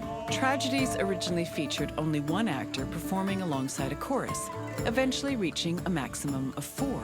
Adding more roles opened up the opportunity for dramatic dialogue. During performances, they prepared themselves in the skene, a building that served as a backstage area, before emerging onto the proskenion, or stage. The skene could be painted to represent backdrops like palaces, temples, and tombs. Its roof was reserved for appearances by the gods. These gods could be moved around with a crane called a mechane, which produced spectacular visual effects. On stage, actors wore masks and elaborate costumes. For tragedies, they were adorned with magnificent clothes, while for comedies, actors playing male characters wore hugely exaggerated phalluses, probably to maximize the laughs.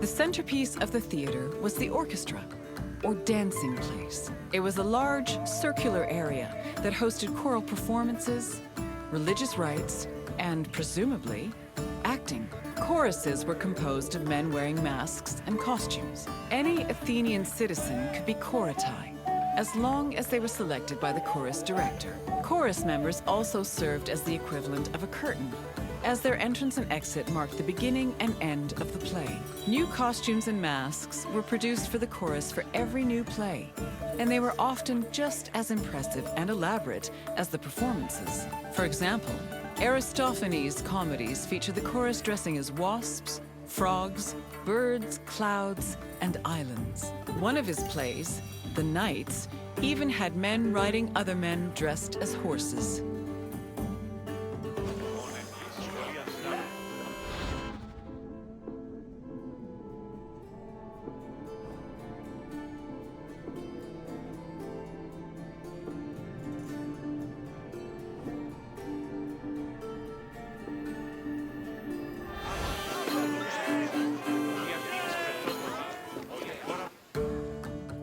Athens' Theatron, or performance space, could seat up to 17,000 people, nearly a tenth of the population of Attica. Its excellent acoustics made it ideal for drama, but it was also sometimes used for political meetings and parades. The theater was accessible to everybody, This did not mean that seating was free, though. The first rows were normally where priests and public officials sat, while the central part of the auditorium was reserved for ambassadors and guests of honor. There is also evidence that men and women sat separately. In general, theater audiences were emotional and noisy. During performances, they would shout, curse, and throw things depending on their mood, and their reactions were just as much a part of the experience as the acting.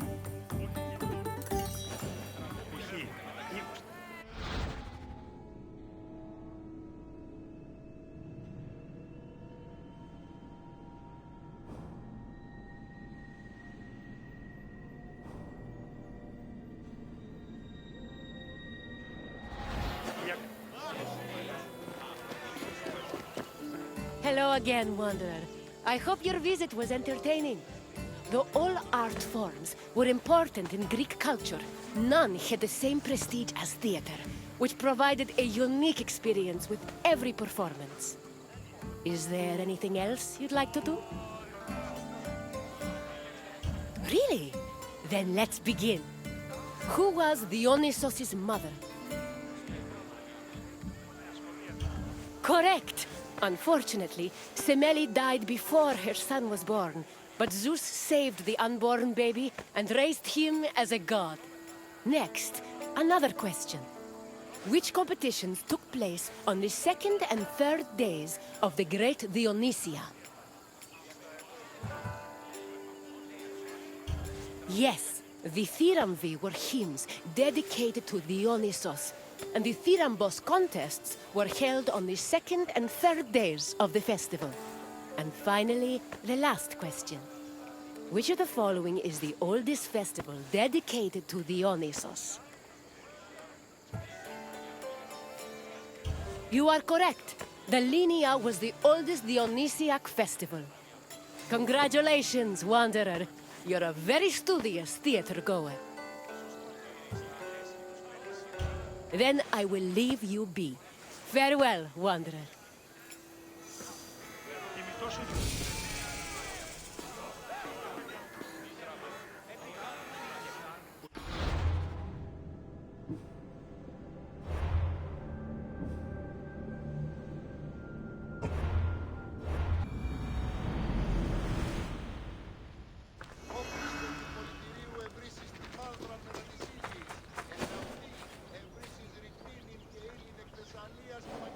Hello, my friend! It is my pleasure to introduce you to Corinth's Temple of Aphrodite. It really is a lovely sight, isn't it? The temple, that is, not the ladies. Although they are also lovely. Lovely and lively and, I'm sorry, what were we talking about? In Greece, many love stories were told about the gods. How romantic. Sometimes they were heartwarming and happy, but they often ended in tears, tragedy, and a whole brood of illegitimate children. I'm looking at you, Zeus! Anyway, this tour will introduce you to some of these divine love stories, which may give you perspective on how the Greeks approached love in their own lives. Enjoy your visit, my friend. I'll come see you again when you finish the tour.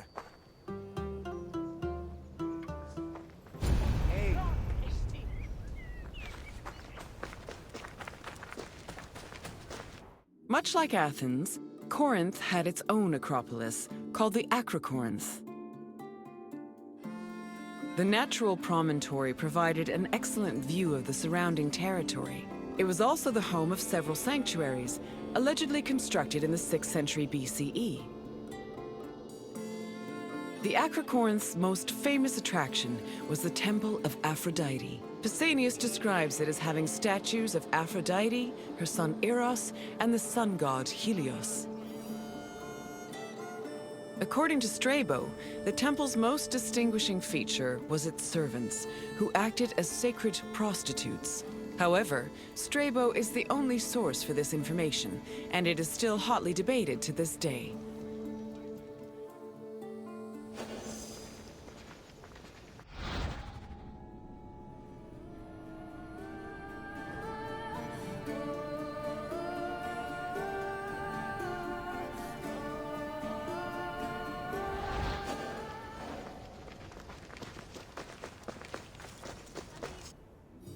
Love played a large role in countless mythological stories. Zeus himself was not immune to the feeling, and fell for both mortals and other deities. Some myths centered on forbidden feelings that led to tragedy, such as Phaedra's love for her stepson Hippolytus. While marriage was prominent in mythology, it was usually presented as problematic. For example, Aphrodite frequently cheated on her husband Hephaistos, and Medea's resentment against her ex-husband Jason eventually drove her mad enough to murder her children. These less-than-ideal depictions reflected the Greeks' idea of marriage, which they viewed as a civic duty instead of a romantic union.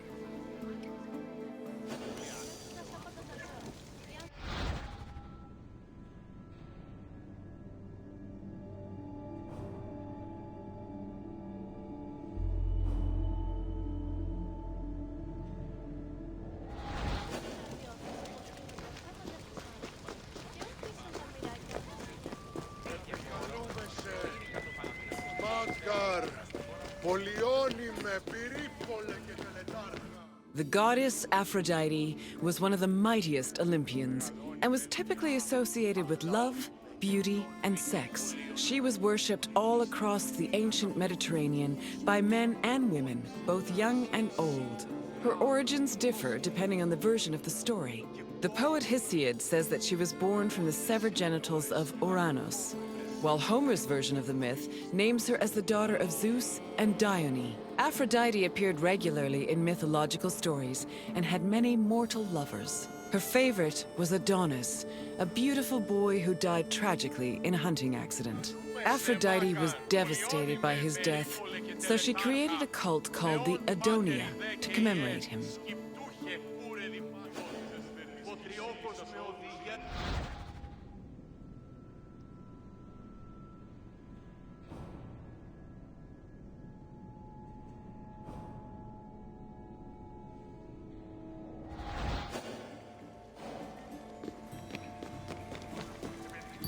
My friend, good to see you again. I bet you were surprised by some of the stories you heard. For a bunch of immortal beings, the gods certainly were saucy, eh? Tell me if there's anything else I can do for you. Is that so, my friend? Then let's get started.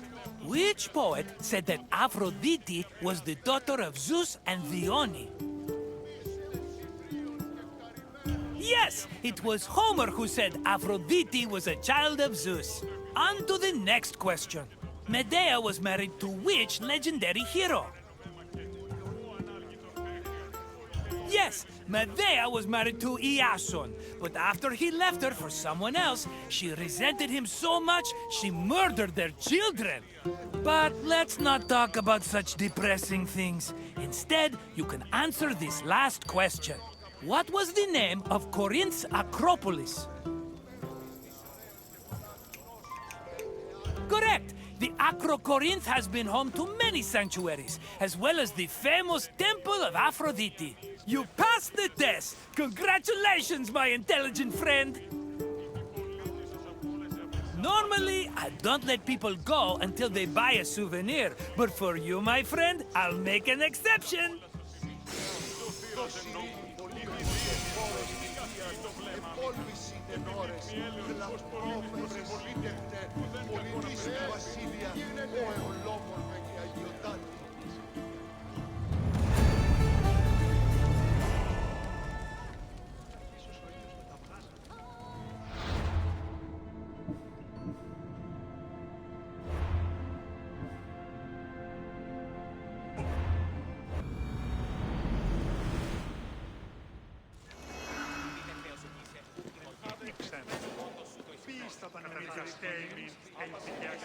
Welcome, visitor, to where Spartan boys become Spartan men.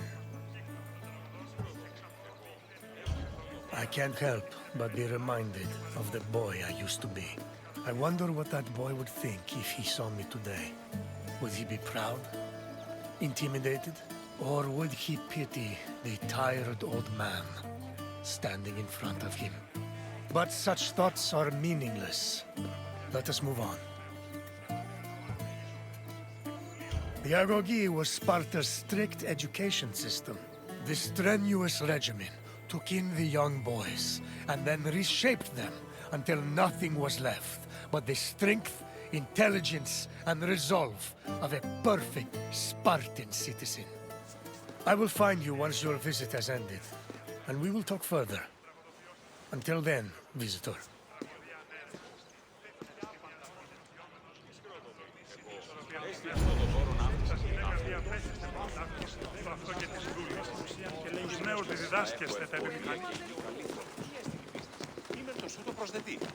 Sparta was a Greek city located in the Peloponnese. It differed from other cities of the time in that it had no walls. Sparta originated as 4 neighboring villages: Patane, Limnes, Mizoa, and Cynosura, all of which shared the same political, military, and religious life. After 2 wars with the Messenians, the city's territory expanded even further. By the 5th century BCE, they allegedly controlled almost half of the Peloponnese.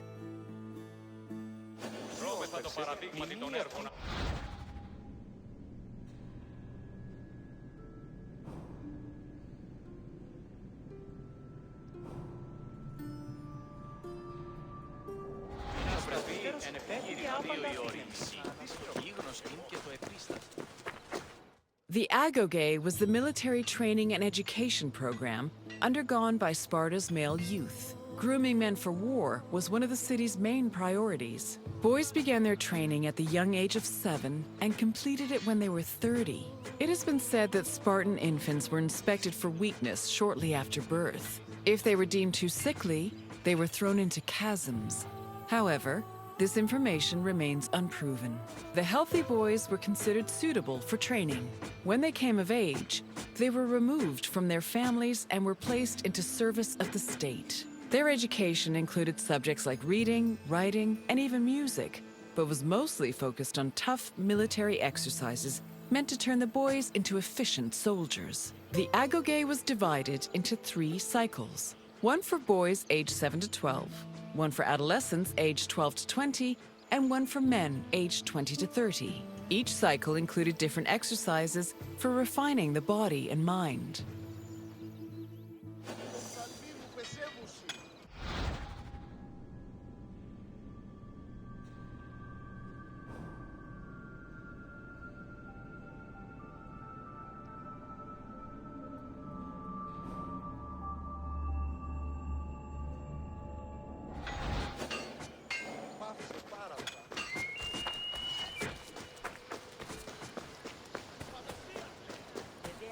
Sparta played a large role in defeating the Persians during the Greco-Persian Wars in the 5th century BCE. They held their king Leonidas' glorious death at the Battle of Thermopylae in particularly high esteem. Because Leonidas was killed in battle, Sparta believed he died a good death and showed incredible bravery, qualities to be held as a model for all Spartans. This idealized bravery was embedded in the city's collective memory and was the main quality people strove for in the Agoge.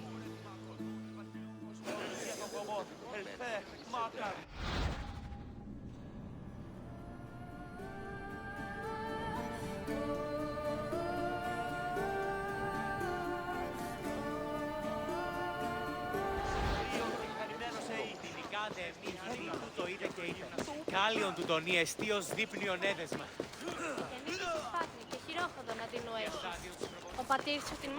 The first cycle of the Agoge focused on boys aged 7 to 12. Each of the boys had shaved heads and wore light clothing.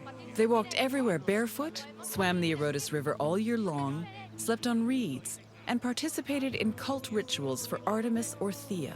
The boys were grouped into herds, or agoli, and were supervised by older adolescents. Once they reached the age of 12, they entered the second cycle of the Agoge, which aimed to integrate them into the society of citizen soldiers.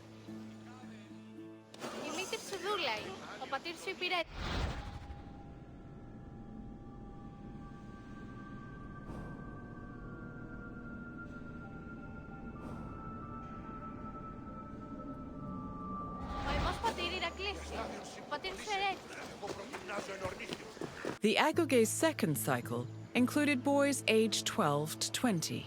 When they reached the age of 20, the young men were dubbed Erines and could officially serve as hoplites in the Spartan army. Until the age of 30, Spartan men lived in communal mess halls called Siscenia. From the age of 22 onward, they were permitted to start a family, but 30 was viewed as a more appropriate age to get married. Spartan men served in the military until they turned 60, when they were designated as elders, or gerontes. However, many were known to continue serving anyway, such as King Archimedes III, who fought in the army until he was killed in battle at the age of 62.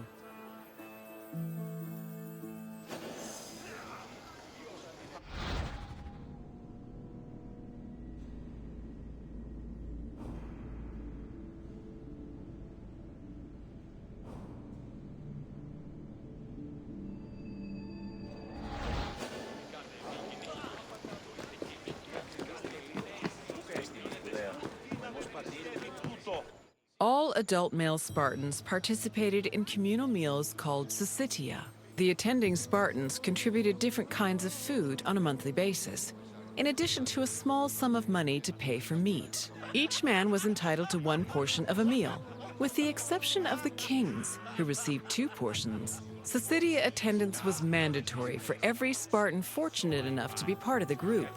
The meals had great political significance. According to Xenophon and Plutarch, the syssitia was designed to foster a sense of equality between citizens. It also demonstrated the self-restraint and moderation of Spartan society. But in reality, the syssitia only increased the differentiation between the rich and the poor. Those who could not afford to contribute to the communal food not only missed their meals, but also lost their right of citizenship.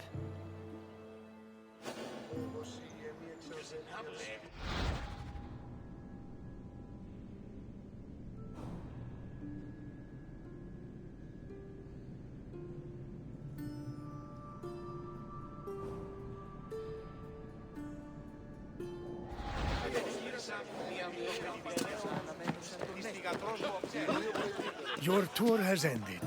As you have seen, the Argolis was not for the weak or faint of heart, but it did its job in producing skilled warriors and shrewd citizens. What else would you like to do? So you think you are ready for a test?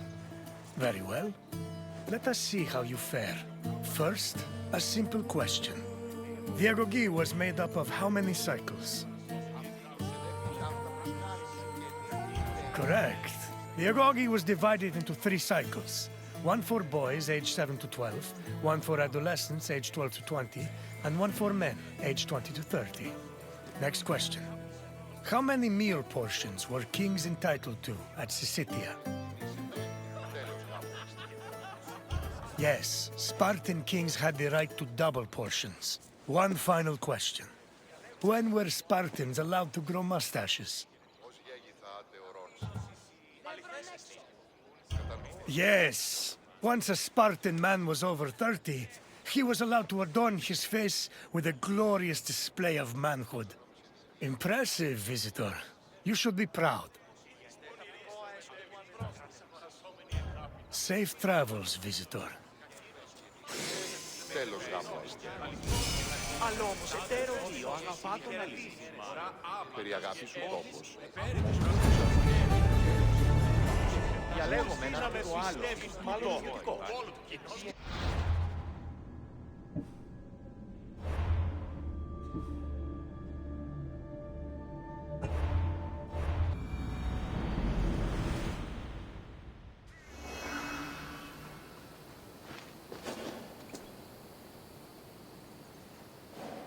Welcome, traveler, to the site of the legendary Battle of Marathon.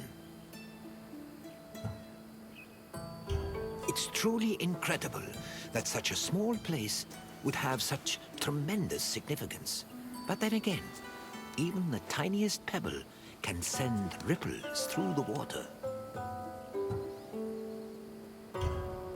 Marathon was the location of one of the greatest battles in Greek history. It was here where Athenians made a stand against the might of an imposing Persian fleet. Your visit will take you through the causes of the conflict, the battle itself, and its far-reaching consequences. I will see you again once you're through. Farewell for now.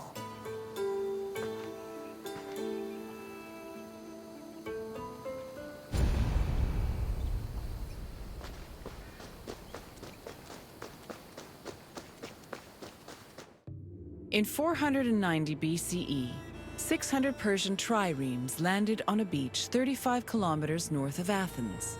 Standing in their way were 11,000 hoplites led by the prestigious Athenian general Miltiades. The Persian forces outnumbered the Greeks approximately 5-1, and yet the smaller force managed to push back their would-be conquerors. The Battle of Marathon was a major turning point in the Greco-Persian Wars, and the Athenians' victory would be celebrated for many years. The modern-day distance-running event is named a marathon in memory of a soldier from the battle who ran back to Athens to announce their victory, though whether this is real or legend is uncertain.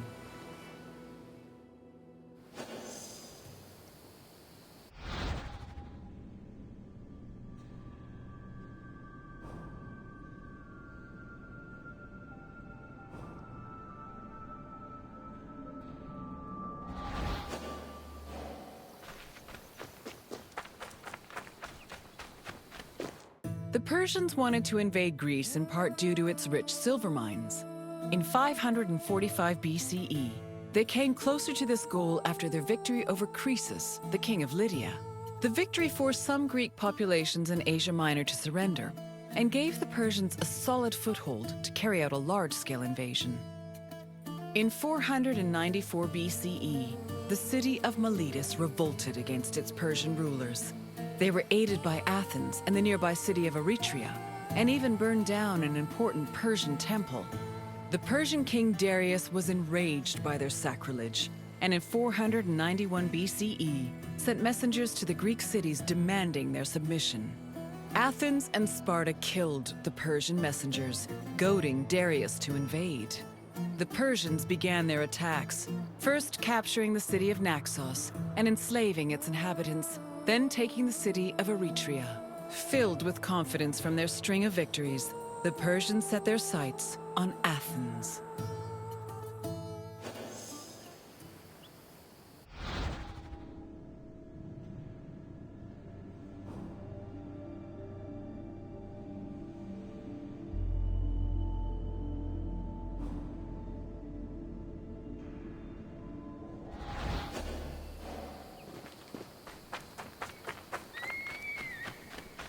The Greeks were surprised by the ferocity of the Persian attacks. Seeking aid against the upcoming invasion, Athens was forced to appeal to other cities for help. In a surprising move, they asked for aid from Sparta, known for having the strongest army in Greece.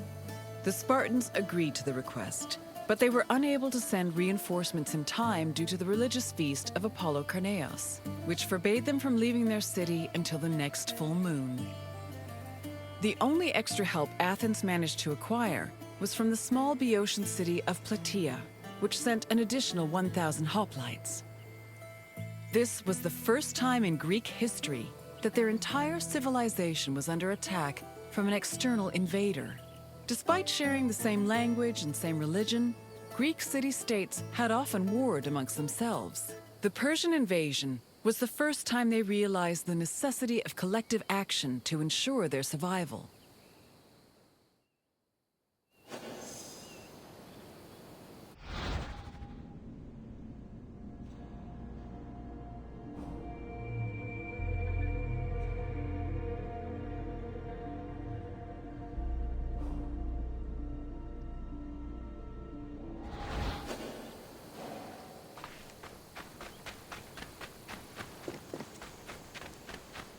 The Persian fleet originally planned to land at the port of Phaleron.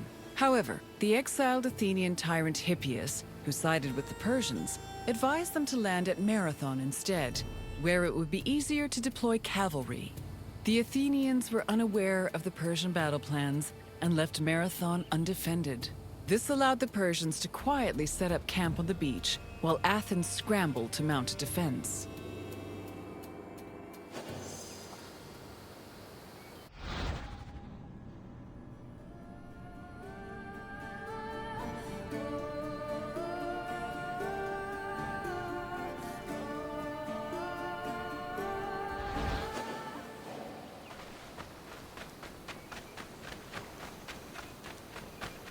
The Persians' overwhelming numerical superiority forced the Athenians to get creative with their defensive strategy.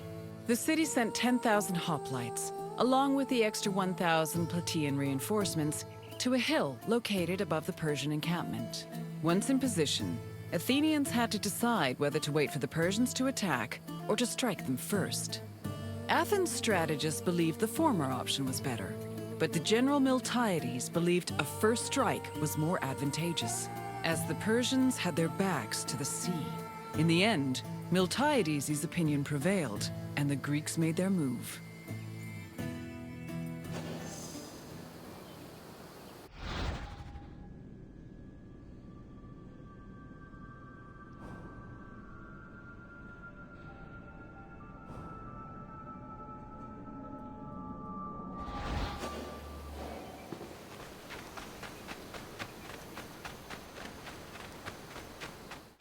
According to Herodotus, the Greek forces charged at the Persians without archers or cavalry. The Persians were unprepared for what they saw as an act of madness. While they were able to hold the Greeks back at first, they were eventually pushed back to their ships and forced to retreat. The Persians suffered heavy losses during the battle, with approximately 6,400 casualties. The Athenians, on the other hand, only lost 192 soldiers.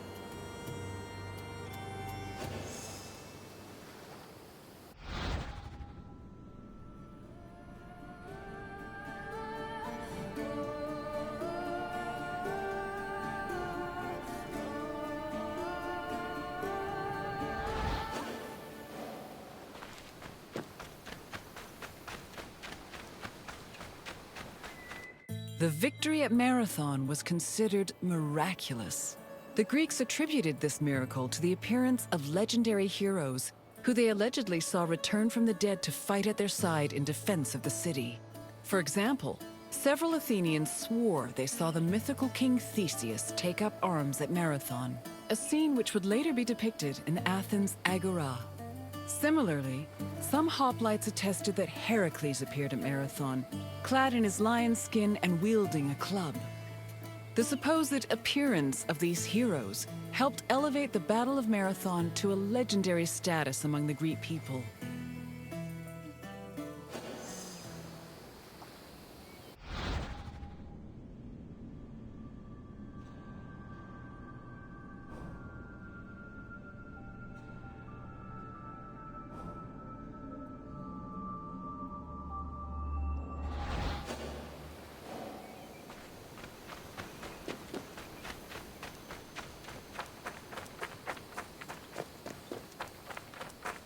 After the Persians fled Marathon, they tried to invade Athens by way of the Bay of Phaleron.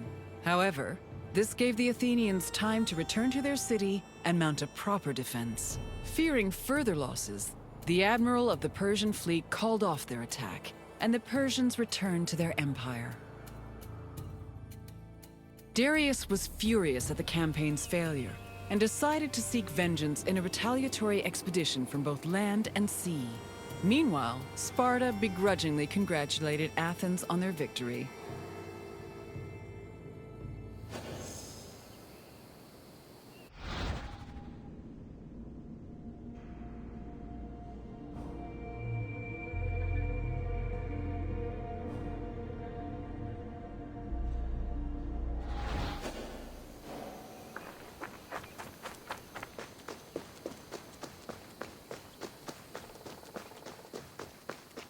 The victory at Marathon marked the beginning of a new era for Athens. According to Herodotus, Athens' success at pushing back the Persians ranked them first in the ongoing competition between the Greek city-states. The Athenians immortalized their prestige by erecting monuments in both their own city and in Delphi. The Battle of Marathon was also perceived as a blow against tyranny. Tyranny went from being perceived as a simple flaw in authoritarian excess to major treason against the homeland, a sin that rulers would take great pains to avoid being accused of. This helped consolidate the institution of democracy for the next 2 centuries.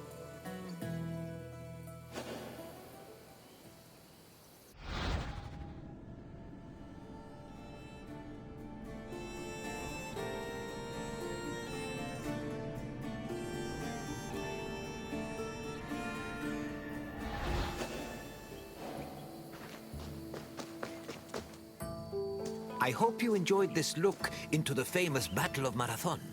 It was not only a major turning point in the history of Athens, but also for all of Greece. Its repercussions would be felt for many years to come. Is there anything else you'd like to do? Of course. Let's start with a simple question. Which Athenian general led the Greek forces at Marathon? Correct. Miltiades led the forces at Marathon, and it was his strategy that helped the Greeks push the Persians back. Time for another question. Which Greek city revolted against the Persians in 494 BCE? Correct. Miletus revolted against Persian rule, with support from both Athens and Eretria. One more question. Which other Greek city aided Athens at Marathon? Yes, Plataea sent 1,000 Obsidians to aid the Athenian forces. Well done, traveler. You have learned much. Farewell, traveler. I hope to see you again soon.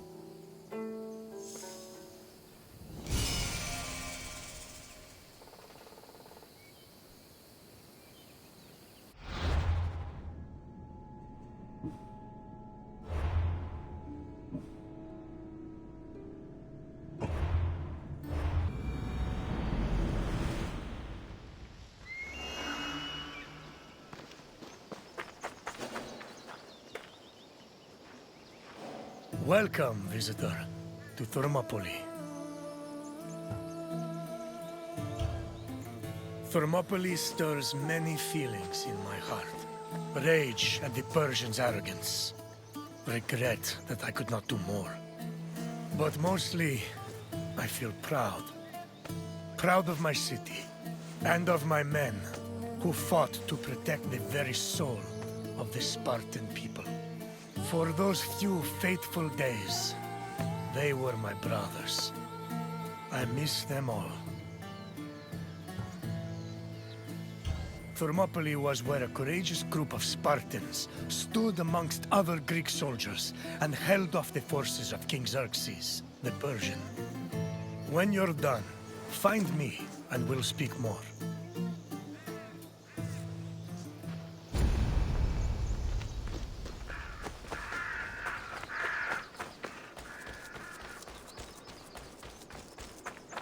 The Persian king Darius's cries of rage echoed for years after his humiliating defeat at Marathon. Even after Darius's death, his son Xerxes continued to seek vengeance against the Greeks. According to Aeschylus, Asia was emptied of all its men. Greek spies brought the news of Xerxes' imminent invasion back to their homeland. Afterwards, many discussions were had on the best place to mount a defense. In the end, the Greeks decided on Thermopylae. The area featured a narrow pass that could act as a bottleneck for the Persian army, negating their numerical superiority. It also offered naval advantages, offering the Greek fleets opportunities for flanking. 5,000 Peloponnesian Greeks set up at a fort near the entrance of the narrow passage, otherwise known as the Hot Gates. Leading them was Leonidas, a Spartan king who prided himself on supposedly being a direct descendant of Heracles. Leonidas was accompanied by several elite soldiers who together made up the famous 300 Spartans.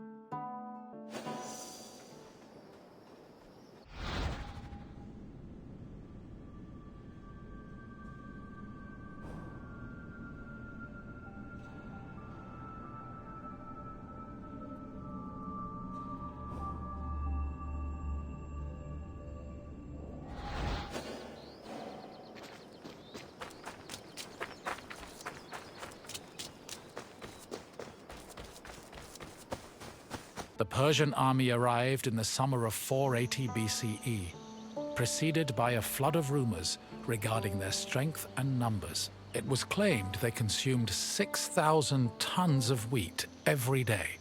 and that they dried every river and brook they passed to quench their near insatiable thirst. During their march to Thermopylae, the Persians faced no opposition, and in fact, increased their numbers further by recruiting more soldiers from other Greek cities and places like Thrace. According to Herodotus, the last count of the Persian fleet was numbered at 1,207 boats, mounted by approximately 240,000 men. He estimates the land army, meanwhile, was made up of more than 1 million men. The Greek forces at Thermopylae were heavily outnumbered.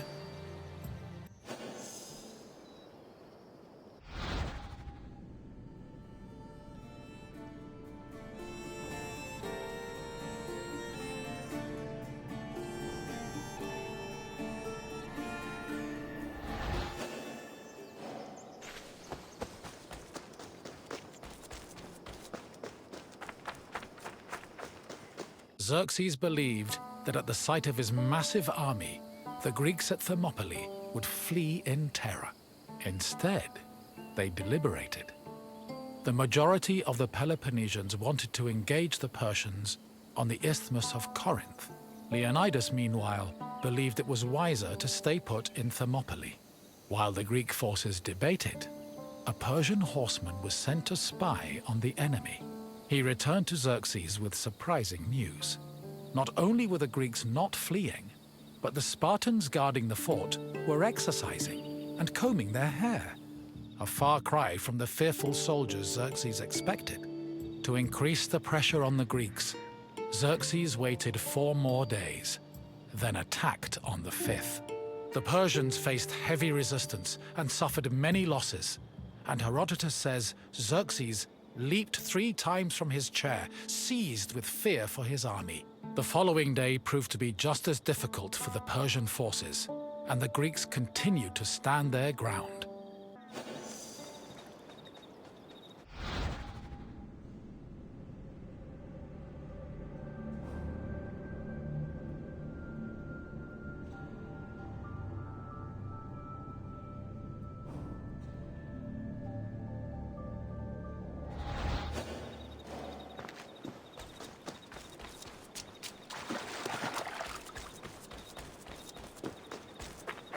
The Persians seemed poised to be held at Thermopylae indefinitely, until an inhabitant from the region came forward with information. He told the Persians of another route which could take them around Thermopylae. A Persian contingent was sent to verify the information. While there were Greek soldiers stationed to guard the route, they were forced to flee from the Persians. Thus, on the 3rd day of the battle, the Greeks were surrounded by their enemy.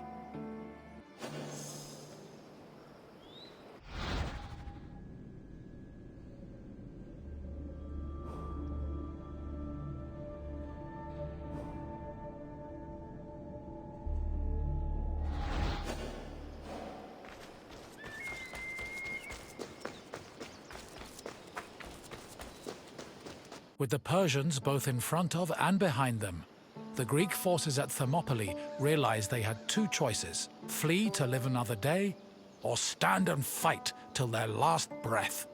Most of the Greeks chose the former option, but some stayed, including Leonidas and his 300 Spartans. For the Spartans, dying a glorious death was one of the highest honors they could achieve. The few members of Leonidas's Spartans who did not participate in the last stand at Thermopylae felt that they had missed an opportunity for honor and either committed suicide or continued living under the mockery and disgust of their fellow citizens. The Spartans' last stand was not only for glory, though. Had they not held off the Persians, the Greeks' retreating forces would probably have been cut down by enemy horsemen.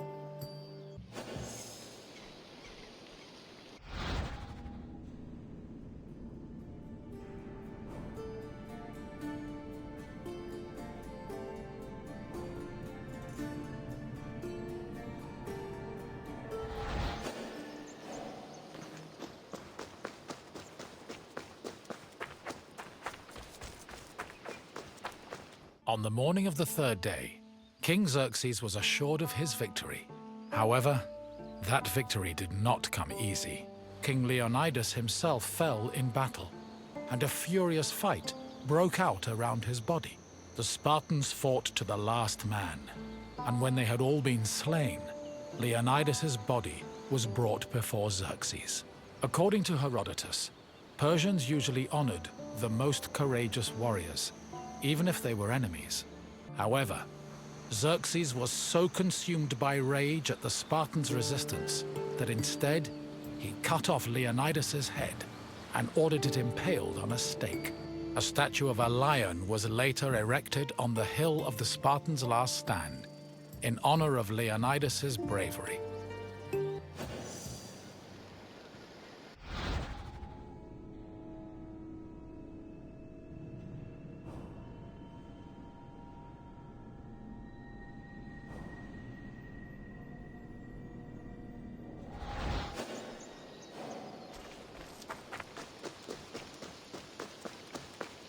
Though they were victorious, the Battle of Thermopylae shook the morale of the Persian army. They had lost thousands of men, while Greek casualties only numbered in the hundreds, and due to the sacrifice of the Spartans, the rest of the Greek army had been able to successfully retreat and regroup. As a result, even as Xerxes set up camp at the foot of Athens' Acropolis, ready to get revenge for his father's humiliating defeat at Marathon, the Persians were more anxious than confident. They were more aware than ever that the Greeks did not fear them and were ready to die defending their land.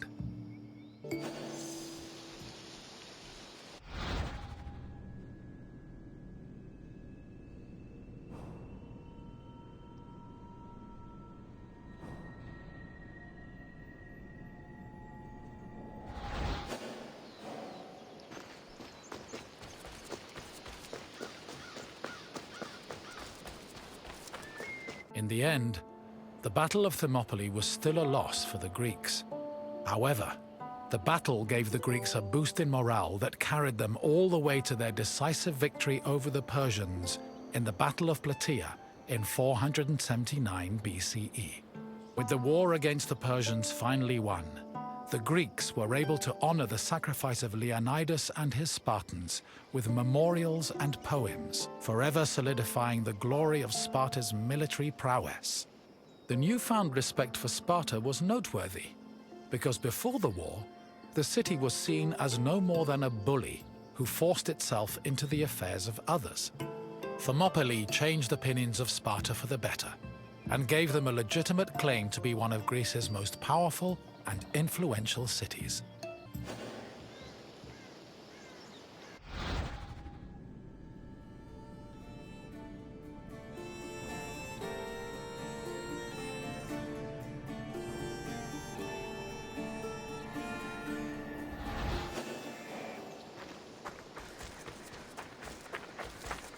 You've finished. I hope you understand the magnitude of the sacrifices made at Thermopylae. Without them, the Greek people would have surely ended as a footnote in Persian history. Is there something else you'd like to do? If you think you're ready, let's begin. First question. Who was Xerxes' father? Yes. One of the main reasons Xerxes invaded Greece was to get revenge for Darius's defeat at the Battle of Marathon. Another question for you. Which battle is seen as the final victory against Xerxes' Persian forces? Correct. The Battle of Plataea helped put an end to Xerxes' invasion. One last question. How many Spartans fought at the Battle of Thermopylae? Yes, 300 of us stood against Xerxes' forces. You've done well, visitor. I have no more questions for you.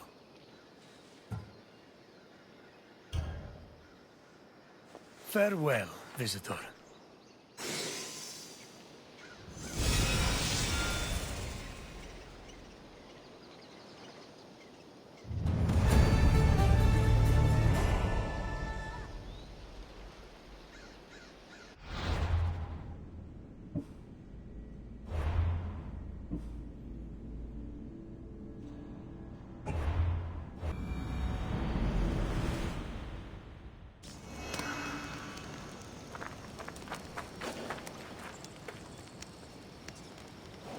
Welcome to Amphipolis, traveler.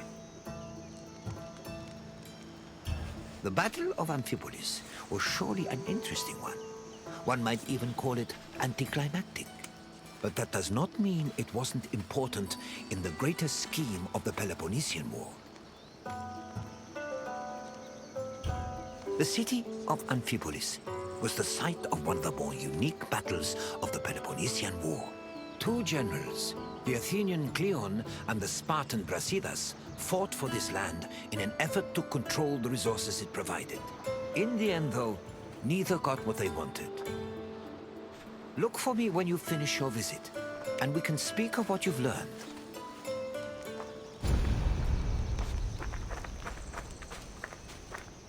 The land that would come to be known as Amphipolis was originally part of Thrace, a region inhabited by formidable semi-nomadic horsemen. Thrace was rich in gold and silver mines.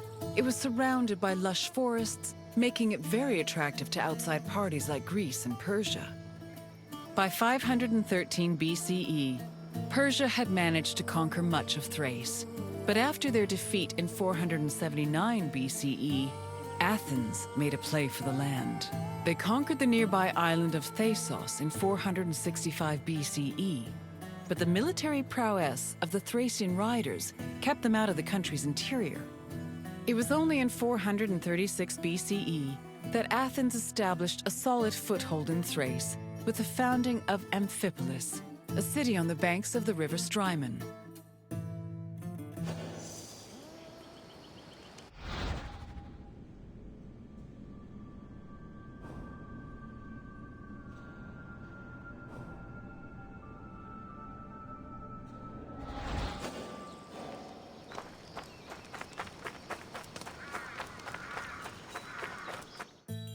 During the Peloponnesian War, the Spartan general Brasidas sought a way to subvert Athenian power across the Greek world.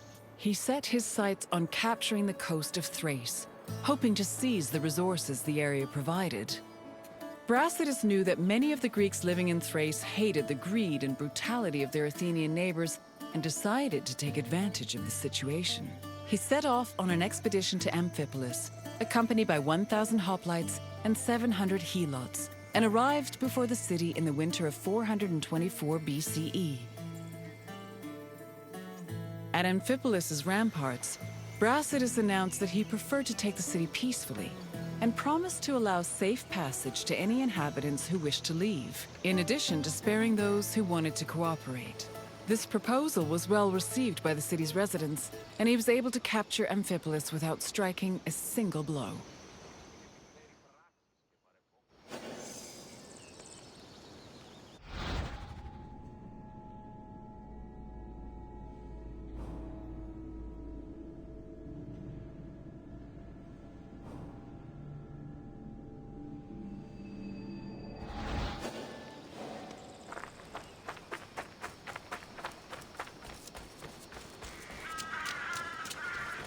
Brasidas' march on Amphipolis blindsided the Athenians. By the time they heard the news and dispatched the general Thucydides to defend Amphipolis, Brasidas had already rallied several nearby cities to help him defend the region from Athens' so-called tyranny. After half a day's journey from Thasos, Thucydides arrived at the port of Aeon, but was unable to retake Amphipolis. Athens held Thucydides responsible for the loss of Amphipolis and forced the general into exile. In spite of Brasidas' achievements, Sparta did not send him reinforcements, which forced the general to negotiate a truce with Athens to hold on to the ground he gained.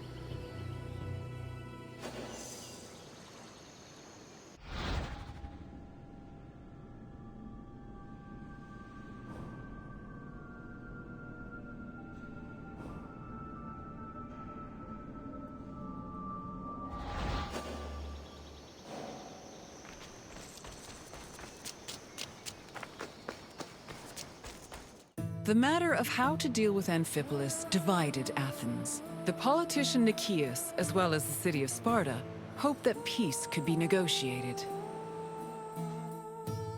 However, the popular Athenian statesman and general Cleon wanted to continue fighting the war. Indecision continued until 422 BCE, when Cleon was elected as one of Athens' strategists. This decision made it clear that the city's people were in favor of war. The truce was ended, and Cleon began his journey to Amphipolis, retaking small towns that had been conquered by Brasidas along the way. On arriving at the port of Aeon, Cleon requested troops from the king of Macedonia. He also hired several Thracian mercenaries to bolster his force's numbers. Afterwards, all Cleon could do was wait for the remainder of his reinforcements.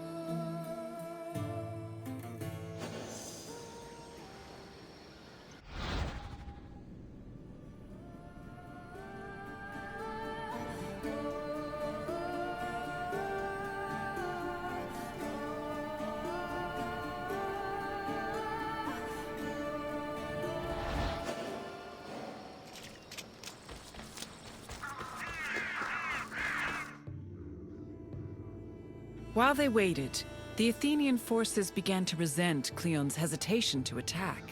They saw him as soft and incompetent, especially compared to their opponent, Brasidas. Sensing the tension, Cleon decided to act without waiting for reinforcements to arrive.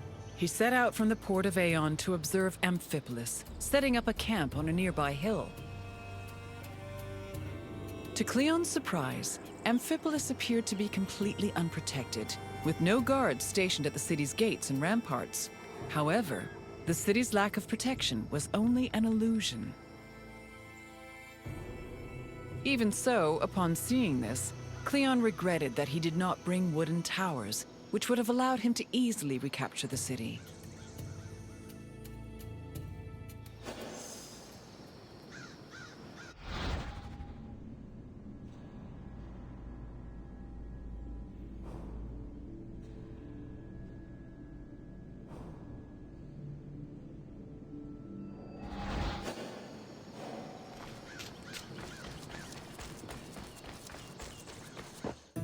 Brasidas positioned his own troops in a nearby wooded area to get a better view of Cleon's army.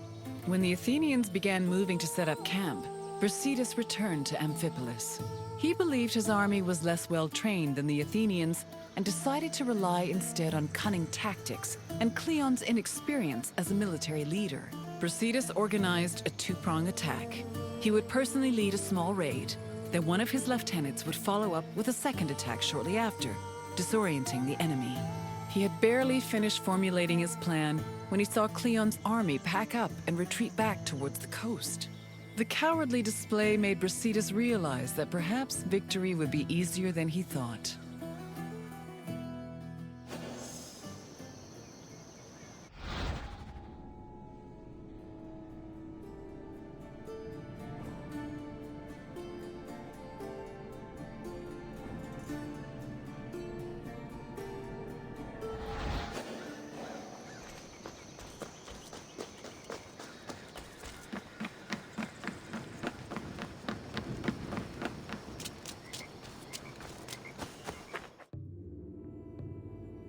After seeing Brasidas' troops return to Amphipolis, Cleon decided to fall back to the port of Aeon and once again wait for reinforcements. Unfortunately, his exact orders were confusing and contradictory, which left the Athenian forces in disarray. Brasidas took advantage of this confusion and began his attack. Cleon's forces panicked, which made them easy prey for the Spartans.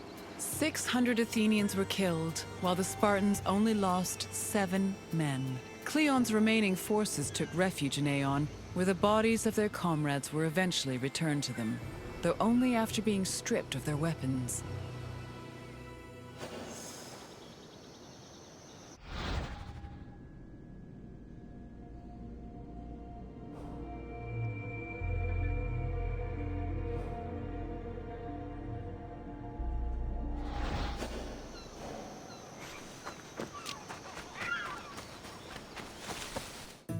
During the pitched battle between the Spartans and the Athenians, both Brasidas and Cleon were killed. The reports of their respective deaths reflect how they were perceived as military leaders. We know almost nothing about Cleon's death, other than that he was killed by a Thracian soldier. Brasidas, meanwhile, survived long enough to be taken back to Amphipolis, where he was informed of his victory. He was buried inside the city, which was considered an honor bestowed only upon heroes, and was celebrated as the true founder of Amphipolis.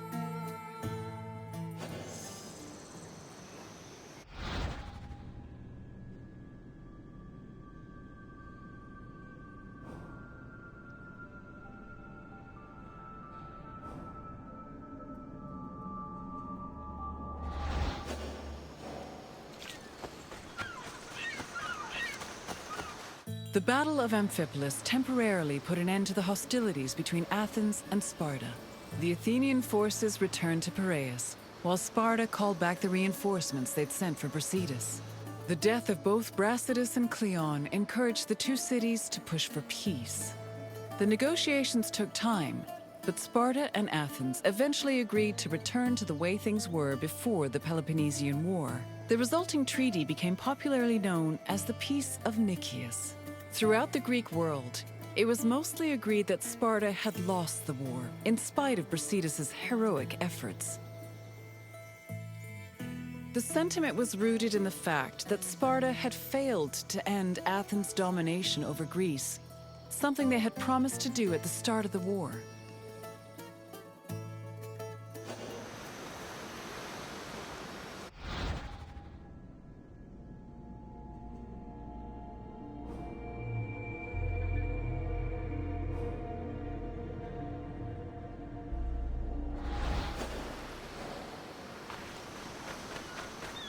I see you're done with your tour.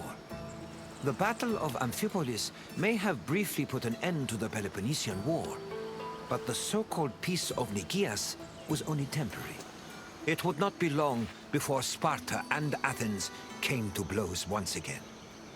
Now, is there something else you'd like to do? Feeling up to a test? Then let us begin. Which Athenian politician wanted to negotiate peace with Sparta? Correct. Nicias wanted to build on the truce that was negotiated after Brasidas captured Amphipolis. Now for the second question. Where did Thucydides and Cleon arrive before moving to retake Amphipolis? Yes, Ion is where both Thucydides and Cleon's forces arrived before trying to retake the city. I have one last question for you. Amphipolis was located in which region? Yes, Amphipolis was located in Thrace. It seems there's nothing I can ask that you cannot answer. Congratulations, traveler. Very well. I hope you enjoyed your visit.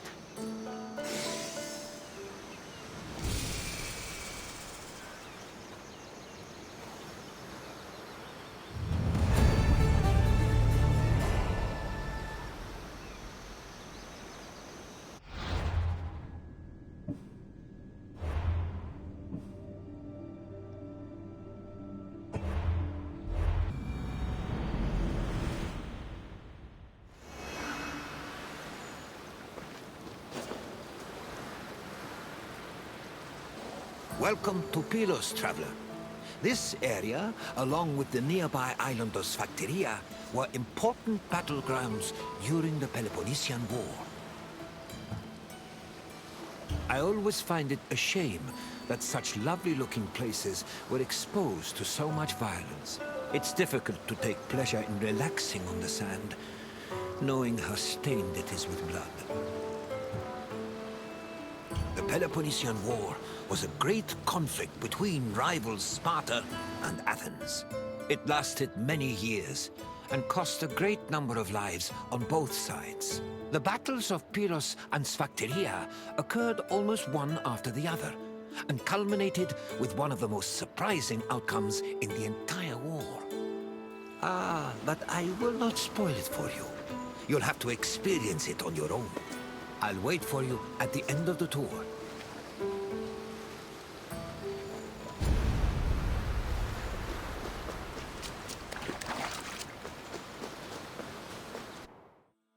Since 431 BCE, the Peloponnesian War had been raging between Athens, Sparta, and their allies, with neither side gaining much ground. But in 425 BCE, an Athenian general named Demosthenes changed that. After a storm forced his fleet to stop in Pylos, Demosthenes realized a military presence in the area would give them an advantage against Sparta. Unfortunately, the fleet strategists did not believe him, and left Demosthenes in Pylos with 5 triremes and 1,000 men. The Spartans, meanwhile, were too busy celebrating a religious festival to notice the enemy on their doorstep.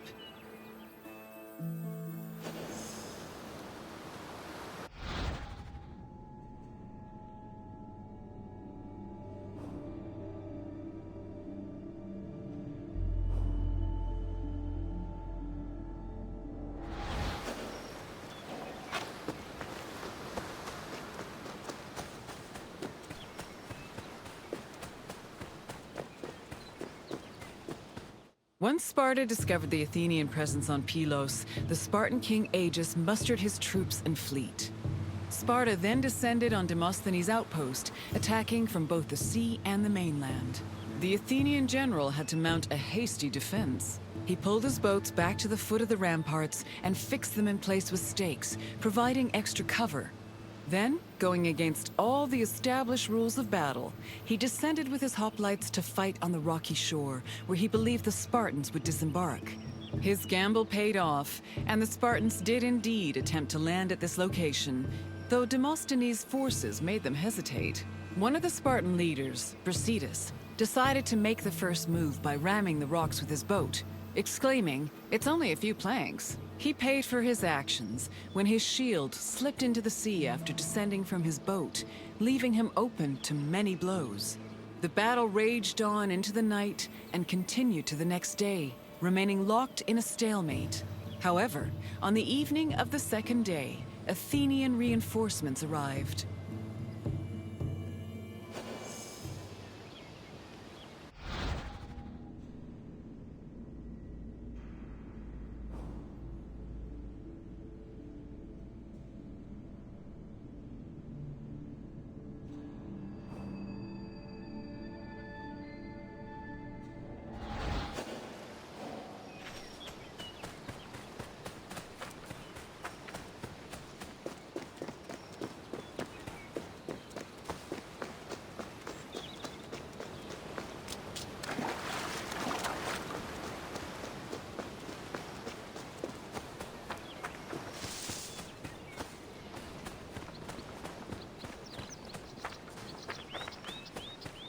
The sudden arrival of the Athenian fleet stacked the odds in Athens' favor. The fleet decided to hold off their attack until the next day, when they swarmed the Spartan ships. They successfully captured 5 enemy ships and damaged many others, cutting off access to the nearby island of Sphacteria. Then, to add insult to injury, the Athenians raised a stake hung with weapons they'd captured from the Spartans, including the shield of Brasidas. Meanwhile, the 420 Spartans on Sphacteria were trapped, and Sparta was completely helpless to rescue them.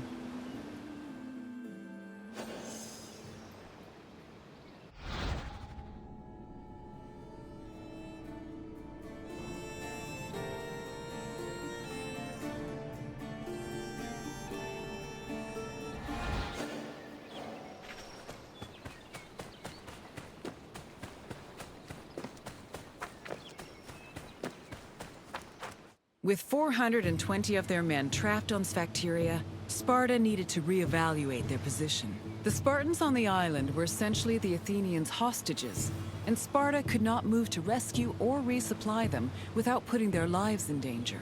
In an effort to save the trapped soldiers, the Spartan leadership negotiated an immediate truce with the Athenian strategists. Sparta agreed to hold back its fleet and halt their attacks on Pylos. And in return, the Athenians permitted them to send supplies to their men. In the meantime, Sparta sent ambassadors to Athens to try and negotiate a better deal. The hasty truce greatly humiliated Sparta, as they were forced to recognize just how helpless their infantry was in the face of an Athenian fleet.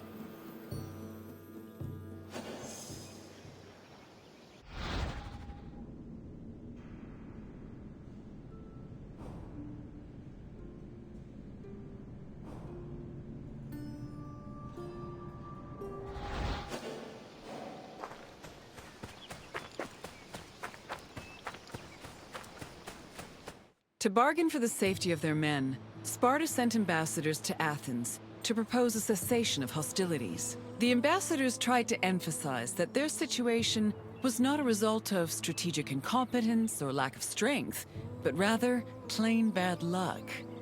According to them, the Spartans on Sphacteria did not deserve to suffer further, because they were trapped through no fault of their own. These statements provoked the ire of Cleon, a popular Athenian politician known for his populist speeches. Cleon insisted that the terms of negotiations be discussed openly before the assembly and the Athenian people, instead of in private. The Spartan ambassadors were not as comfortable with public speaking as the Athenians, so they decided to leave.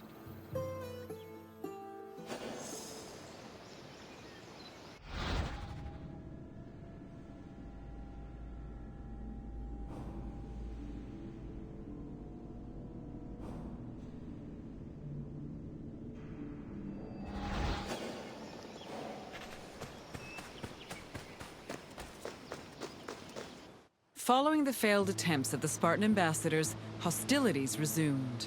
Back in Athens, Cleon took matters into his own hands. After being elected general, or strategos, he left to join the ongoing battle, accompanied by javelin-armed infantry and archers. With renewed strength and numbers, the Athenians landed on Sphacteria and engaged their enemy. The battle was hard fought, but they eventually managed to surround the remaining Spartans. It was then that Cleon invited the Spartans to surrender, as he hoped to return to Athens with prisoners. The Spartans were exhausted after spending 72 days on the island, so they accepted Cleon's offer and laid down their arms. A Spartan capitulation had previously been unheard of, and the news of their surrender echoed throughout Greece like thunder.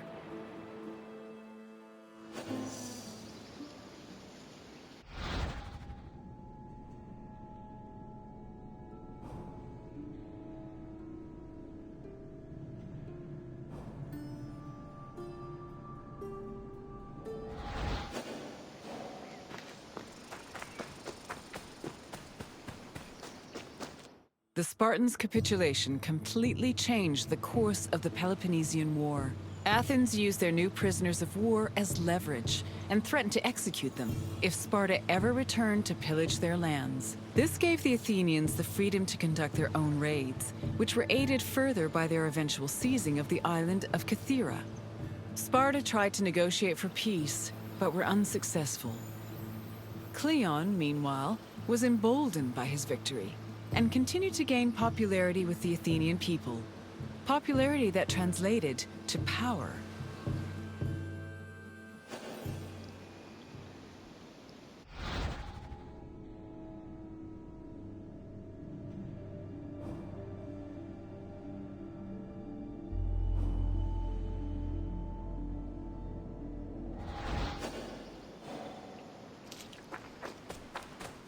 I hope you enjoyed learning about the battles of Pylos and Sphacteria. The battles were hard fought by both sides, but Athens' victory gave them an enormous boost in morale. It encouraged them to be more aggressive, and it was some time before Sparta recovered from the aftershocks of their historic surrender. Now, is there anything else you'd like to do? I'm happy to oblige. Let's begin. Where were Demosthenes and his fleet forced to land during a storm? Yes, Demosthenes landed at Pylos, where he was inspired to set up an outpost. On to the second question. Which famous Athenian argued with the peace-seeking Spartan ambassadors? Correct. Cleon demanded the terms of the peace be discussed in front of the Athenian assembly, which greatly dissuaded the ambassadors. One last question. Which Spartan general rammed Pylos with his ship? Correct. Brasidas ordered his ship to ram the rocks and lost his shield in the process. You've passed the test. Well done, traveler. Then I will say farewell. Though I hope our paths will cross again someday.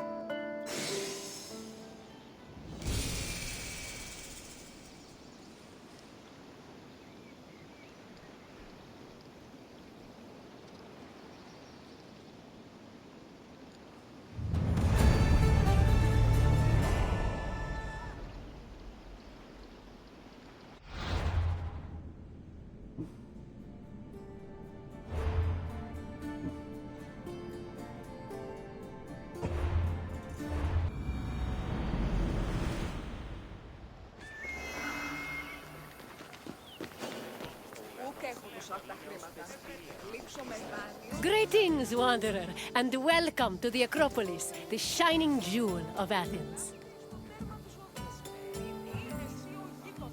Personally, I think the Acropolis is one of, if not the, greatest place in all of Greece. Though, considering it was the project of my partner, Pericles, I may be a touch biased. The Acropolis of Athens is a bastion of art and culture worthy of the gods themselves. Within this citadel, you will find many important sacred buildings, as well as some of the most magnificent art in all of Greece.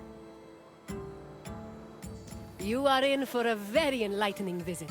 When you're done, come find me, and we can discuss the things you have seen. Farewell for now.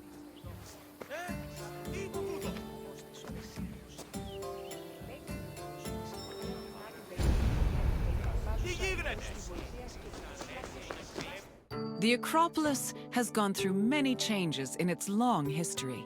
It began as a simple rock, was settled as early as the Neolithic period, and then became a fortress in the Mycenaean period. Stone buildings started appearing in the 7th century BCE.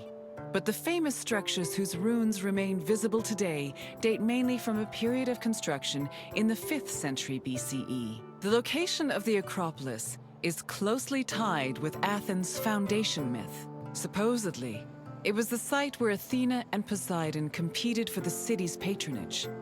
This connection gave the Acropolis a sacred aura, and it was considered the religious heart of the city.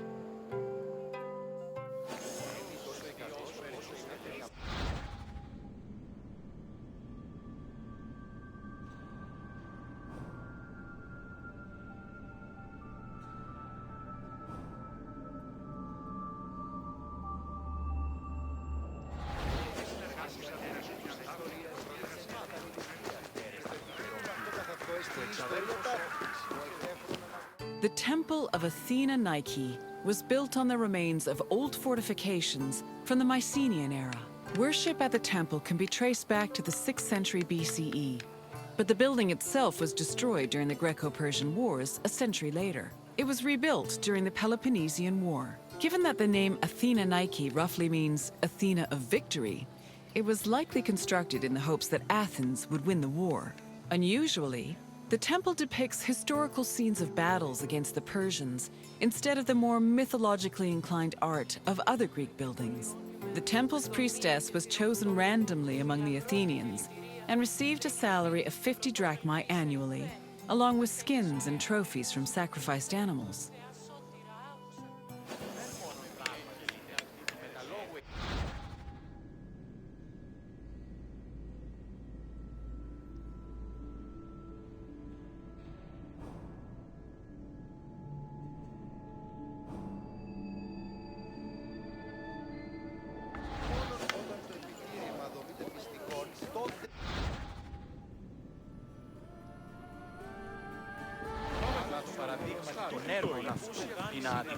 The Acropolis was built up over a long period, due in no small part to its partial destruction during the Greco-Persian Wars.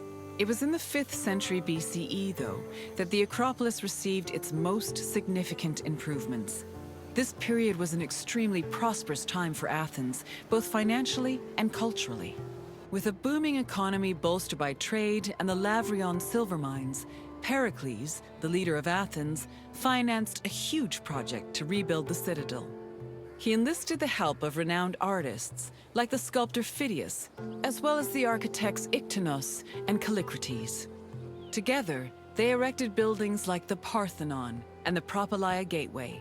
Pericles' goal was to make the Acropolis into a glorious monument to the gods and to mortal Athenians.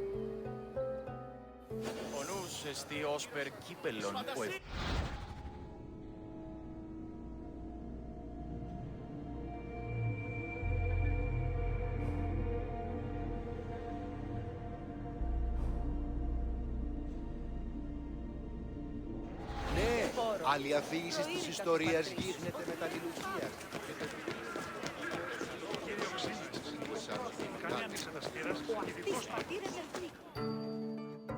Behind the Propylaea, was the giant bronze statue of Athena Promachos, or Athena who fights on the front lines. That name was reflected in the spear and shield the statue held in its hands. It was erected in the mid-5th century BCE by the artist Phidias. According to an inscription, it took 9 years to make and cost almost 500,000 drachmae.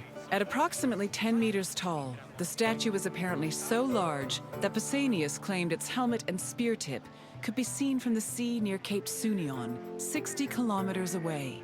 The ornamentation on the statue's shield was engraved by the metalsmith Mies.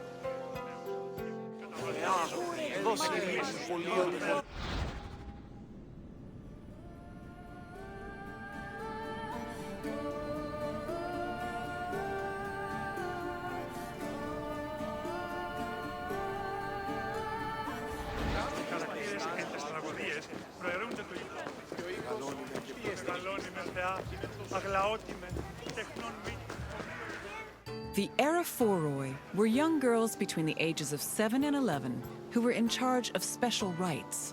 A list of 4 girls was drafted by the Assembly of Citizens, from which the High Magistrate, the Archon Basileus, chose 2 to serve as Eraphoroi for the year.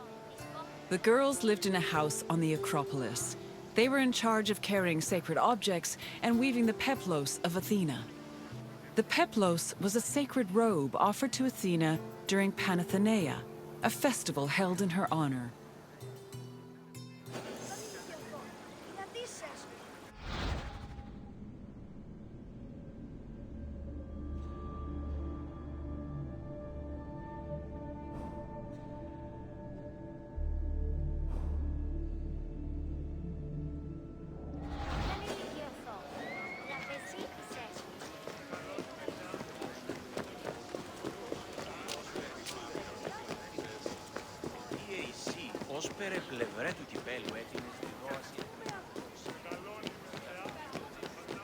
The Erechtheion was an atypical temple. It was dedicated not only to Athena Polias, but also to Cecrops, the mythical founder of Athens, his son Erechtheos, and even Poseidon, the sea god who challenged Athena for possession of the city. The temple was divided into sections. The eastern part housed a statue dedicated to Athena, while the western section jointly belonged to Poseidon and Erechtheos. Meanwhile, King Cecrops' grave was believed to be under the caryatid porch. Under the temple was a crypt that was said to contain the sacred snakes of Athena. The snakes may have had a sweet tooth because the priestesses of Athena allegedly fed them honey cakes.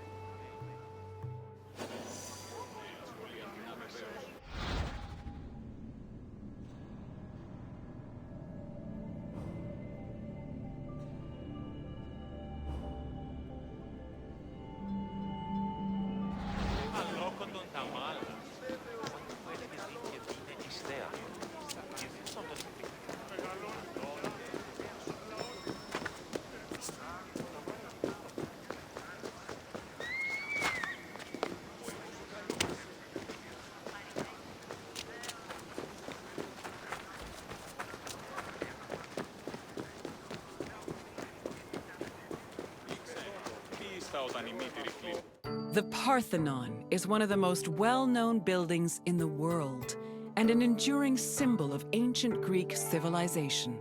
While it is located on the Acropolis, the building is not a traditional temple. It was built by the sculptor Phidias and the architects Callicrates and Ictinus as a great monument to the glory of the city of Athens.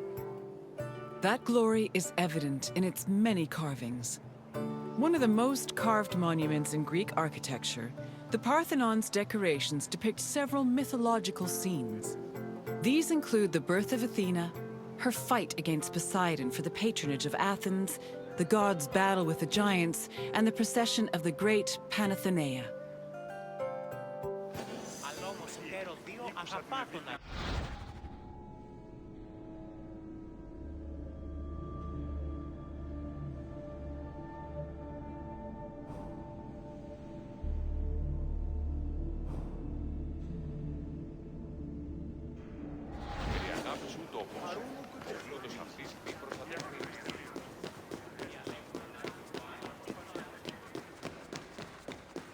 The Parthenon's inner chamber, or cella, contained a massive statue of Athena that was considered to be one of the sculptor Phidias's greatest masterpieces. The statue was chryselephantine, a combination of gold and ivory. To justify the steep cost of its construction, Pericles told Athenians that the statue was a gold reserve, which could be disassembled in times of economic distress. The cella also allegedly contained a pool, whose main purpose was to control the room's humidity, which helped preserve the statue's ivory.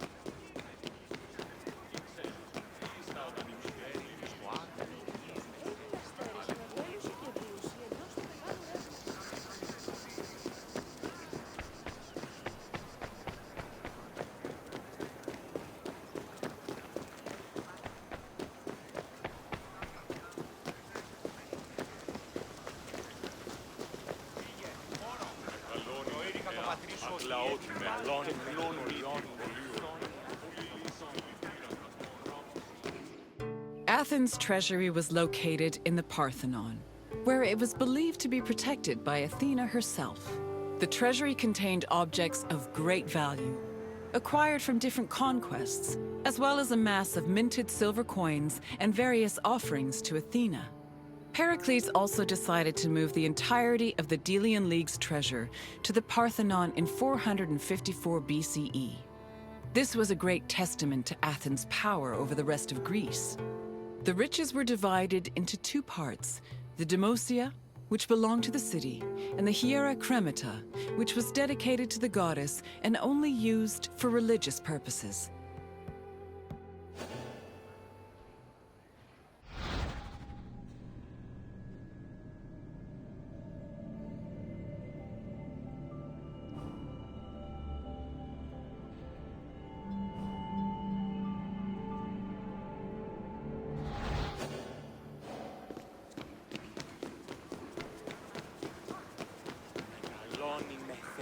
And what did you think of the Acropolis?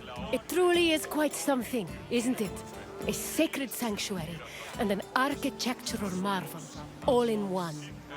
If you have any questions, don't hesitate to ask. You're confident enough for a test? Very well. Let us see how much you know. Which two gods competed for Athens' patronage? Correct. It was Poseidon and Athena who fought for Athens' patronage. As for who won, the answer is in the city's name. On to the next question. Who sculpted the statue of Athena in the Parthenon? Correct. The renowned sculptor Phidias made the statue, which was considered one of his masterpieces. And now, the final question.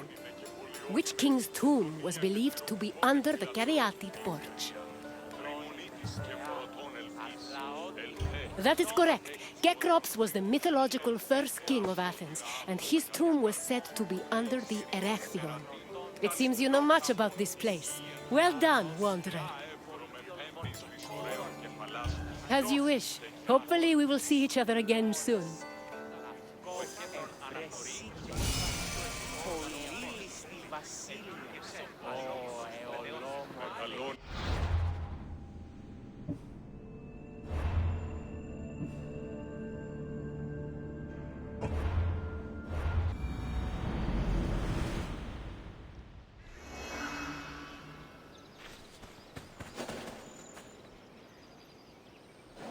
Welcome, traveler, to the ruins of Mykene. It is humbling to stand in the remnants of such a great civilization. Looking at these ruins, I am reminded that the past is never as far behind us as we think. These are the ruins of Mykene, center of the old Mykenian civilization. It was home to great warriors and heroes. In many ways, places like Athens and Sparta stand on the shoulders of its accomplishments. This tour will take you through its ruins and introduce you to its most important monuments, revealing its history in the process. I hope you enjoy yourself. I'll be waiting for you at the end of your visit.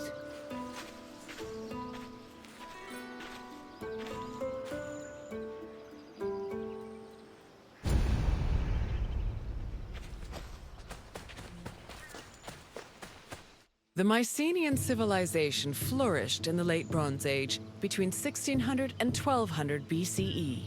During this period, it was mainly located in the Peloponnese and central Greece. Mycenaeans were known for exploring distant lands. Notably, they battled the Hittite allied city of Walusa in a conflict that was believed to be the inspiration for Homer's Trojan War. But the Mycenaean people didn't only travel to fight. They learned much from their neighbors, the Minoans of Crete, such as how to write syllabic script on clay tablets. Such tablets provide evidence that Mycenaeans spoke an early form of Greek.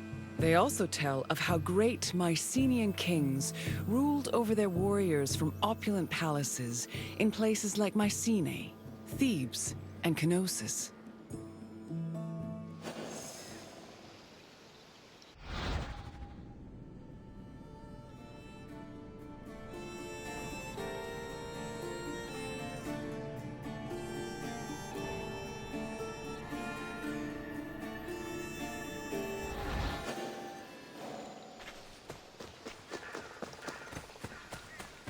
The entrance to Agamemnon's Citadel, or the Lion Gate, is one of the most iconic monuments in Mycenae. It is impressive for both its height and for the intimidating rendering on its relief, which depicts two lions standing on either side of a column.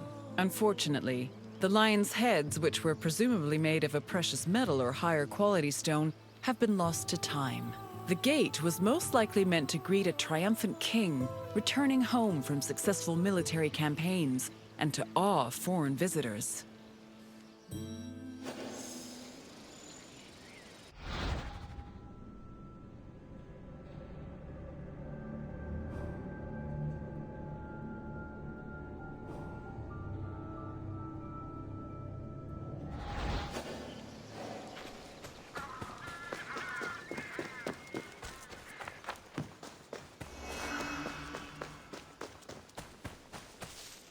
When these shafts were discovered by archaeologist Heinrich Schliemann in 1876, he believed the 6 gold-filled graves to be connected with the family of the great king Agamemnon, even going so far as to proclaim a gold mask he found within to be the death mask of Agamemnon.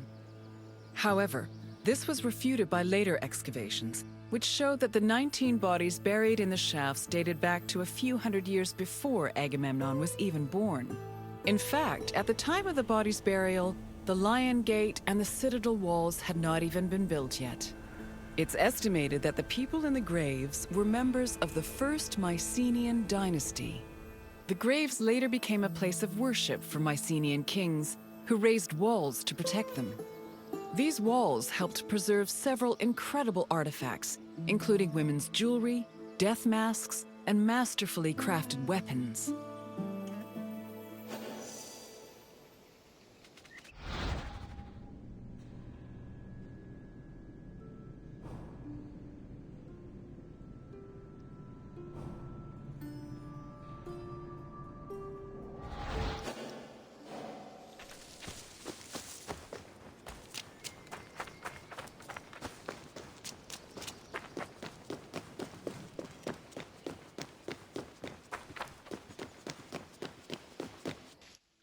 By 1250 BCE, Mycenae was at the height of its power, and its living quarters and workshops were numerous. Houses were built everywhere, from the top of the palace's hill near the king's residence, to the slopes and terraces within the walls, to the nearby hills outside the citadel.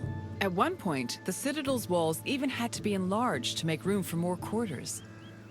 The people who lived inside the citadel were those with high status in either the military, religious, or administrative sectors of the kingdom.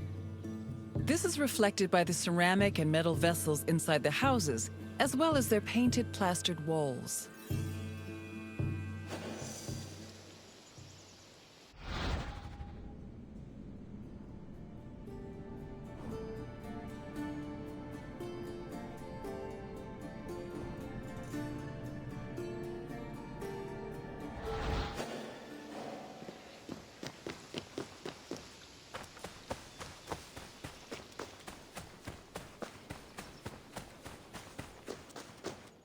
A traveler seeking an audience with the king would have first ascended a steep ramp from the Lion Gate to the citadel's summit. Here, they would have walked into the palatial complex through a grand entrance called the Propylon.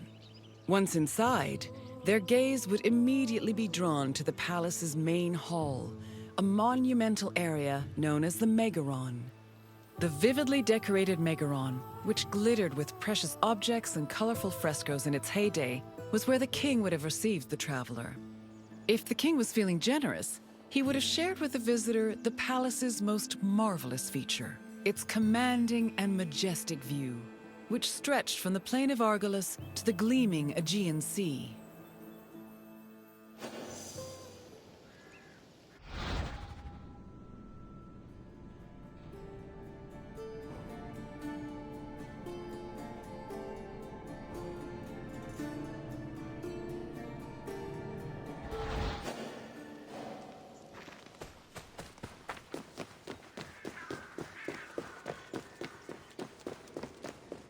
It was in this palace where a legendary Mycenaean king like Agamemnon would have held court. According to Homer and other poets, Agamemnon led the Greeks in the sack of Troy. Stories say that he was a fearsome warrior on par with Achilles, but also an overly ambitious and arrogant ruler. He sacrificed his own daughter, Iphigenia, to convince Artemis to grant his ships passage to Troy. After conquering the city, he returned to Mycenae with mounds of riches, and a Trojan named Cassandra as his concubine. Agamemnon's wife, Clytemnestra, was not pleased with her husband's sacrifice of their daughter. She plotted to murder her husband out of anger. The plot was successful, and, depending on the version of the story, Agamemnon was either murdered in his bath by Clytemnestra or killed by his cousin Aegisthus during a banquet.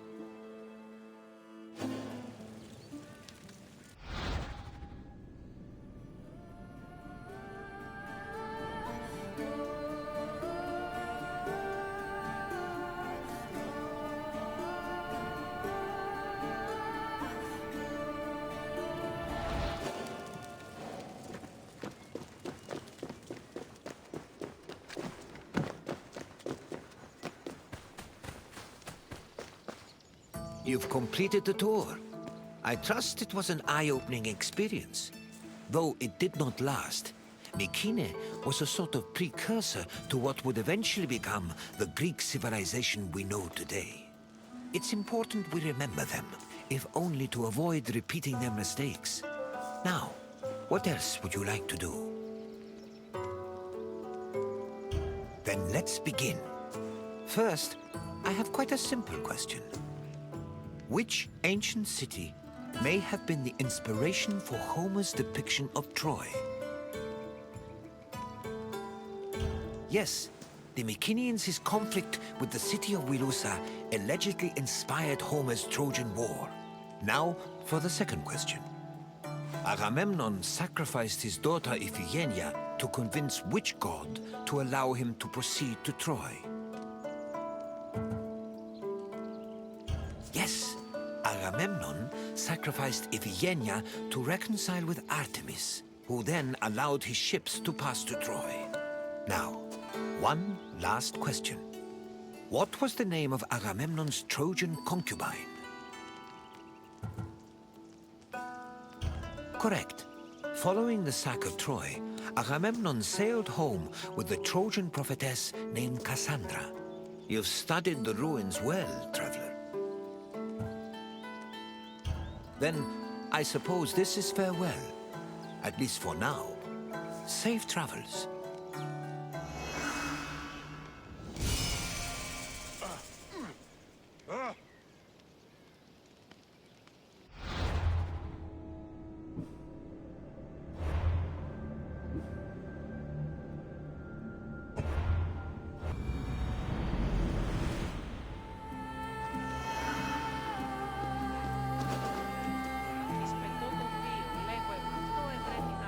Welcome, friend, to this especially sacred part of the Olympian sanctuary.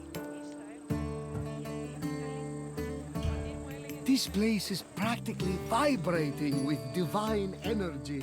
I feel like if I look over my shoulder right now, Zeus will be staring back at me.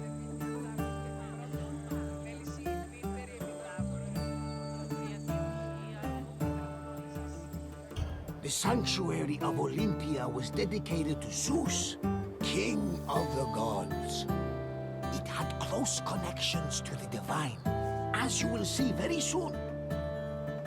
I'll come find you when you're done, and we can talk about what you've learned.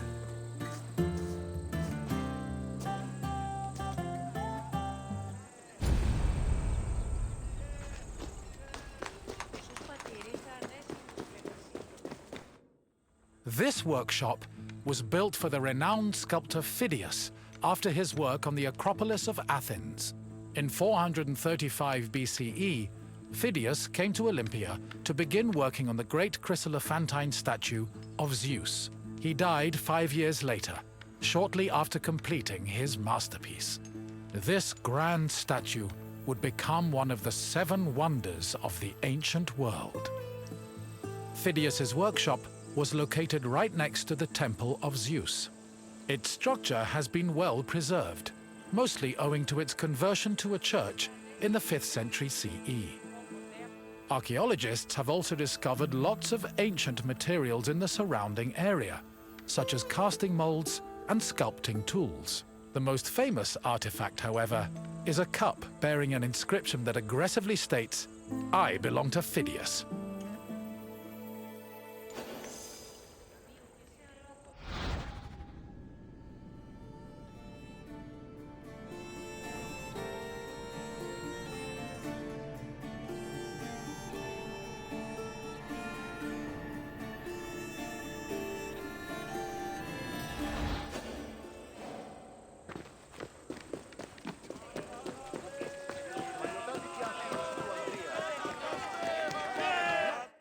On the 5th and final day of the Olympic Games, victors attended a ceremony where they were crowned with olive wreaths and showered in flowers.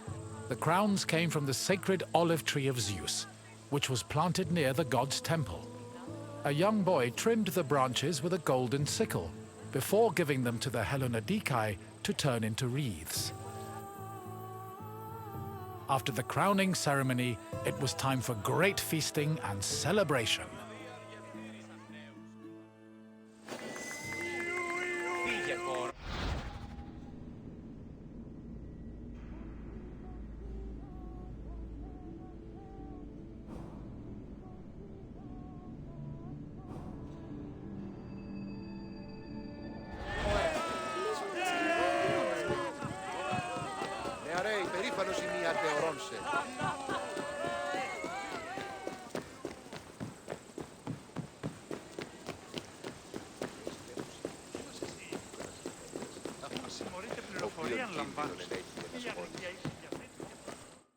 Pelops was both a legendary Greek hero and the mythical founder of the Olympic Games. According to legend, Pelops fell in love with the beautiful Hippodamia. Her father, Oenomaus, the king of Pisa, disapproved of their union. Having once heard a prophecy that he would be killed by his son-in-law, Oenomaus was known to challenge his daughter's suitors to chariot races, killing them when he won. Still, Pelops was determined to win Hippodamia's heart. Before the race, he enlisted the help of Poseidon, who gave him a golden chariot with 4 winged horses. Pelops was able to win both the race and the hand of his beloved, while Oenomaus was dragged to death by his horses. The start of this famous race was depicted on the eastern pediment of the Temple of Zeus.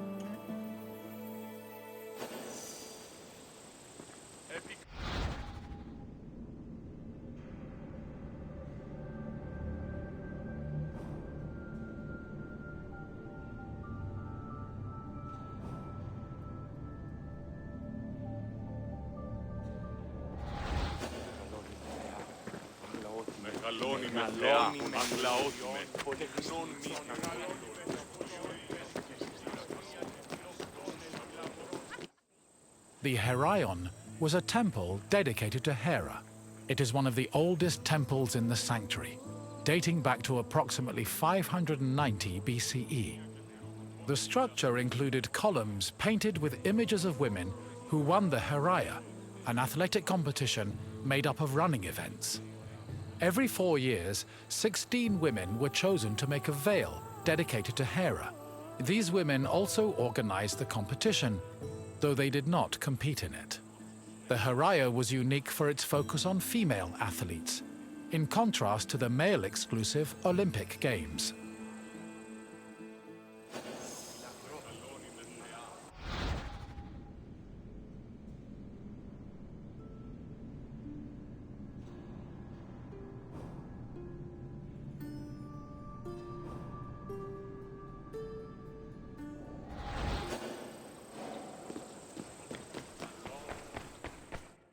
Hera was the goddess of women, marriage, family, and childbirth. She ruled Mount Olympus as Queen of the Gods, along with her husband and brother Zeus.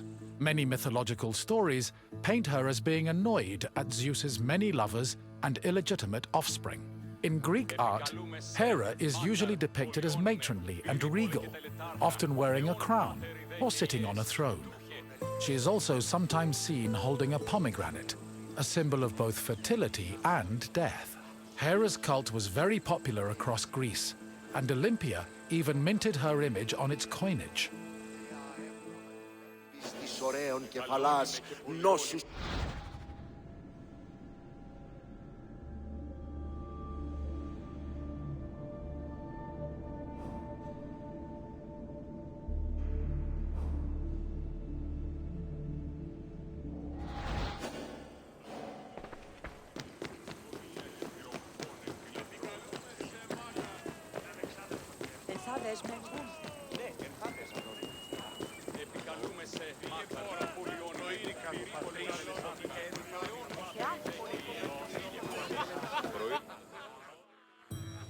One of the highlights of the Olympic Games was a ceremony that took place on the third day of the festival. It began with a procession of athletes, ambassadors, Hellenodikai, and animals. The group made their way around the Altis until they arrived at the Temple of Zeus. Then the animals were brought in front of the altar of Zeus and offered as a sacrifice. This sacrifice was known as a hecatomb, a word that originally described the sacrifice of 100 oxen. During the hecatomb, the bones and legs of the animals were burned and carried to the top of a mound of ashes from previous sacrifices. Meanwhile, the meat of the animals was saved for a large banquet held later in the evening.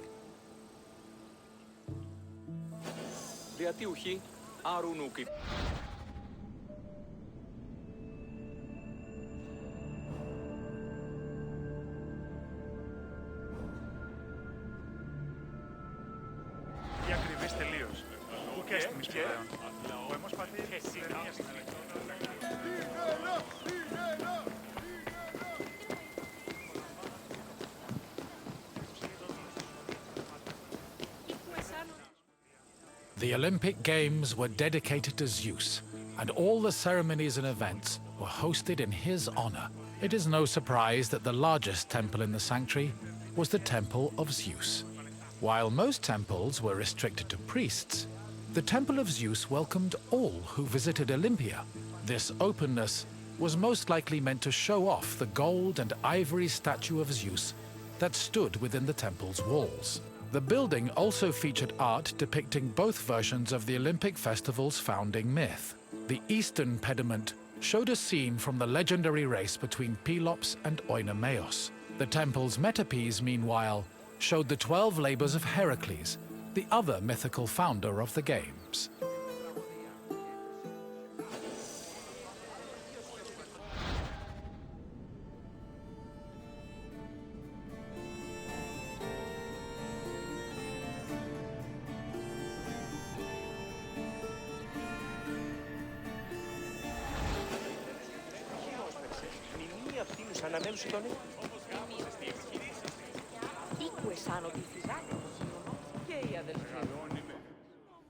Zeus was the god of sky and thunder, and king of the Olympians. He ruled the world from his home on Mount Olympus. The child of Cronus the Titan, Zeus overthrew his father and cast the Titans out in a great battle known as the Titanomachy. He had children of his own with his wife Hera, including Ares, Hephaistos, Hebe, and Ilithyia. He also had many children without Hera, much to her consternation, but there are too many to list here. Zeus was believed to have control over the lives of mortals, as his many epithets attest to. For example, his title Hawkios made him a keeper of oaths, while Xenios was the name conferred to him as a protector of hospitality. In Greek art, Zeus was usually depicted holding a thunderbolt and sitting on a throne, befitting his position as king.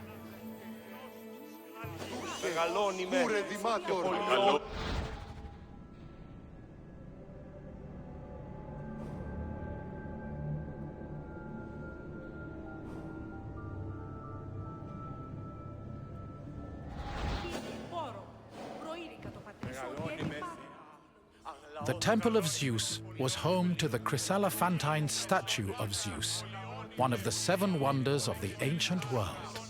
The statue, made of gold, ivory, and wood, was sculpted by the renowned artist Phidias. At 13 meters tall, it was as impressive looking as it was difficult to maintain. Oil was used to protect the wood and ivory from cracking and to prevent general decay. While the statue does not exist today, it was thankfully described by Pausanias in great detail, so its legacy lives on.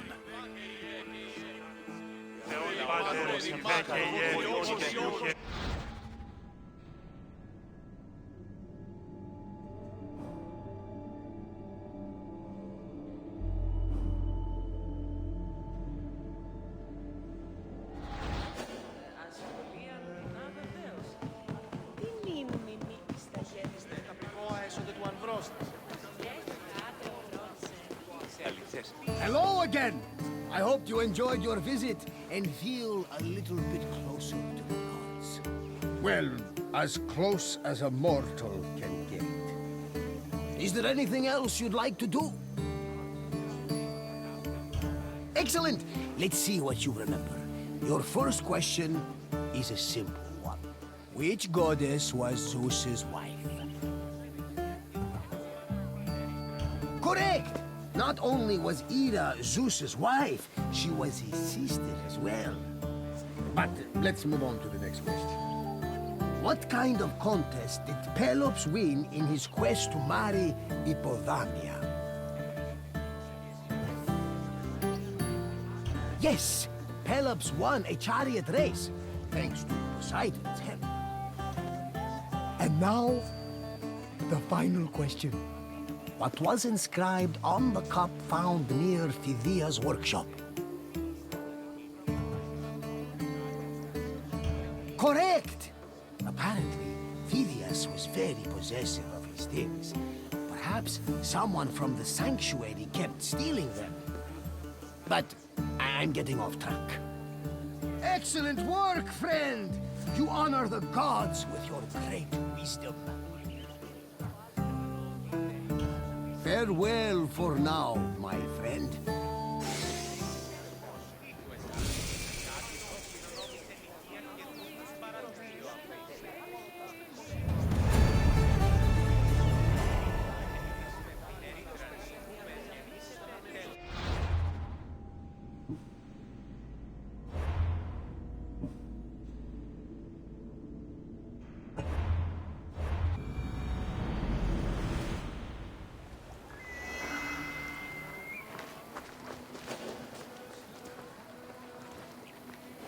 Greetings, wanderer, and welcome to the Agora of Athens. I love this Agora. Where else could you find a common fish merchant and an extravagant jewelry seller within a few feet of each other? It's that kind of variety that makes city life so rich and exciting.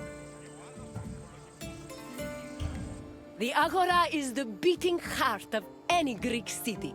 It is a place where all types of people may gather, from citizens and foreigners to magistrates and philosophers. All manner of business is conducted here, including political meetings, legal proceedings, and trade. When you finish exploring, come find me, and we can talk more. See you soon, Wanderer.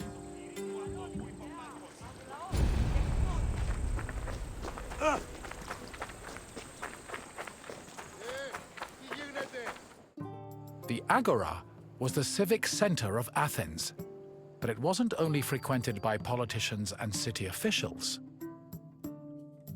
The area housed a market where people could purchase food and other goods from merchants. It was also frequented by philosophers, who used the public space to establish schools and pass on their teachings to students. Religion had its place as well. Temples dedicated to Hephaistos and Apollo were located in the Agora, along with the altar of the 12 gods and the monument of the eponymous heroes.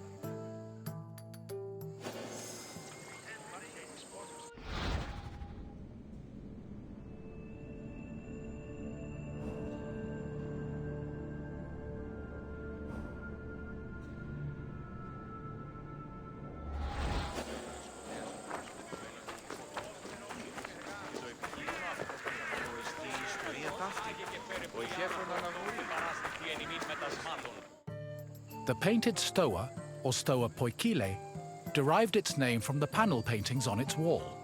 The paintings were created in the 5th century BCE by famous artists like Polygnotos and depicted Greek military victories like the Battle of Marathon. The stoa served as a public meeting place for citizens, but it was especially popular with philosophers who used the space to pass on their teachings. In 301 BCE, the philosopher Zeno of Kition chose the Stoa Poikile as the location for his school of philosophy, the appropriately dubbed Stoicism.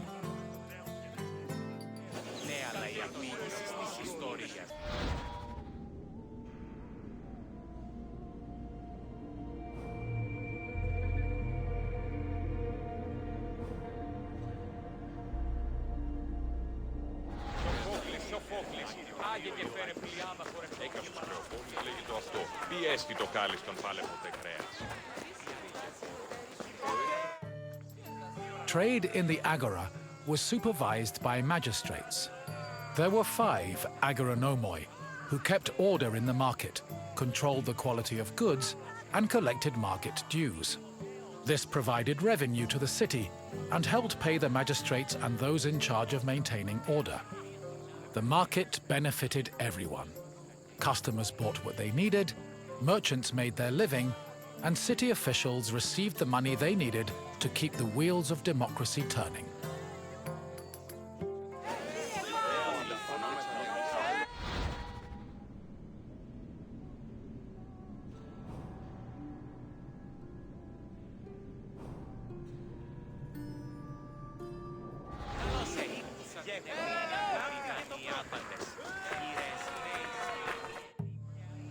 The original Temple of Apollo Patrous was built around 535 BCE by Pisistratos, but was destroyed by the Persians during their invasion a few decades later. It long remained in ruins, except for the altar, which was left standing as a reminder of the Persian sacrilege. Eventually, a new temple was built in the 4th century BCE. Inside was a statue made by Euphranor, the same artist who painted in the Stoa of Zeus. The temple held special significance in Athens, as it was connected to the origin of the city's people. The name Patrous, meaning fatherly, referenced the belief that Apollo was the father of Aeon, founder of the Ionian Greeks, from whom all Athenians are descended.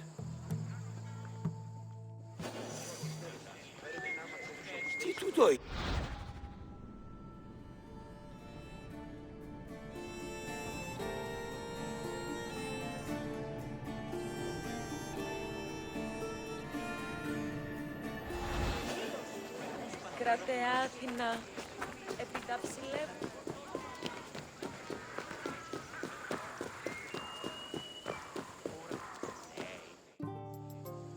The Temple of Hephaistos overlooks the Agora from the Colonus Agoreus hill.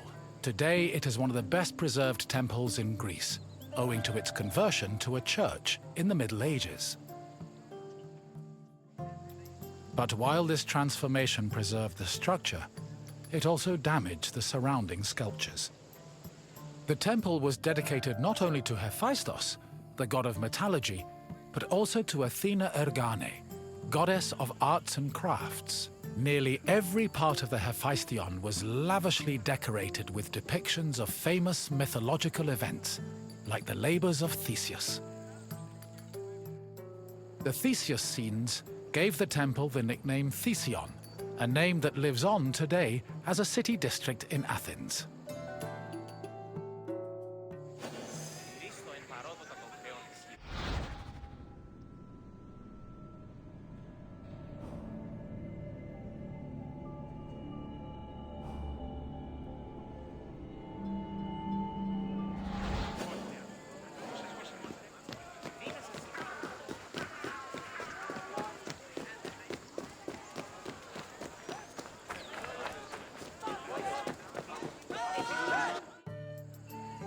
The Boeotia was another building in the Agora that contributed to the democratic process.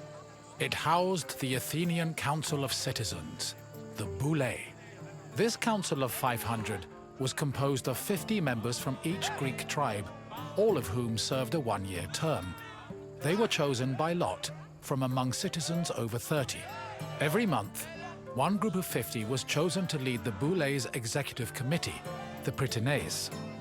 The Prytaneis met every day of the month and called meetings of the full council in the Boeotia, where they spent their time discussing bills.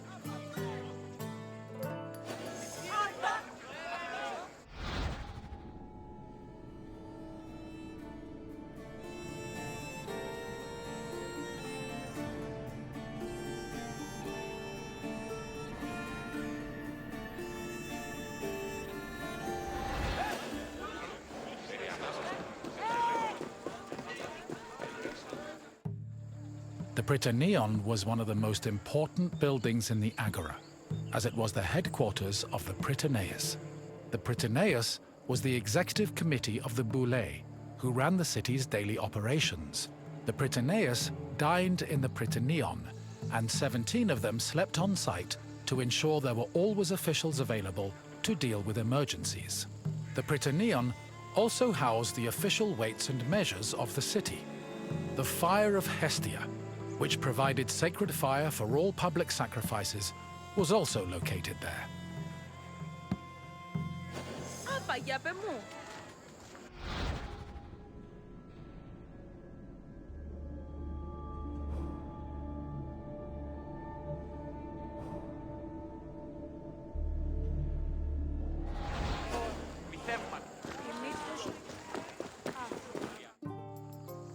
The Heliaia was the most important court in Athens and was presided over by a group of judges called Heliasts. Judging was a regular part of an Athenian citizen's life, with trials happening almost every day. Heliasts were chosen randomly based on two factors. First, that they were on the official list of 6,000 potential Heliasts. Second, that they were present at court on the day of the trial. A stipend of 2 obols was established by Pericles to compensate for the loss of work while on Heliast duty, and also to encourage participation in the judiciary process.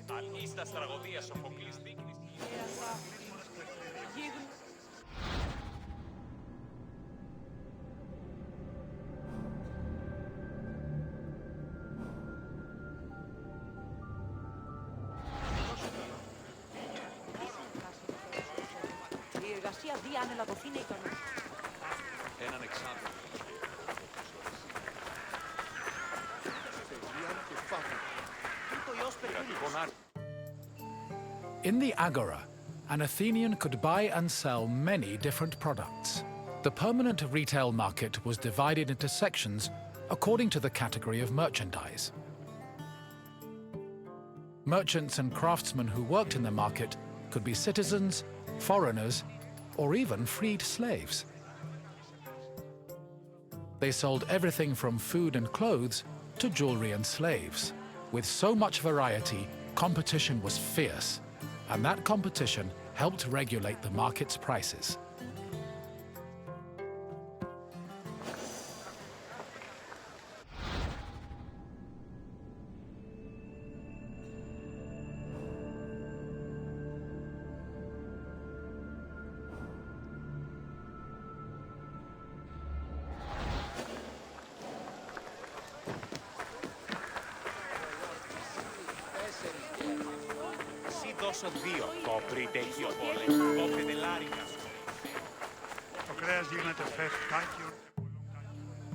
The Heliaio wasn't the only court in Athens.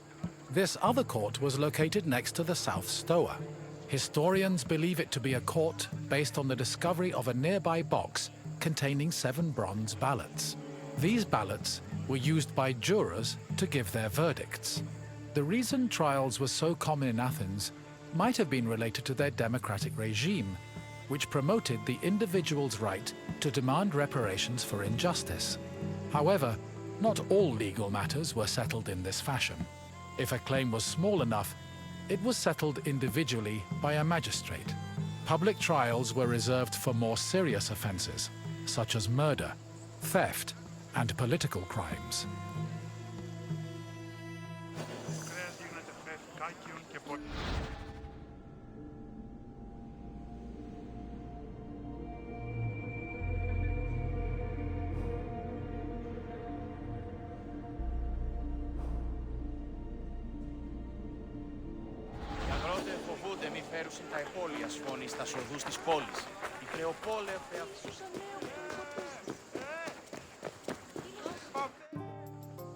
The mint was where the city made its coinage. It is believed that Athens' mint was in the city's agora, as modern excavations have turned up small disc-shaped pieces of metal used to make coins. Much of the silver required for minting coinage came from the Laurion silver mines. Athens was so dependent on the mines that when they lost them during the Peloponnesian War, the city was forced to melt down a gold statue of Athena to mint gold coins and avert a monetary crisis.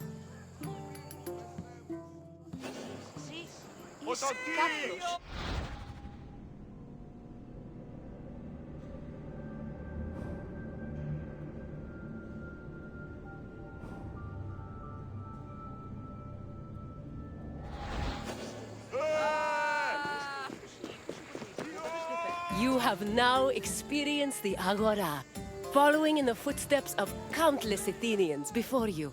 I hope the trip has impressed upon you how important this place was to trade, politics, and law. If you have any questions, don't hesitate to ask. Very well, let's begin. Which philosopher's school took its name from the painted Stoa? Yes, Zenon taught at the Stoa, and so he and his followers were dubbed Stoics. Time for another question. What other name has the Hephaistos gone by? Correct! The name was inspired by the scenes showing the hero Theseus, which decorate the temple. Only one question left. When Athens lost the Laurion silver mines during the Peloponnesian War, which statue did they melt down to mint new coins? Correct! The Athenians melted down a statue of Athena to mint gold coins. It's clear you are very familiar with the Agora of Athens. I'm impressed. Farewell, wanderer. May we see each other again soon.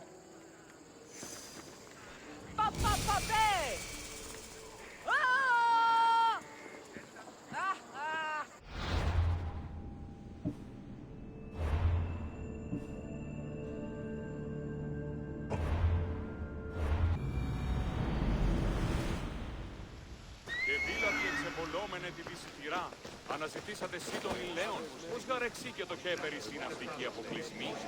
Here, visitor, and welcome to this sacred site. Delphi is an amazing place to visit if you're looking for information. I've come here on several occasions in search of answers to some particularly puzzling questions. And sometimes, I even found them. This is Delphi, home of the renowned oracle. Greeks considered it the navel of the world. Pilgrims and kings journeyed here from all over Greece and beyond, seeking advice from Apollo through the voice of his interpreter, Pythia. During your visit, you will experience the sanctuary through a pilgrim's eye and discover how important oracles and prophecies were to the people of Greece. Now, go off and begin your pilgrimage. I will be waiting for you at the end of your visit.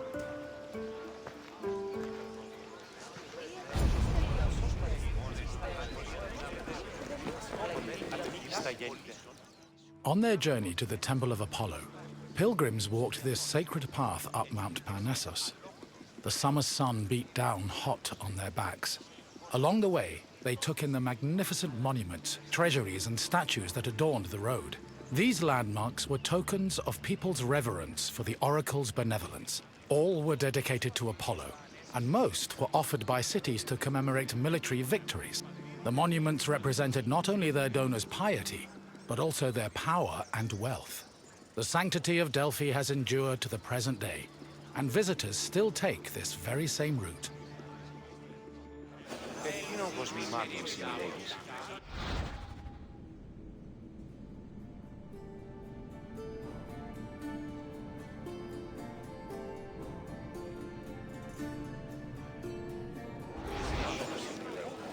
Phokis, μπορείς να μας το προσθετείς.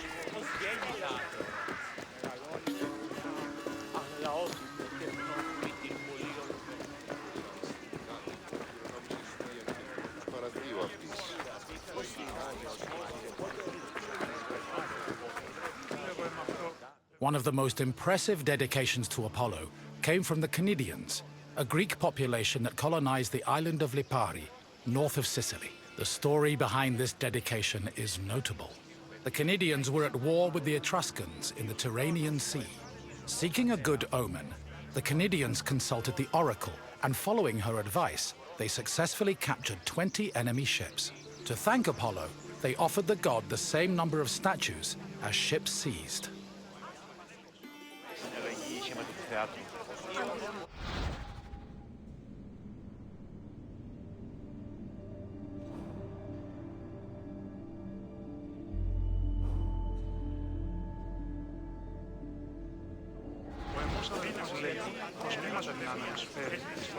Διασώζονται ούτι ή να αναμνησμόβετος.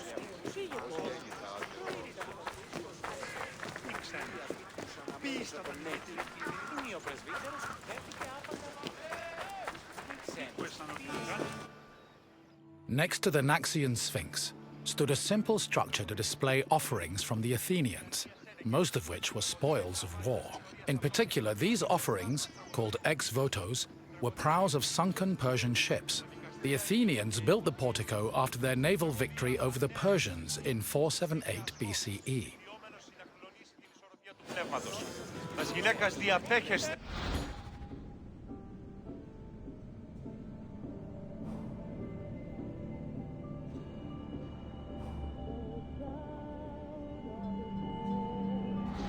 Η τραγωδία διευθύνει τους νέους και ούτι καταμανθακίζονται.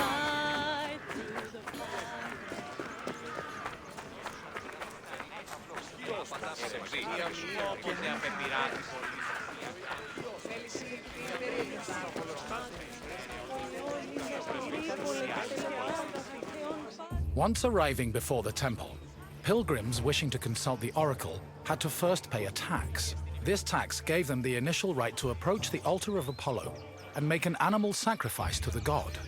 But before proceeding to the Pythia, the preliminary ritual had to succeed. If the animal reacted favorably and showed signs of acceptance to the god, it was sacrificed, and the pilgrim would be allowed to enter the temple to question the Pythia.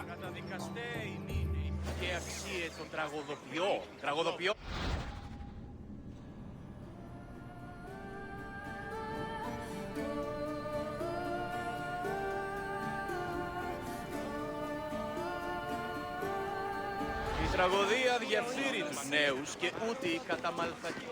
At last, we arrive at the Temple of Apollo, where the oracle relayed her prophecies. The temple was the final destination of those seeking an audience with the Pythia, and its appearance matched the majesty of its purpose. Atop its imposing columns, the structure's pediments displayed famous mythological scenes, sculpted by the renowned Greek artist Antenor. But as grand as the temple looked from the outside, it paled in comparison with what happened within.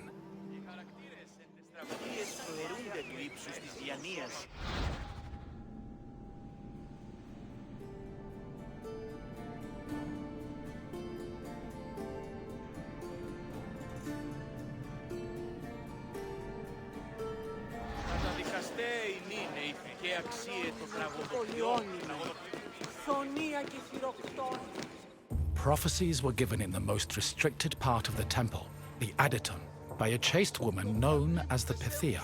Before delivering prophecies, she first purified herself with water, then burned laurel leaves and barley flour to begin the ritual. Finally, while seated on a tripod surrounded by offerings, the Pythia delivered Apollo's messages. Her words were often strange and indecipherable, and required further interpretation by the temple's priests. Despite much research, the exact causes of the oracle's behavior while prophesying are debated to this day.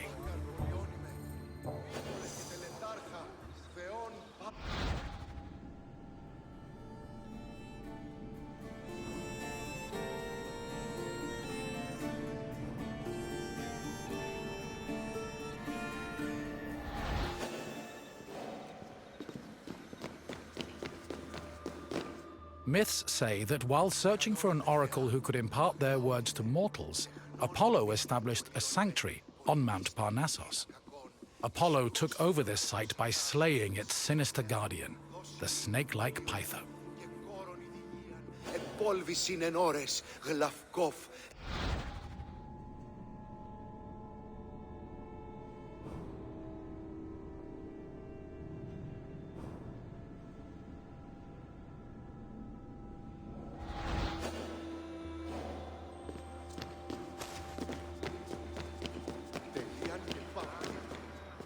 Your visit is complete. I hope you now understand how important this sanctuary was, and how it affected the lives of people both in the Greek world and beyond its borders.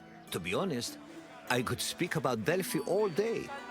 But what would you like to do now? Ah, you wish to test your knowledge. Let's begin with a simple question. What did the oracle use to purify herself before her predictions? Correct. The oracle used water for purification. Time for another question. Which god was believed to speak through the oracle at Delphi? Yes, the oracle allegedly spoke the words of Apollo, which were then interpreted by priests. One final question for you. Delphi is situated on which mountain? Correct. Delphi stood on the slope of Mount Parnassos. Well done, traveler. Your knowledge rivals that of the wisest philosophers. As you wish. It has been a pleasure sharing Delphi with you.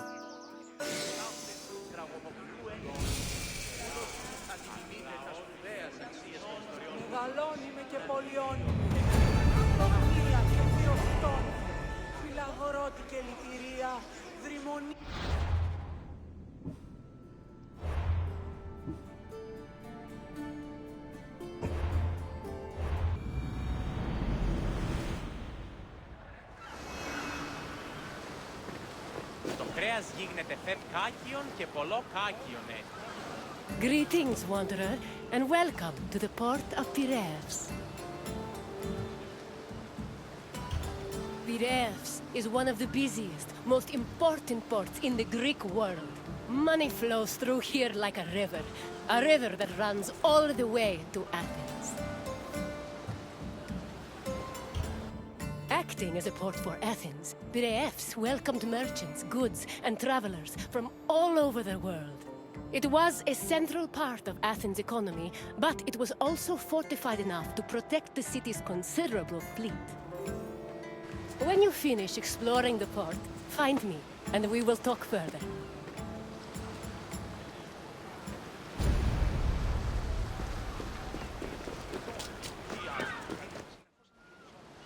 Piraeus, a peninsula southwest of Athens, became the city's main port after the politician Themistocles encouraged the development of its natural harbors. These developments led to the gradual abandonment of the older harbor of Phaleron. Piraeus's fortifications were further developed by Cimon and Pericles, along with the long walls, which ensured goods could still be moved during sieges. Piraeus was divided into three main sectors: the military port, the Emporion, and the residential area.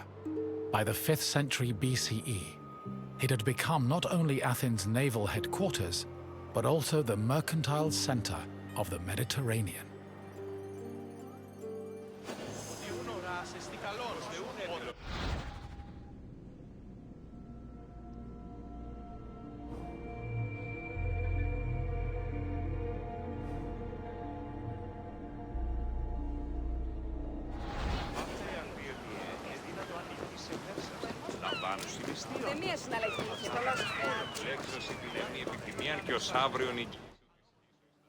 Piraeus's development during the 5th century BCE attracted a large population. Many craftsmen, merchants, bankers, sailors, and ship owners moved to the port in great numbers. The population was a mix of Greek citizens, foreign visitors, and immigrants known as metics. The variety of the port's inhabitants gave Piraeus a cosmopolitan atmosphere. Most of the residents were involved in trade, but others worked on shipbuilding or in larger-scale industries like shield factories. Piraeus's commercial focus offered many opportunities for those seeking to increase their wealth and status. One such rags-to-riches tale is that of Passion, a slave who eventually became a citizen and earned a fortune thanks to his bank and his shield factory. Είδα την αδυνάμενον ανευρύνση φλασ.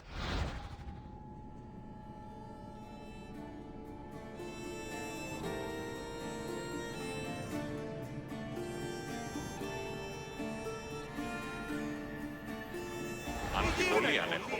Έμπορες άπαντες πολλούς παρεμπορεύουν. Piraeus was a demi, or district, of Attica. Because of its size, function, and varied population, it had a much more complicated administrative structure than other demes. Above all, Piraeus was closely monitored and controlled by the Athenian assembly due to its importance to the city. Within the port, there were two separate categories of trade: international trade, which took place in the Emporion, and retail trade, which was managed by Kephaloi in Piraeus's agora.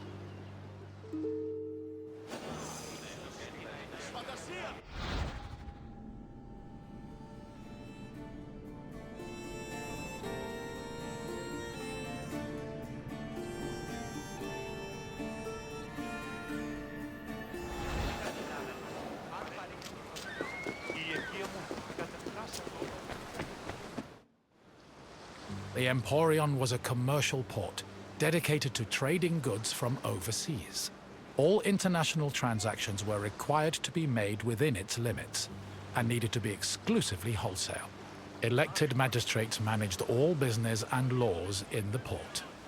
Meanwhile, port authorities known as epimeletes oversaw trade and took care of the regulation of prices. This was an especially crucial duty, as the amount of supplies and goods could fluctuate wildly based on factors like bad harvests or lost cargo. Common products sold in the Emporion included vegetables, fruits, fish, leather, timber, marble, metal, weapons, and ceramics. According to Hermippos, Athens was also wealthy enough to afford the finest goods from all over the world, including figs from Rhodes, almonds from Thasos, oil from Samos, and wine from Chios. Taxes were collected on all merchandise that came into the Emporion, which provided Athens with a major source of income.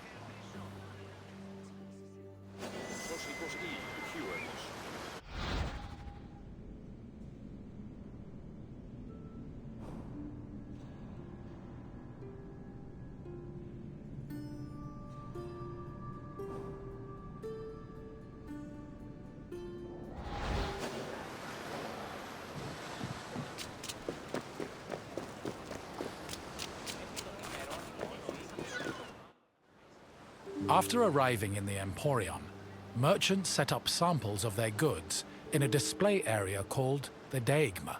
This was where citizens and foreigners gathered to officially make their deals, and almost all merchandise that came into the Emporion was traded within the area.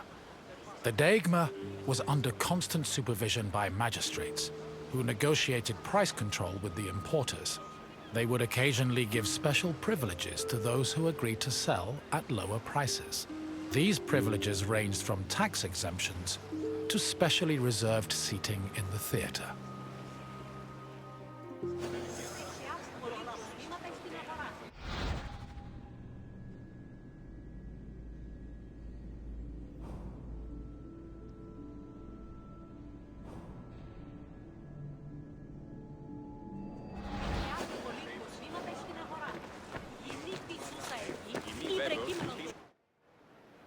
Piraeus was a deme, and as such was supervised by a magistrate called the Demarchos. While most demarchoi were chosen locally within their deme, Piraeus was appointed directly by Athens, so the city could better monitor its commercial interests. In fact, matters regarding the Emporion, the military harbour, and the grain trade were regularly debated and decided by the Athenian Assembly. Transactions within the Piraeus were supervised by metronomoi. These were magistrates responsible for keeping track of weights and measures. They made sure merchants' measurements were always accurate to prevent bad deals and scams. Even though Piraeus would eventually develop into a city in its own right, it always remained under the control of Athens.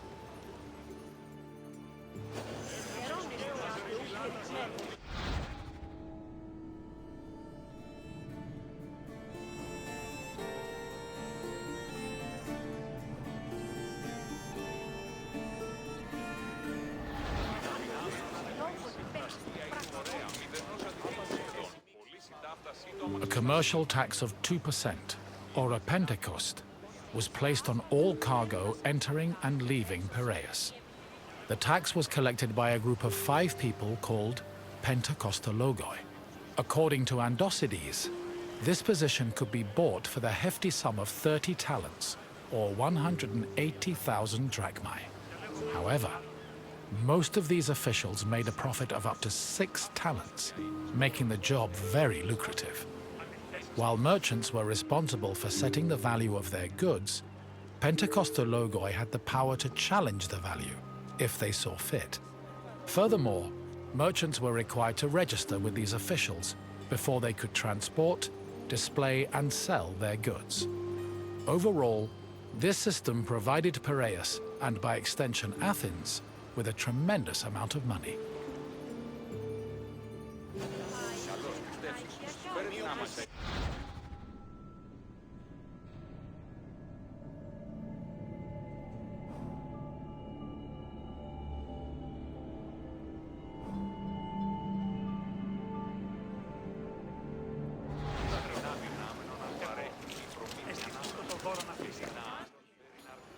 The sale of grain was overseen by special magistrates called sitophilakes.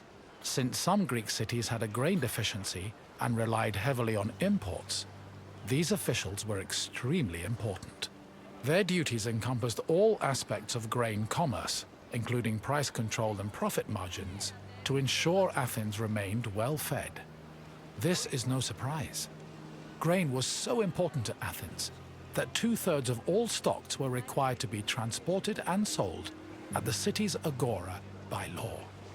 According to Demosthenes, the significance of the sitophilakes was such that if they failed in their duties, they faced the death penalty.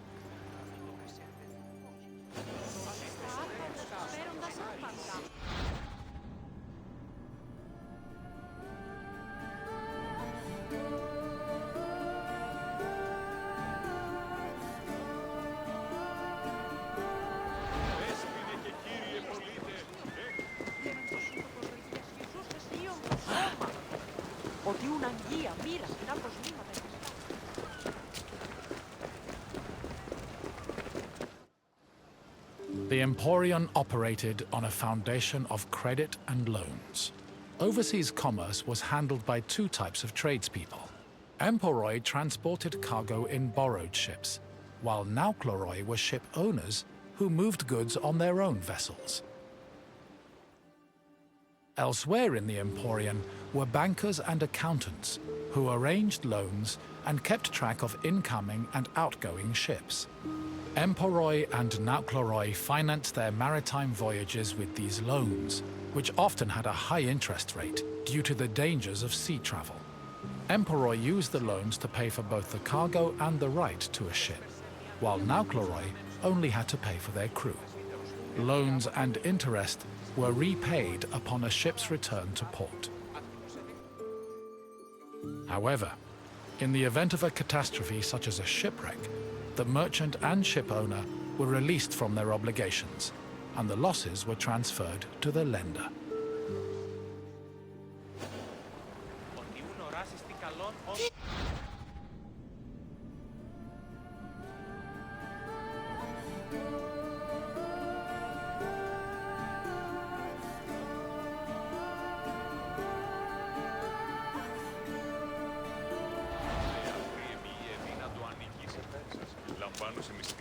You've returned.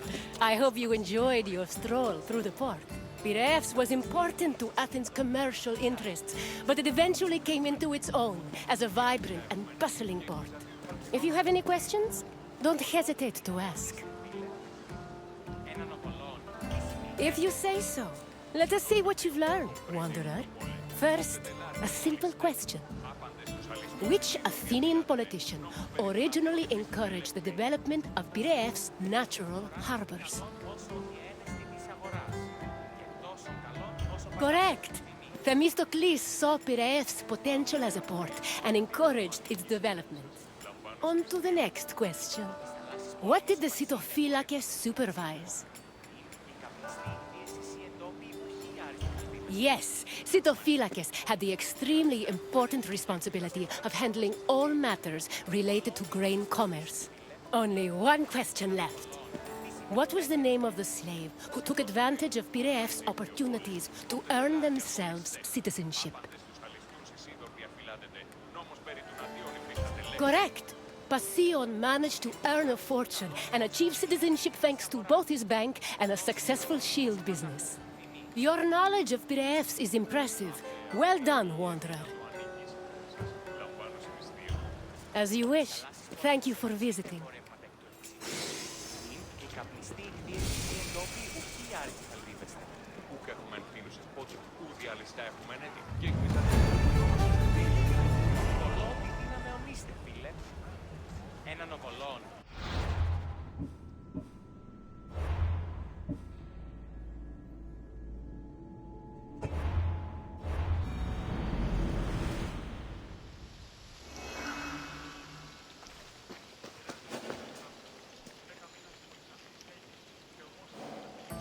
Welcome, traveler, to the sanctuary of Asclepios, a place of rest and healing.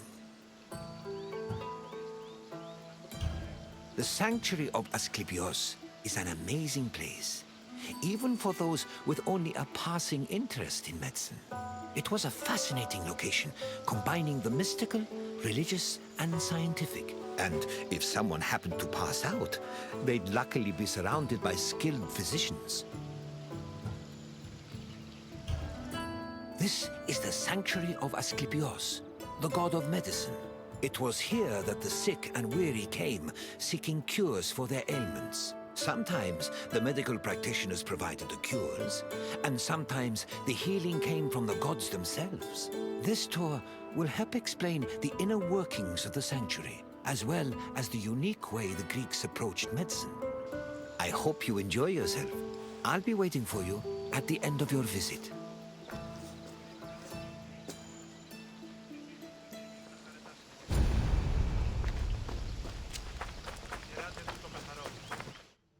The ill and infirm came to this sanctuary to pray and offer sacrifices to Asclepios, the god of medicine.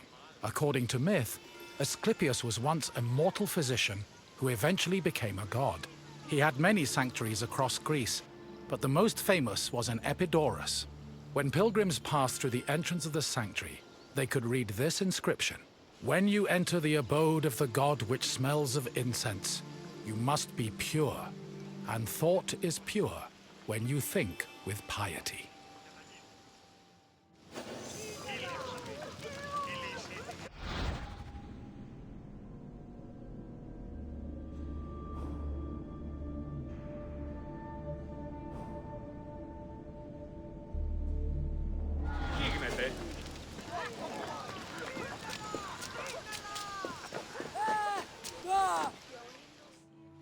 Medical steles constituted a sort of hub between medicine, religion, and the divine.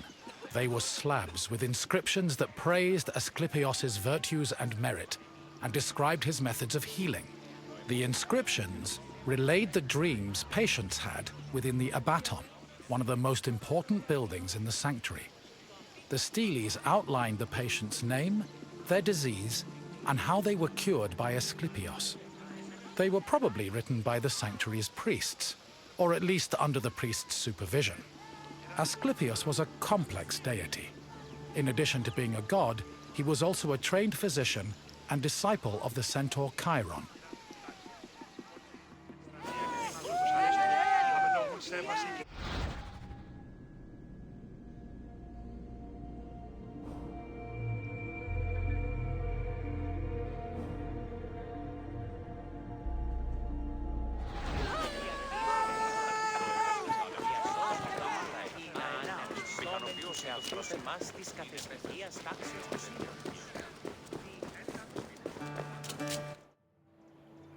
In ancient Greece, religion was inseparable from rites, processions, and sacrifices. This was no different in Epidaurus, and visitors to Asclepios' sanctuary needed to prepare themselves accordingly. Pilgrims cleaned themselves in order to be pure, then offered Asclepios food like honey cakes, cheesecakes, baked meats, and figs. The food was placed on the sanctuary's holy table, where it was presumably later taken by priests. After the preliminary offerings, visitors were allowed to enter the Abaton, where they would hopefully encounter Asclepios in a dream. Medical steles also mention that healed patients sometimes gave additional offerings to Asclepios as thanks for being cured.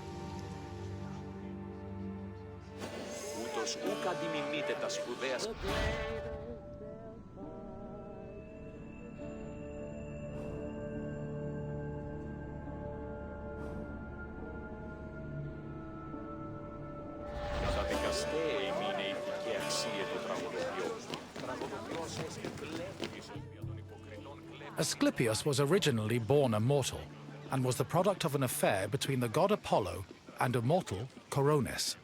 Apollo killed Coronis after discovering she had been unfaithful, and ordered her body burned on a funeral pyre.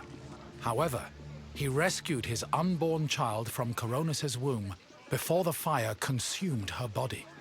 Apollo gave the baby to the centaur Chiron, who raised Asclepios and taught him to practice medicine. Over time, Asclepios became so skilled in the art of healing, he could even raise the dead. This angered Zeus, who sent Asclepios to Hades with a thunderbolt.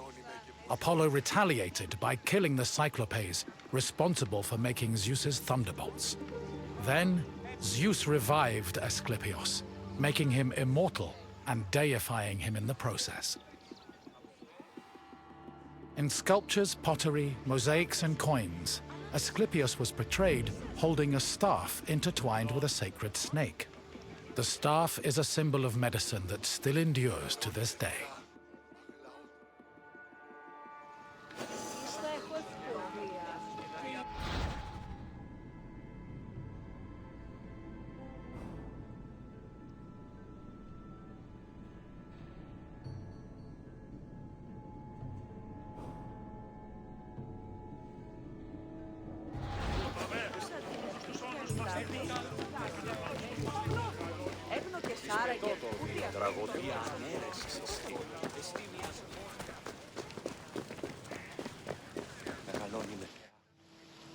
The Epitateon was the priest's residence. As the link between patients and the gods, priests were essential to the operation of the sanctuary. They were often elected into the priesthood for one-year periods, but could also buy themselves a position if they were wealthy enough. In addition to interpreting patients' dreams in the Abaton, priests both supervised and performed sacrifices and rituals. During these functions, they were usually clad in white.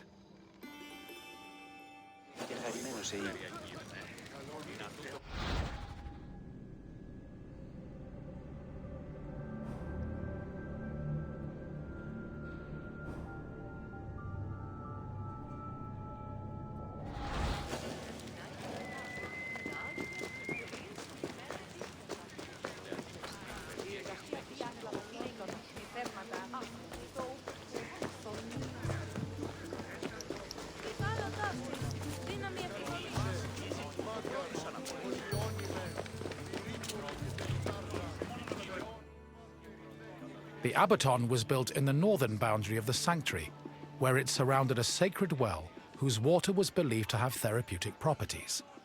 The Abaton was where pilgrims went for incubation, or dream rituals. Details of the incubation ritual have been described in unearthed medical steles.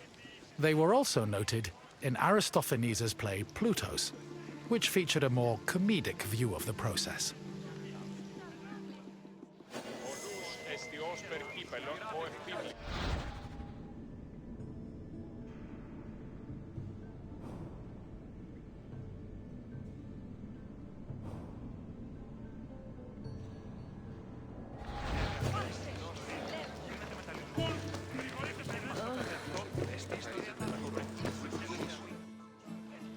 Incubation was the dream ritual pilgrims experienced in the Abaton. After completing the necessary preliminary rituals, pilgrims were allowed to enter the sacred building, where they lay prone. As they took in the smell of burning incense, the sanctuary's priests extinguished the oil lamps and asked them to sleep in silence. Once they were asleep, Asclepios would appear in their dreams and give his medical advice. The advice included diet and treatment recommendations, as well as requests for specific offerings or religious rituals. Upon waking up, priests interpreted the patient's dreams, unless a patient had been miraculously healed in their sleep. However, if a patient was completely beyond help, they were removed from the Abaton. This was to adhere to a ritual law that stated that no one could die or be born within the building.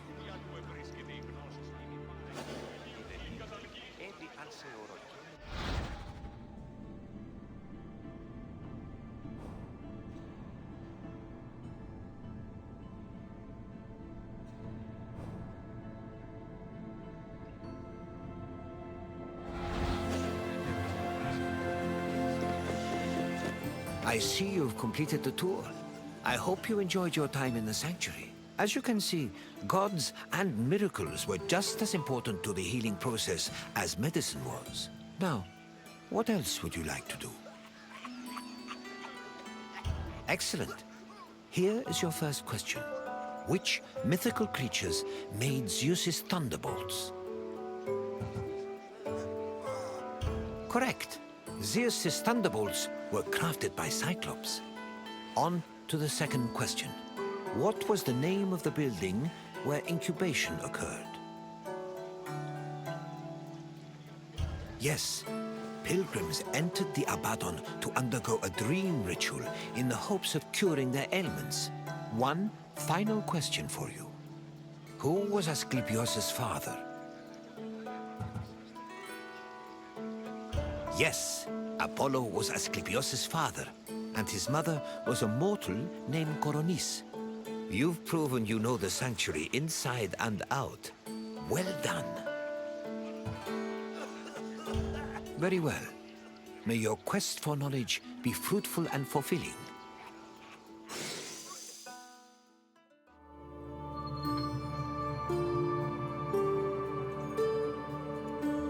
Amazing. You have now completed all available guided tours. Congratulations on your achievement and dedication to knowledge. We hope you have enjoyed your explorations into the rich history of ancient Greece. Even though you've done all the tours, there's still plenty left to see. There are hundreds of world stations to explore, mountains to climb, seas to swim, and sunsets to watch. Remember that you're welcome to return to guided tours at any time and replay your favorite ones. On behalf of the Assassin's Creed team, thanks for playing the Discovery Tour, and we hope to see you again soon.